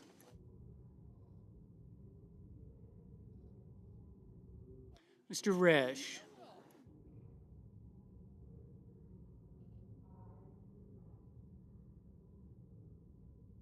Ms. Rosen. Mr. Rounds. Mr. Sanders. Mr. Schatz. Mr. Schiff. Mr. Schmidt.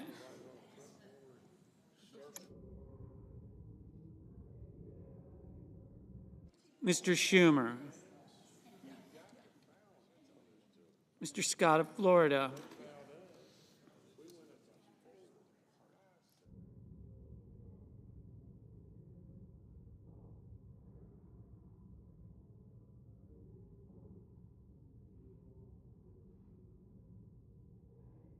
Mr. Scott of South Carolina. Mrs. Shaheen.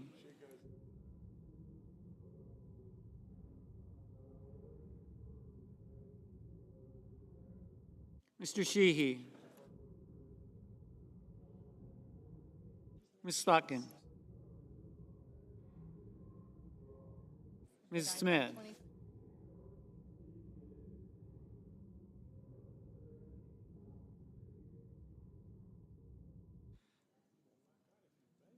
Mr. Sullivan.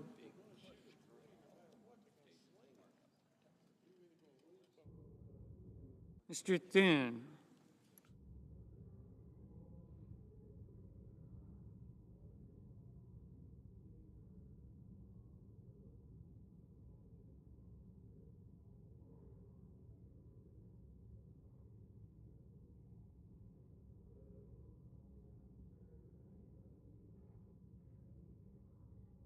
Mr. Tillis. Mr. Tuberville.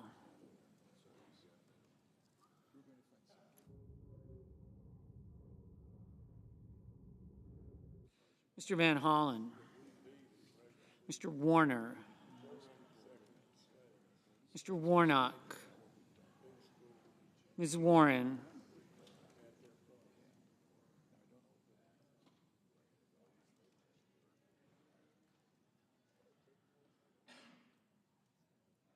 Mr. Welch.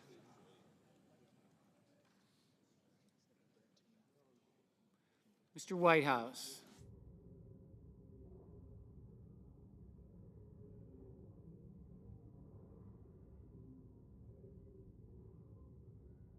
Mr. Wicker,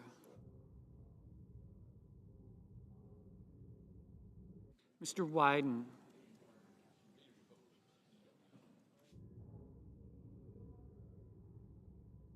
Mr. Young,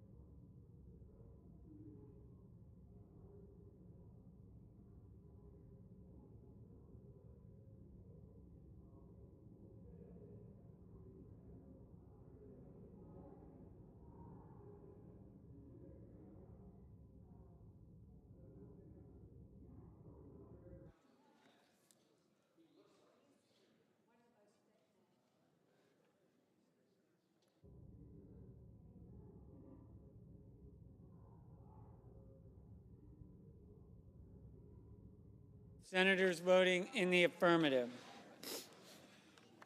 Blackburn, Budd, Collins, Kramer, Crapo, Curtis, Ernst, Hyde-Smith, Johnson, Justice, Kennedy, Lummis, McCormick, Moody, Moran, Mullen, Paul, Rounds, Schmidt, Sheehy, Tuberville.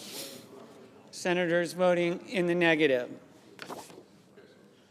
Also Brooks, Blunt Rochester, Cortez Masto, Gallego, Gillibrand, Hassan, Heinrich, Kim, Lujan, Ossoff, Reed, Rosen, Sanders, Schatz, Schiff, Welch, Whitehouse, Wyden. Mr. Cornyn, aye.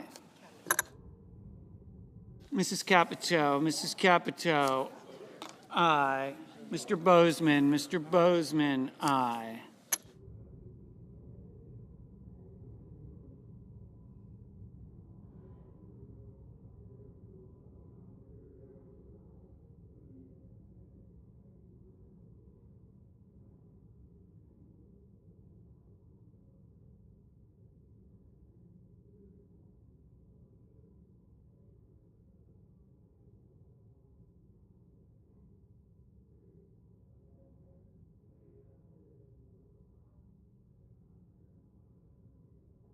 Mr. Blumenthal.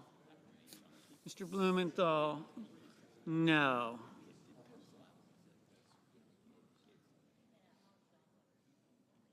Mr. Lee, aye.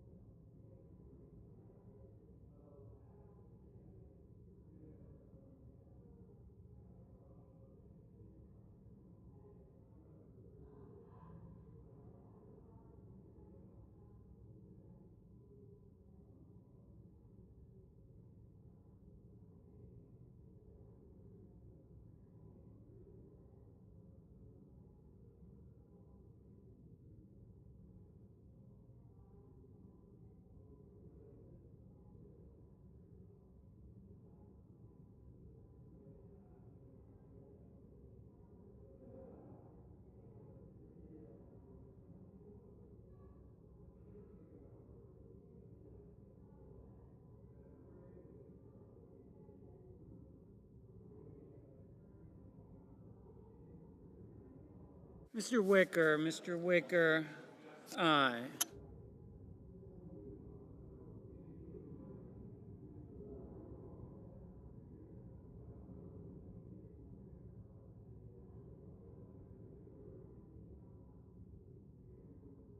Mr. Booker, no. Mr. Husted, aye. Mr. Barrasso, aye. Ms. Smith, no. Mr. Coons, no. Mr. Merkley, no.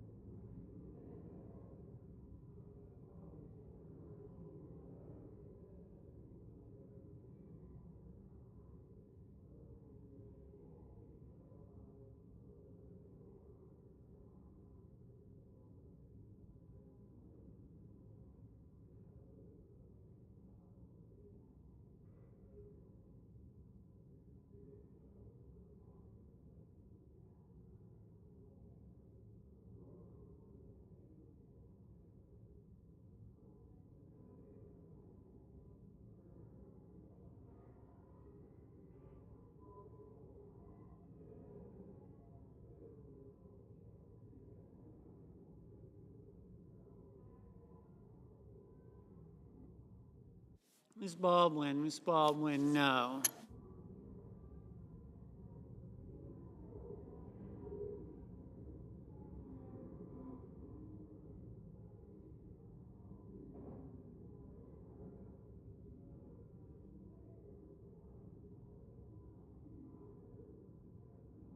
Mr. Markey, no.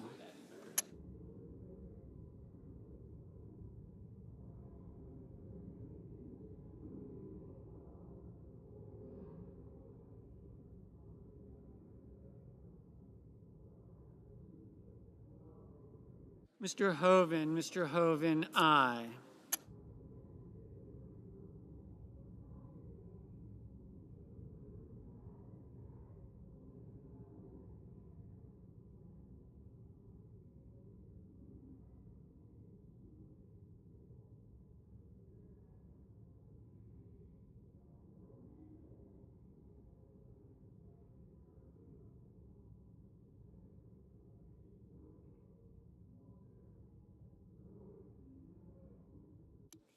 Mr. Kane, no. Mr. Marshall, aye. Mr. Murphy, no.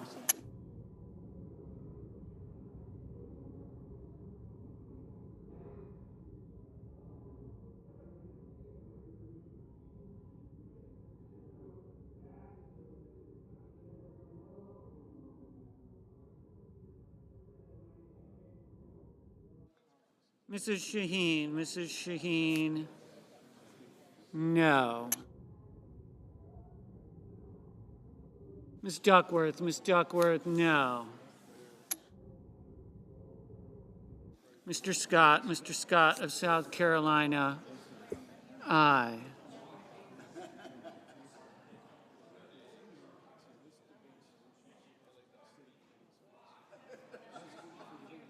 Mr. Kelly, no.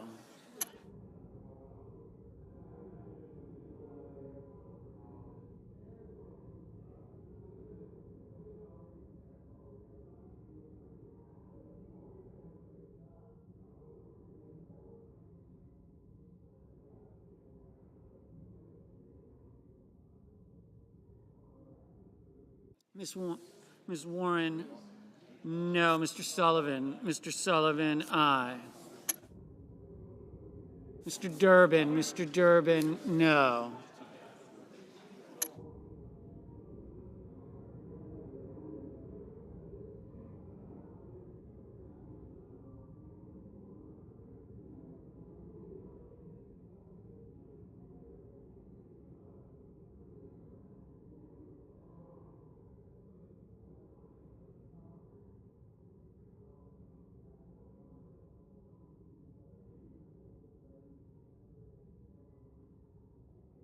Mrs.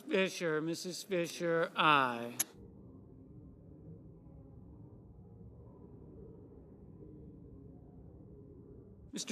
Mr. Scott of Florida, aye.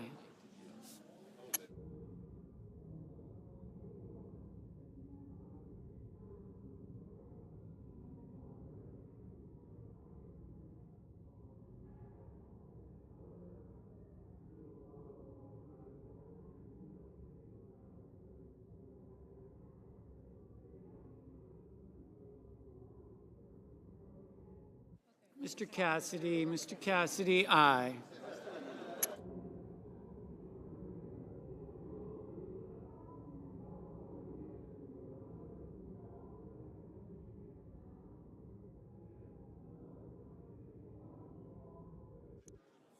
Mr. Banks, aye.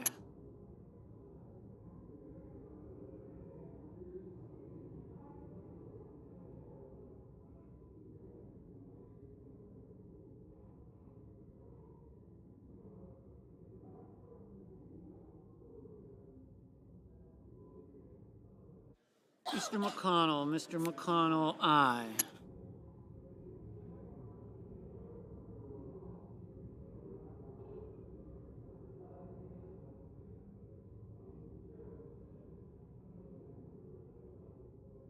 Mr. Graham, aye.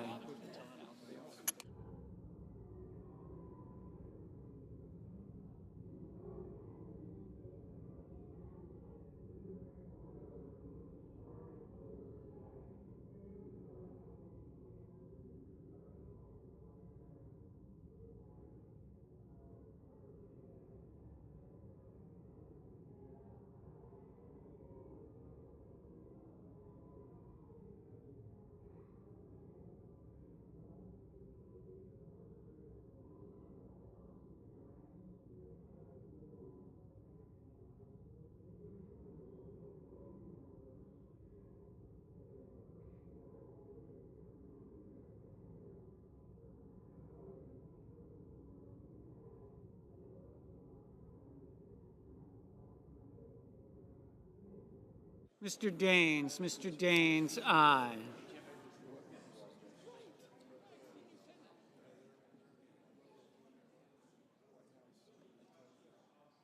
Ms. Hirono, no.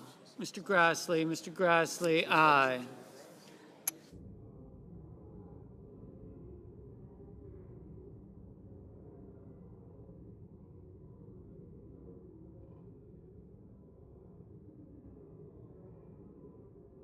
Mr. Warnock, no.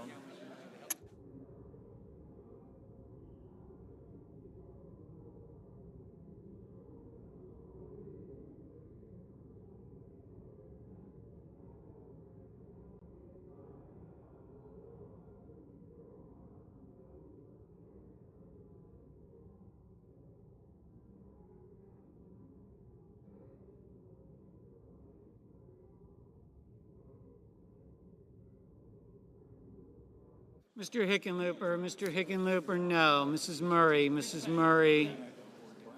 no. Mr. Moreno, aye. Mr. King, no.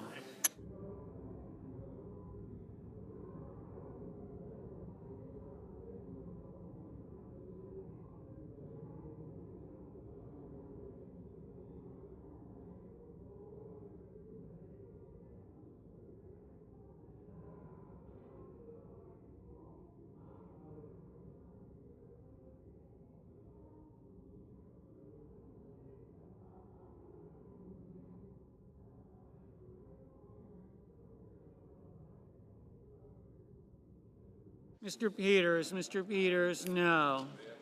Mr. Langford, aye.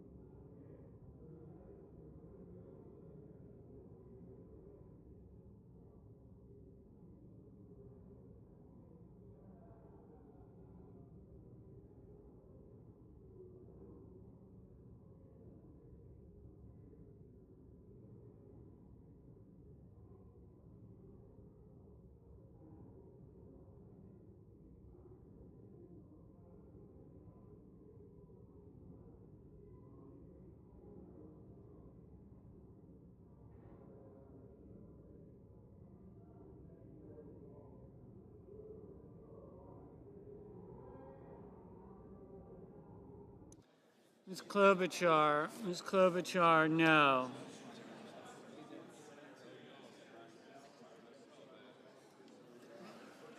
Mr. Ricketts, aye.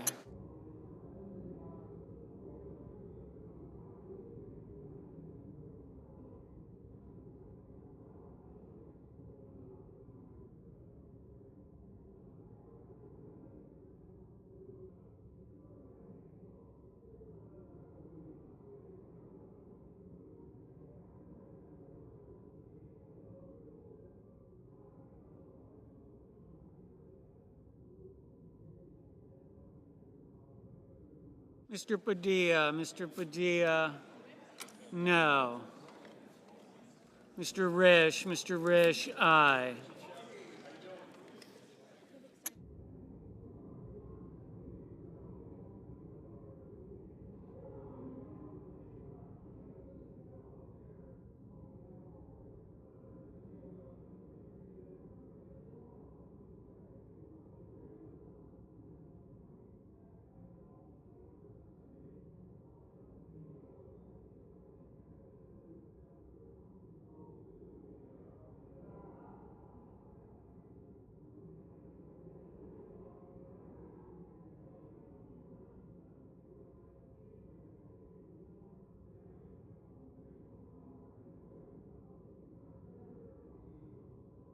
Mr. Young, aye.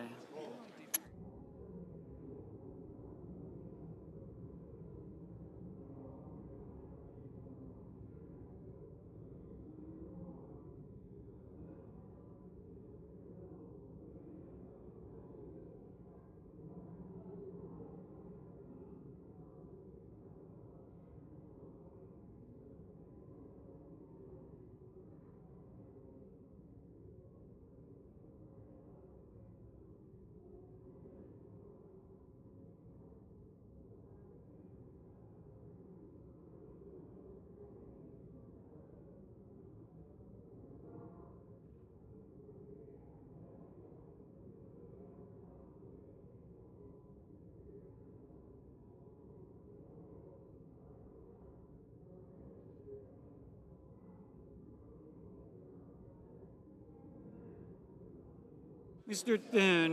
Thune, aye.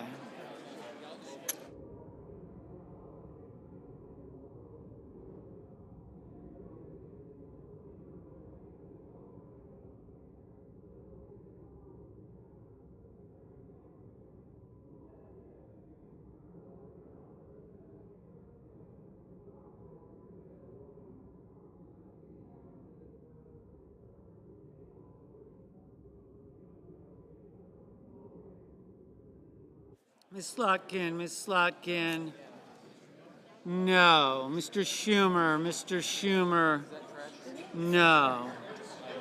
Ms. Murkowski, aye.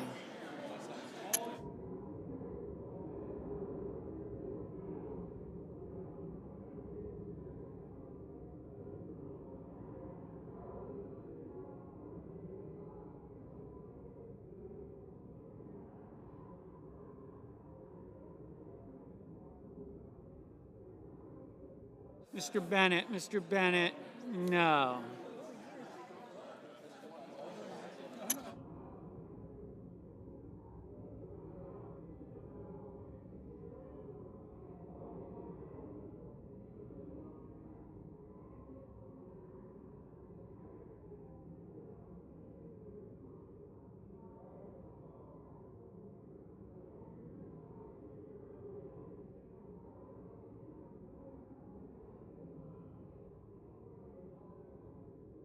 Mr. Warner, no.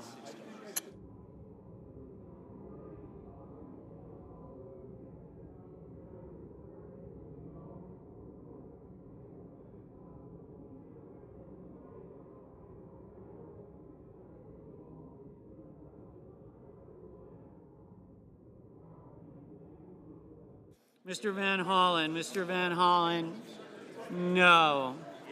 Mrs. Britt, aye.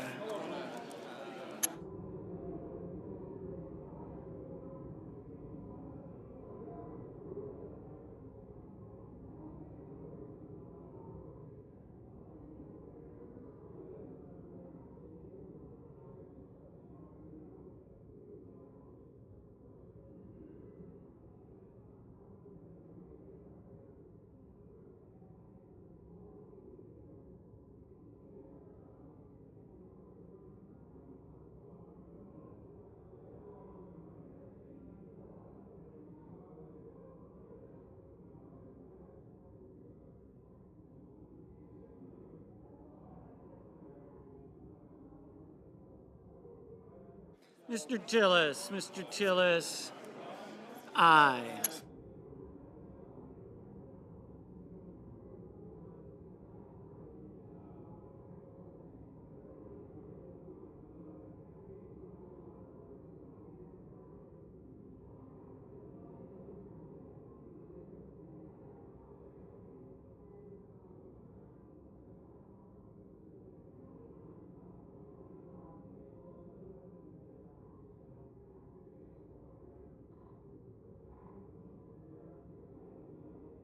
Ms. Cantwell. Ms. Cantwell.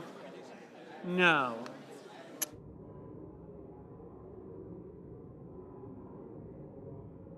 Mr. Hawley. Mr. Hawley. Aye.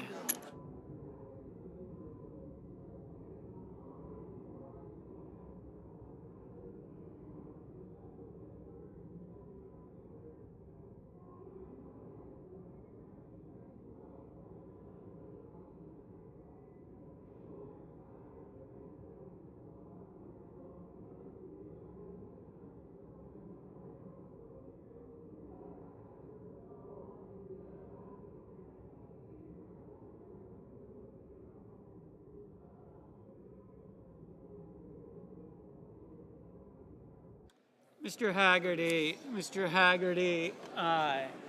Mr. Fetterman. Mr. Fetterman. Aye.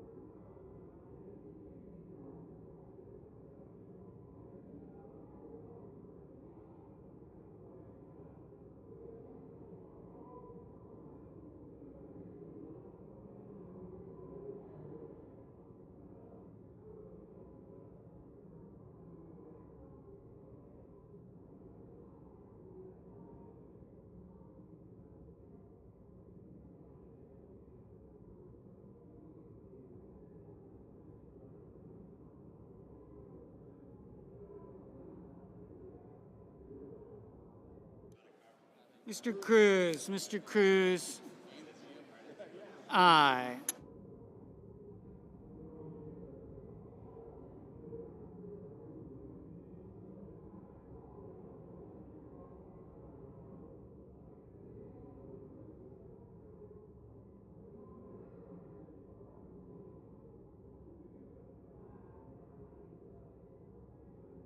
Mr. Cotton. Mr. Cotton.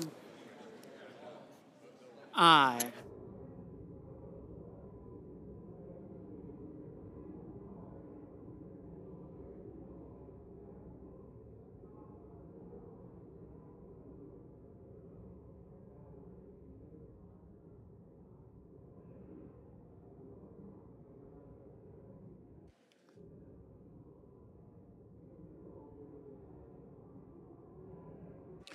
On this vote, the yeas are 54, the nays are 46. The nomination is confirmed.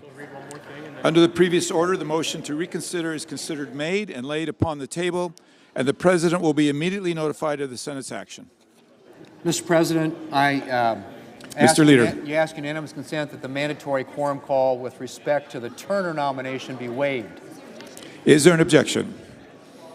Without objection, the clerk will report the motion to invoke cloture by unanimous consent. Cloture motion. We, the undersigned senators, in accordance with the provisions of Rule 22 of the Standing Rules of the Senate, do hereby move to bring to a close debate on the nomination of Eric Turner of Texas to be Secretary of Housing and Urban Development, signed by 17 senators.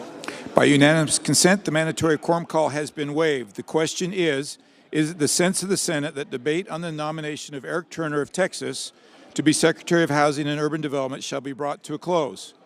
The yeas and nays are mandatory under the rule. The clerk will call the roll. Ms. Alsobrooks, Ms. Baldwin, Mr. Banks, Yes. Mr. Barrasso. Mr. Bennett. Blackburn, no. I mean, Blackburn, yes. Okay, I was like, wow. Blackburn stroke. You got me right. I do have you, thank you. What the hell? I got you. I know that. Thank you. Thank you.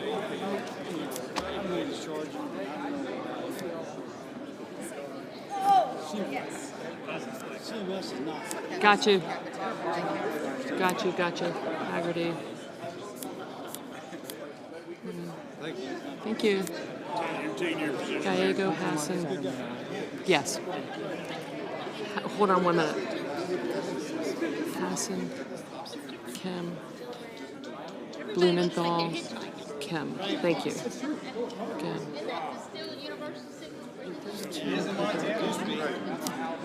Hickenlooper, Murphy.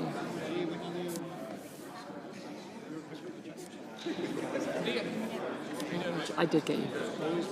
Thank you. Johnson. I did get you. Thank you. Thank you. Thank you. Thank you.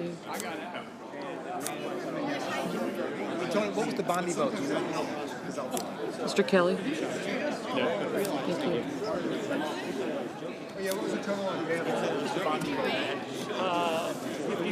Mr. Bennett, Mrs. Blackburn, Mr. Blumenthal, Ms. Blunt Rochester, Mr. Booker.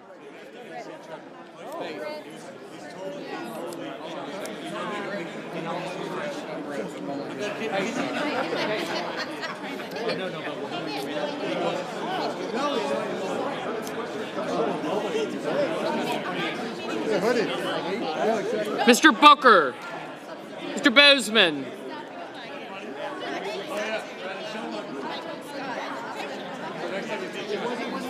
I'll get him. I know, I'll get him. Thank you. Mr. Bozeman. Mrs. Britt, Mr. Budd.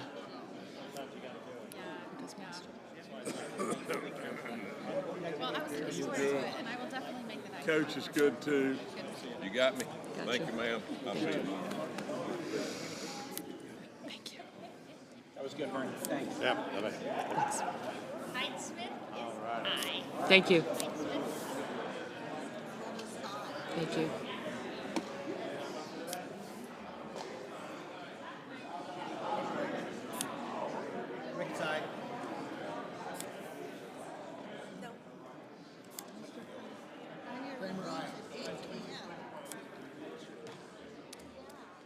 Ms. Cantwell. Mrs. Capito, Mr. Cassidy, Ms. Collins. Mr. Coons, Mr. Cornyn. Ms. Cortez Masta, Mr. Cotton, Mr. Kramer, Mr. Crapo. Mr. Cruz.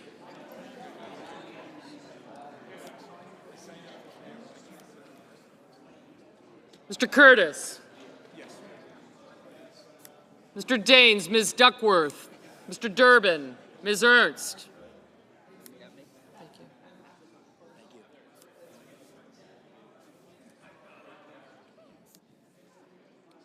Mr. Fetterman. Did you say yes? Yeah, that's what I thought. Mrs. Fisher, Mr. Gallego, Mrs. Gillibrand, Mr. Graham, Mr. Grassley, Mr. Haggerty. Ms. Hassan, Mr. Hawley, Mr. Heinrich, Mr. Hickenlooper, Ms. Hirono.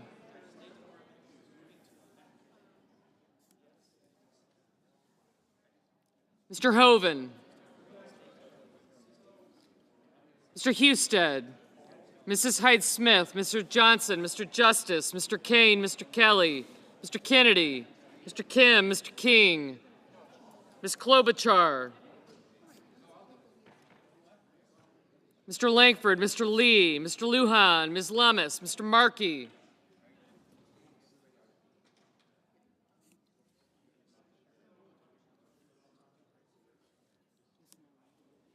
Mr. Marshall,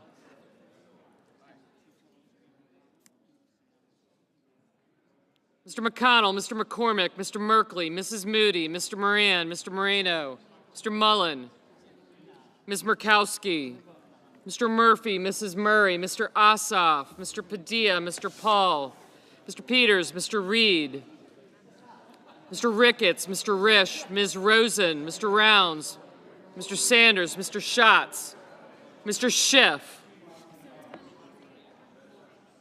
Mr. Schmidt, Mr. Schumer, Mr. Scott of Florida, Mr. Scott of South Carolina, Mrs. Shaheen, Mr. Sheehy, Ms. Slotkin, Ms. Smith,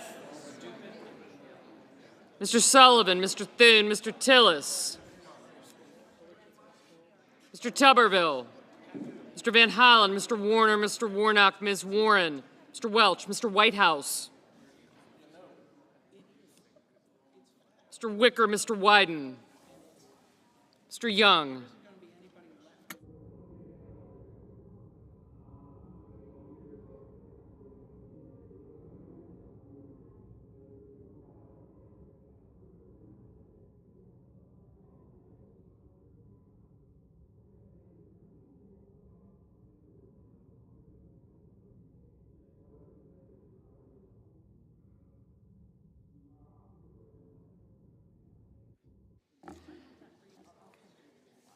yeah, I have it.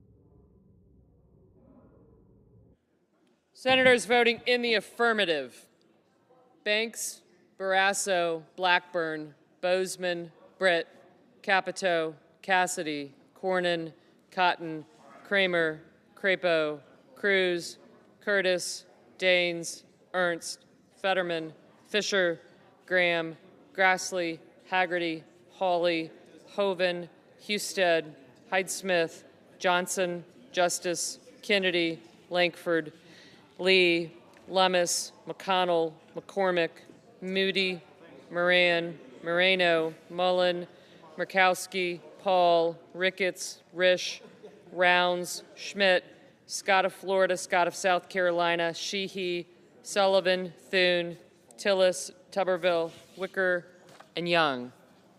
Senators voting in the negative: also Brooks, Baldwin, Bennett, Blumenthal, Blunt-Rochester, Cantwell, Cortez Masto, Duckworth, Durbin, Gallego, Gillibrand, Hassan, Heinrich, Hickenlooper, Hirono, Kane, Kelly, Kim, King, Lujan, Merkley, Murphy, Murray, Ossoff, Padilla, Peters, Reed, Rosen, Sanders, Schatz, Schiff, Shaheen, Slotkin, Van Hollen, Warner, Warnock, Warren, Whitehouse, and Wyden. Mr. Marshall, aye.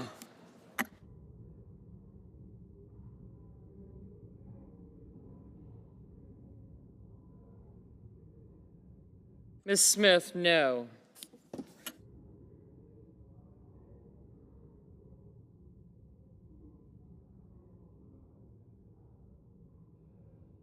Mr. Markey, no.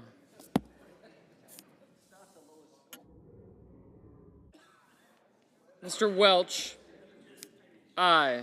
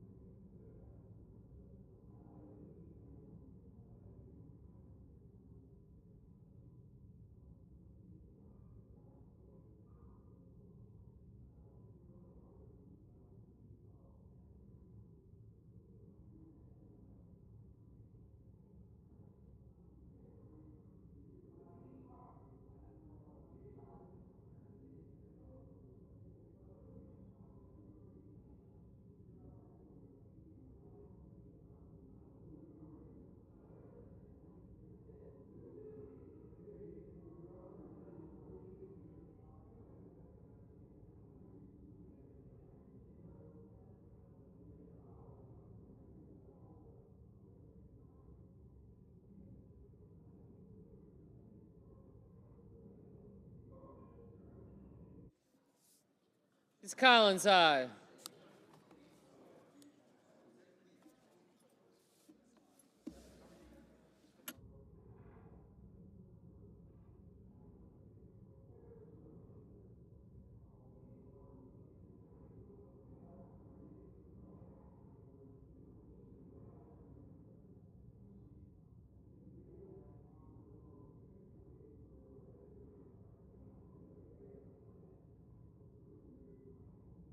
Ms. Klobuchar, no.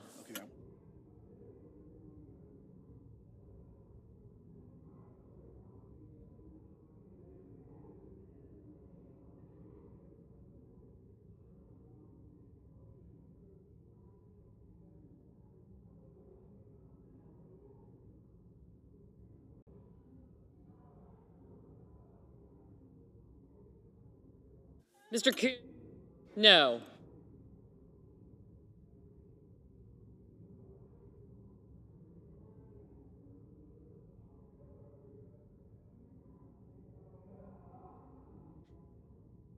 Mr. Schatz, no. Mr. Booker, no.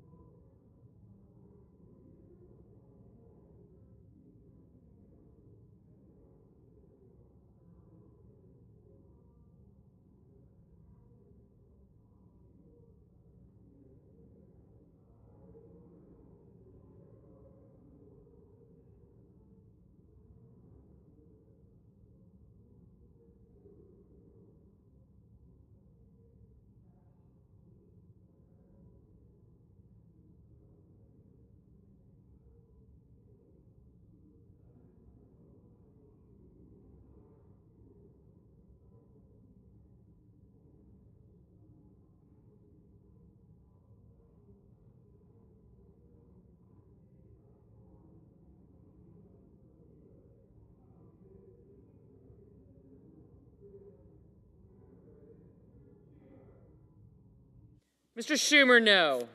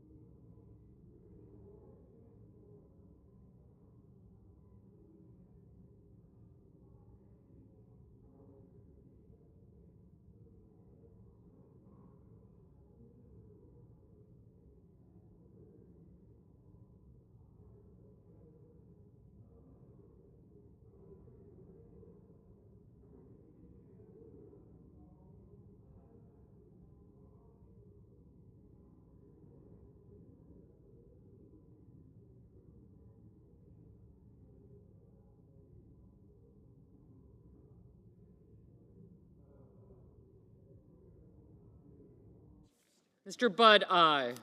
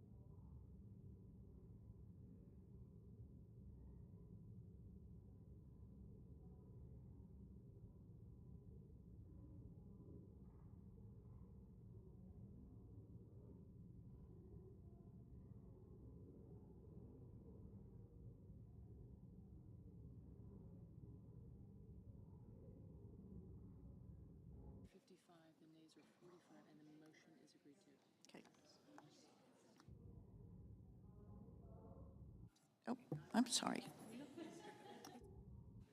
Okay. On this vote, the ayes are 55, the nays are 45. The motion is agreed to. The clerk will report the nomination. Department of Housing and Urban Development, Eric Turner of Texas to be Secretary. Madam President, I ask unanimous consent that the Senate resume legislative session and be in a period of morning business with senators permitted to speak therein for up to 10 minutes each. Without objection. I ask unanimous consent the Senate proceed to the consideration of SRS 55, which was submitted earlier today. The clerk will report. SRES 55, recognizing January 2025 as National Mentoring Month. Without objection, the Senate will proceed. Madam President, I ask unanimous consent that the resolution be agreed to, the preamble be agreed to, and that the motion to reconsider be considered, made, and laid upon the table with no intervening action or debate. Without objection. Madam President, I ask unanimous consent that the Senate proceed to the consideration of SRS 56, which was submitted earlier today. The clerk will report. SRES 56, congratulating the University of Vermont's men's soccer team on winning the 2024 National Collegiate Athletic Association Division I Men's Soccer National Championship. Wow. Without objection, the Senate will proceed. All right, here's to Vermont. I ask unanimous consent, Madam President, the resolution be agreed to, the preamble be agreed to, and that the motion to reconsider be considered, made, and laid upon the table with no intervening action or debate. Without objection. Madam President, I ask unanimous consent that when the Senate completes its business today, it stand adjourned until 10:30 a.m. on Wednesday, February the 5th, that following the prayer and pledge, the journal proceedings be approved today, the morning hour be deemed expired, the time for the two leaders be reserved for their use later in the day, morning business be closed, and the Senate proceed to executive session and resume executive calendar number 11, and that 11:30 a.m. all time be expired on the Turner nomination. Finally, that if any nominations are confirmed during Wednesday's session, the motion to reconsider be considered, made, and laid upon the table, and the President be immediately notified of the Senate's action. Without objection. Mr. President, Madam President, if there is no further business to come before the Senate, I ask that it stand adjourned under the previous order. The Senate stands adjourned until 10:30 tomorrow.